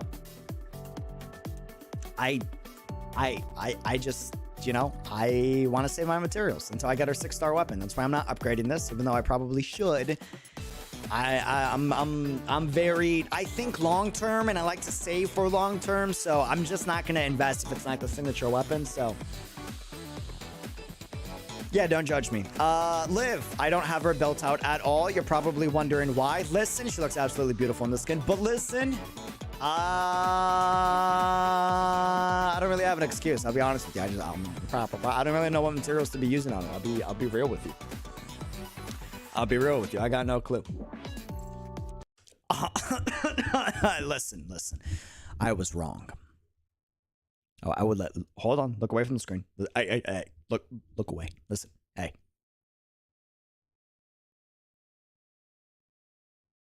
I was wrong. I admit. I thought he was boring as hell. I'm not gonna lie. I'm just keeping a buck with you. I'm being honest with you. I thought he was boring as hell. And this is my spirit animal in the game, right? I like Kamui a lot, but I thought he was boring as hell. So I was like, I'm just not gonna build him. I'm not, because I'm not gonna use him. I understand like he's insanely meta, but I'm not gonna use him. He's boring as hell. You know? And then one day I was forced to use him in like an event, right? And I kind of realized something. I realized I wasn't playing him correctly. I wasn't playing him correctly at all. And then I started playing him correctly. And bro, whoa. Counter God. You know what I'm saying? Like you spam the counters, you go into your overdrive mode, hit. Counter kid, the dude is actually freaking bananas. All right, I'm talking like must build. Yeah. No comment. It is. Yeah, I'm fully aware. I gotta build my lives out. I don't use her. Fire Godly. I'm gonna use him eventually, but materials I'm kind of saving for characters that I know I'm gonna like fully build out. And then I'm working on building her out pretty soon to be my electric DPS. Every live is a matter on Babel, 100%. I'm fully aware. And guess what? I saved for this event.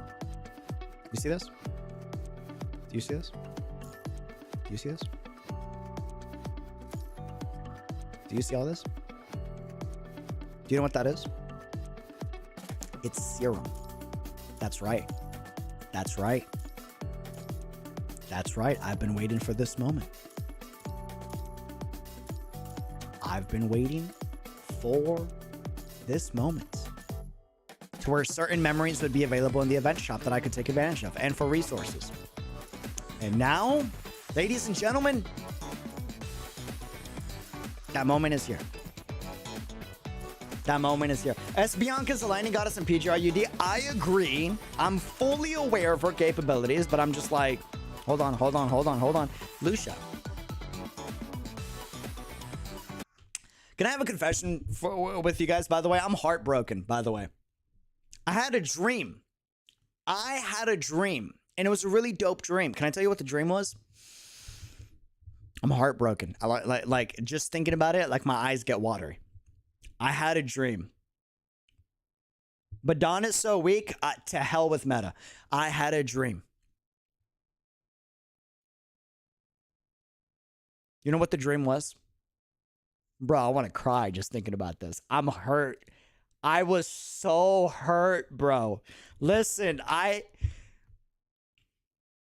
had a dream, like no BS. I dreamt I logged into PGR, bought the skins, and then logged out, and then went about my day. And then like the dream continued. Bro, like I thought that wasn't a dream. I thought like I actually did that. So like I was literally here logging into PGR every single day, watching the skins pass by, like another day. I'm like, oh, haha, I already bought the skin. Oh, haha, I already bought the skin. I'm good. I'm chilling. I'm A-okay. I didn't realize it was a dream. I never actually bought the skin. And I didn't realize this until 3 days after their skins went away from the shop. and I went to try out the skins finally, right?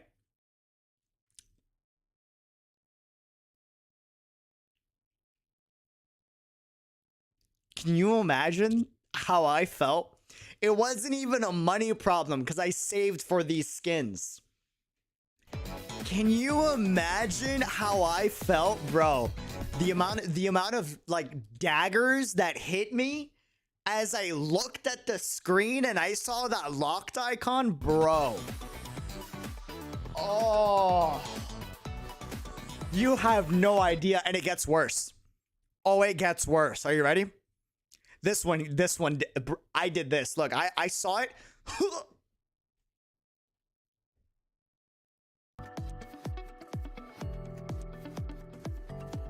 It's one of the greatest skins of the game.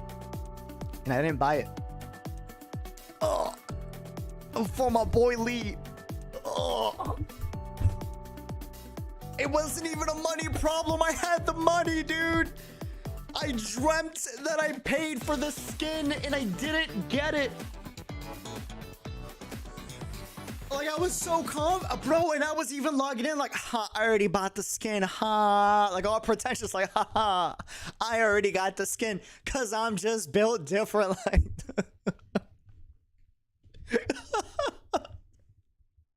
emotional damage, dude.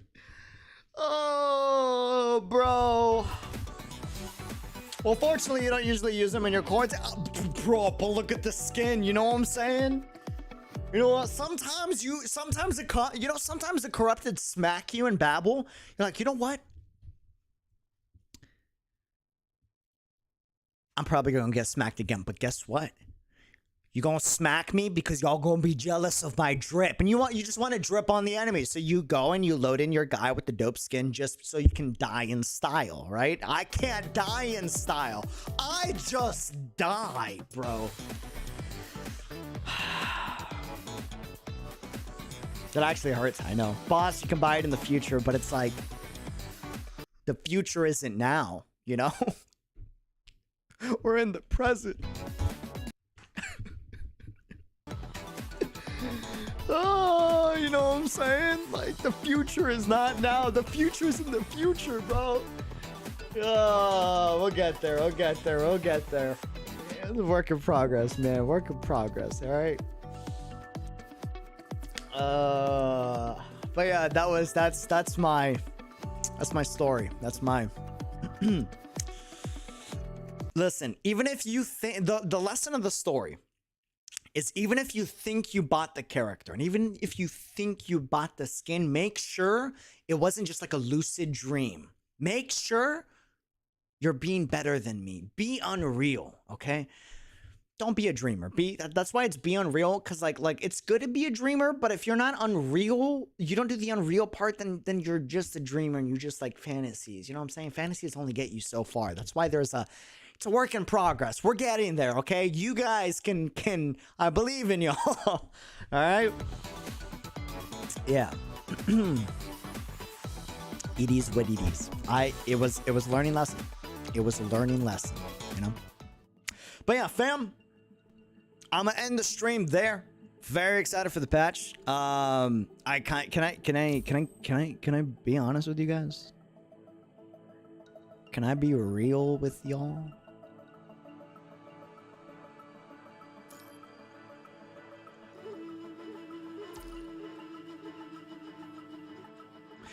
Here's my idea. Here's my plan.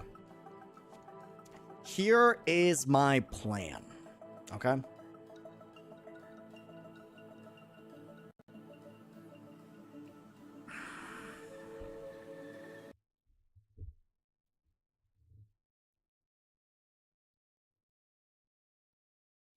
I am going to quit punishing Grey Raven. I'm kidding.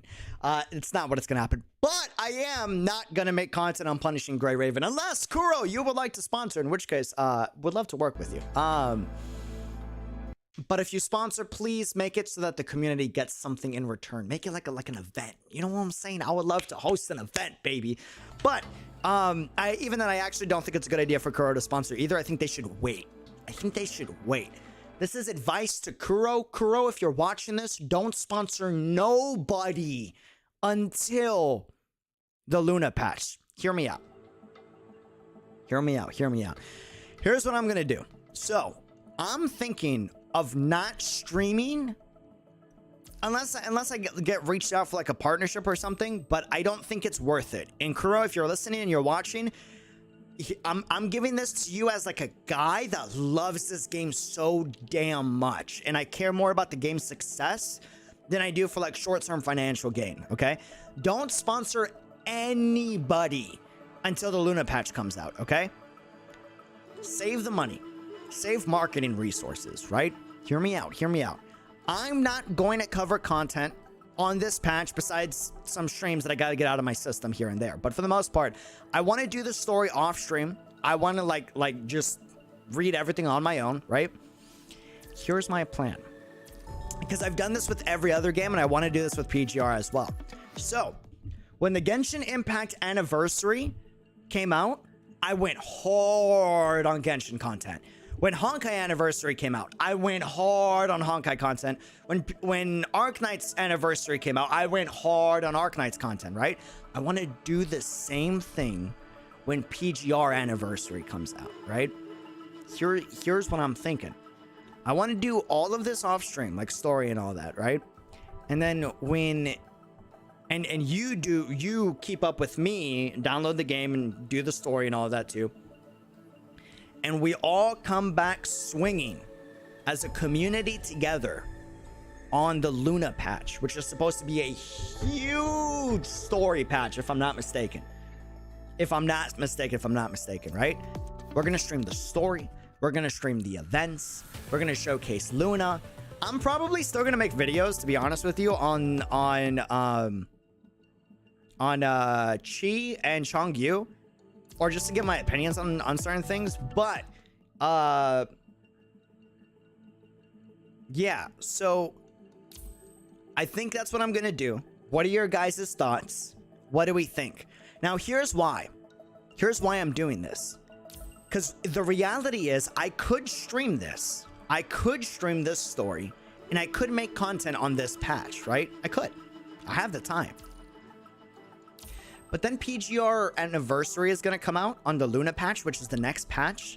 And what's going to happen is, since I'm doing some content on PGR, some content on Genshin, and some content on Honkai, I'm going to continue during the PGR Anniversary to do some content on Honkai, some content on Genshin, some content on Arknights, and some content on PGR. Or I take a step back this patch on content. I go extra hard on the other games, make sure we're completely caught up on Honkai and Genshin. And then for the Luna patch, we go hard on PGR. And then after the Luna patch, we go back to our usual equal balance cycle that we like to do across all of them. But I just feel like for the Luna patch, and correct me if I'm wrong, that's like the big patch for the community, right? That and the near patch. And to the Kuro team, if you're listening, don't sponsor any streamers during this patch. Don't do it. Save your money. Wait until the Luna patch. Wait until the near patch, and you better be spending buku money on the near patch, because the near patch is going to be your one opportunity to bring in a ton of players outside of the niche mobile gaming market into PGR. 100%. You know? So I feel like that's the move. Totally agree, since it's better for both marketing and stream. Yeah, I feel like that's the move, you know? And my thought process is, if we go hard on Genshin and we go hard on Honkai, you know, and this is just for the PGR. Listen, this stays between us. Okay, here's my evil master plan. I have a plan. I've been doing it. It's been working. It's amazing. I have a dream. Now listen. I want to build a community known as the Dream Team fam that is built different, that literally does not give an F about the meta of mobile games. And here's the meta about mobile games. The meta of mobile games is we pretend to be elitist and we trash on other games that are also high quality, which is just cringe as hell, bro. Like, who only goes to one burger shop? Who only gets ice cream from, you know what I'm saying? Like, bro, have the best of both worlds, right? But here's my goal is, if I go hard on Genshin and we bring in a ton of people, and I go hard on Honkai, we bring in a ton of people, right? And then I go hard on PGR during the anniversary where hype is at an all-time high for the game, we should have a ton of new players. We should have a ton of new players to PGR, you know? So, yeah. Yeah. But I don't know. What do you guys think? Honest opinions, honest thoughts.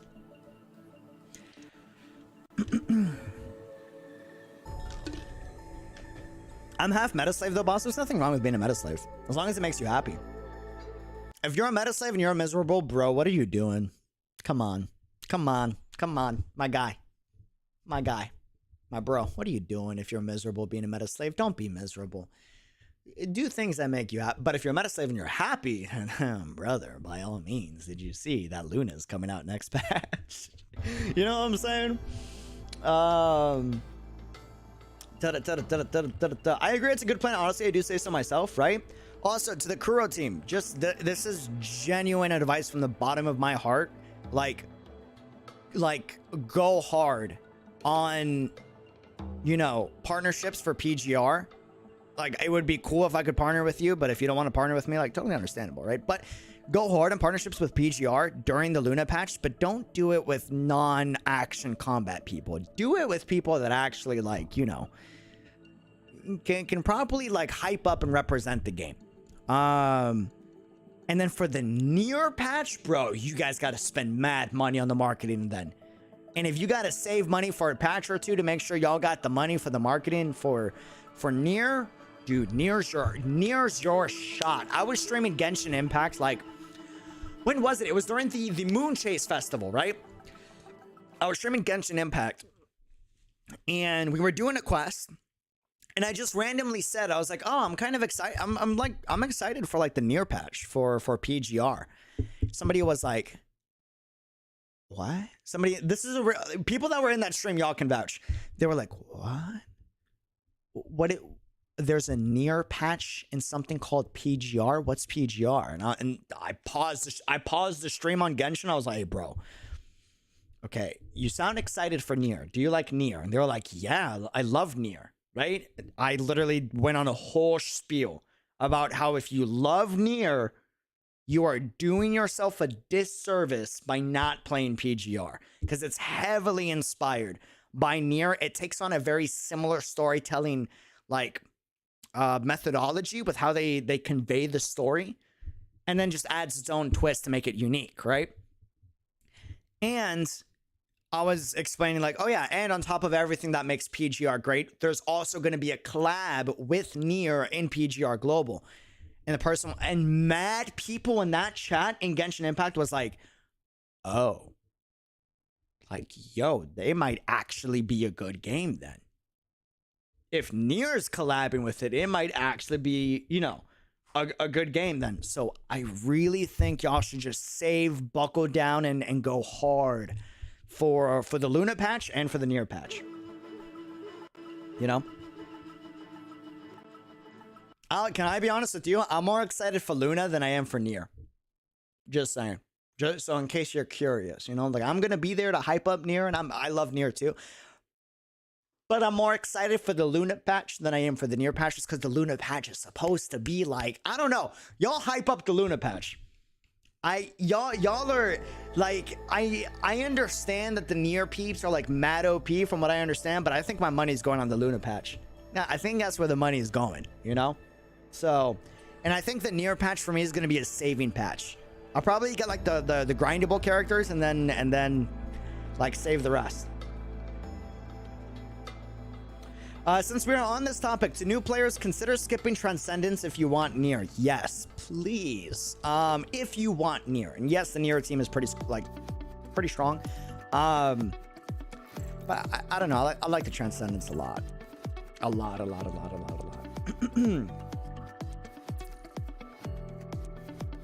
Yeah, playing Nier Automata has made me love the trio to the point that I'm hyped for their arrival to finally play them.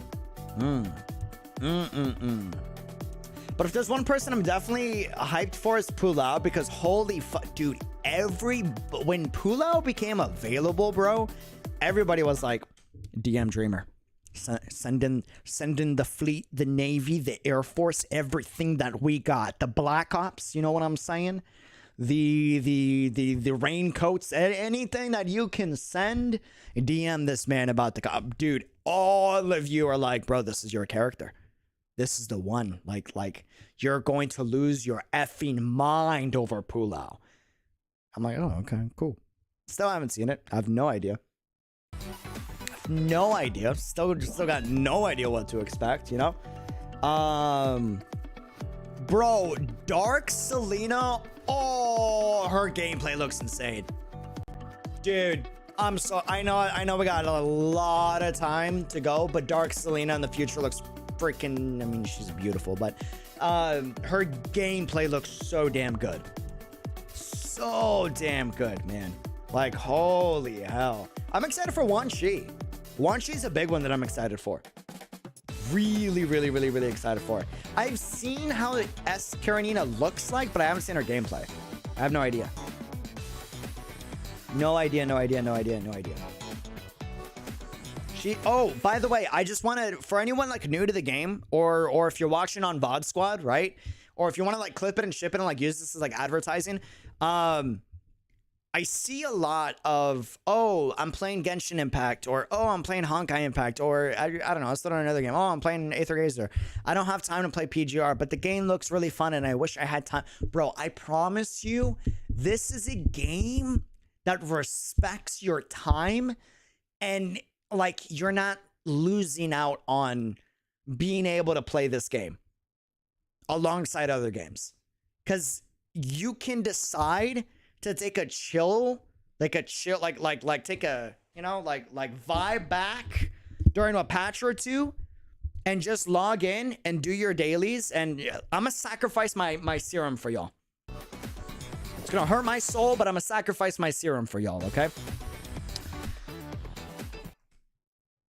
Again, I don't recommend doing this, but if you're busy with a lot of games, I understand. You got work, you got school, totally understandable, right? I'm gonna sacrifice my serum for y'all. It's hurt my soul. Okay. You can log in, do dailies, right? Do pain cage, right? Real quick, to the point where you can even like auto do pain cage now once you get like, you know, your first few clears. Go into here, click this. You can auto clear for memories.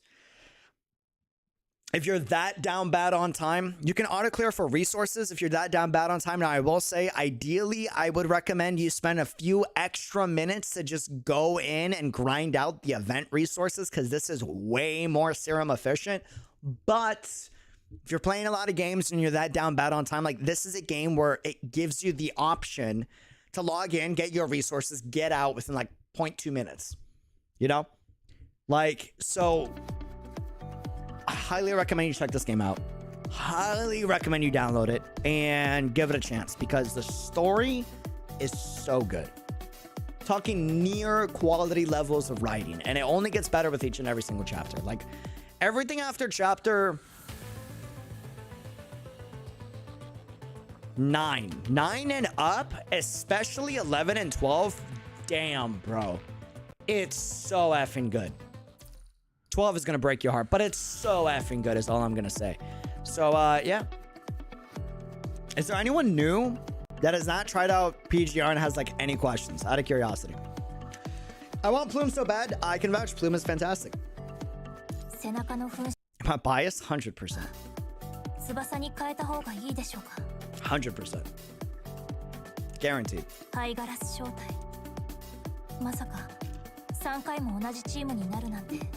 Chapter 13 will break you too? Oh boy.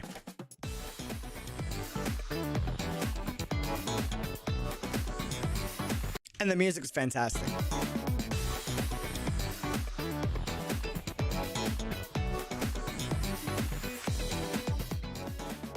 I gotta get back and play this. Looks like it has improved so much in every aspect. Yeah, dude, it's crazy. So like, that's another thing I'll say as someone that like, you know, doesn't like 100% pay attention to every Chinese patch, but as someone that's seen a few of the patches we will be getting in the future, like, this is a small dev group and it's a small team. There's a lot that they gotta work on, but it's because they're a small team, they are constantly refining and improving the production quality, with each and every single patch. Constantly adding quality of life stuff. Like, PGR now compared to PGR on launch is night and day. Night and day different, dude. Night and day, night and day. You can interact with, what do you mean? This? Yeah, I'm aware. I'm aware. I'm stuck at level 68. I wanted to go to 80, but I finished the story and don't know how to level up so much in the game right now. Your best way of leveling up is make sure you do your dailies, right? Knock these out as much as you possibly can. Burn all your serum. Remember that your serum caps out like twice a day. And then it used to be called bounties and now it's called Operation Guardians. Do this. If this looks like it gives almost the same, if not more, EXP than bounties did, and that was a easy way to like level up really fast. Easy way. He means pose. Oh,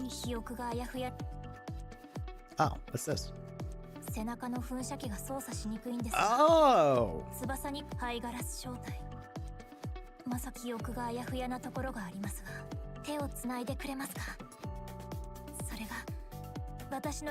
So effing wholesome. Oh my god, that's so damn adorable, dude.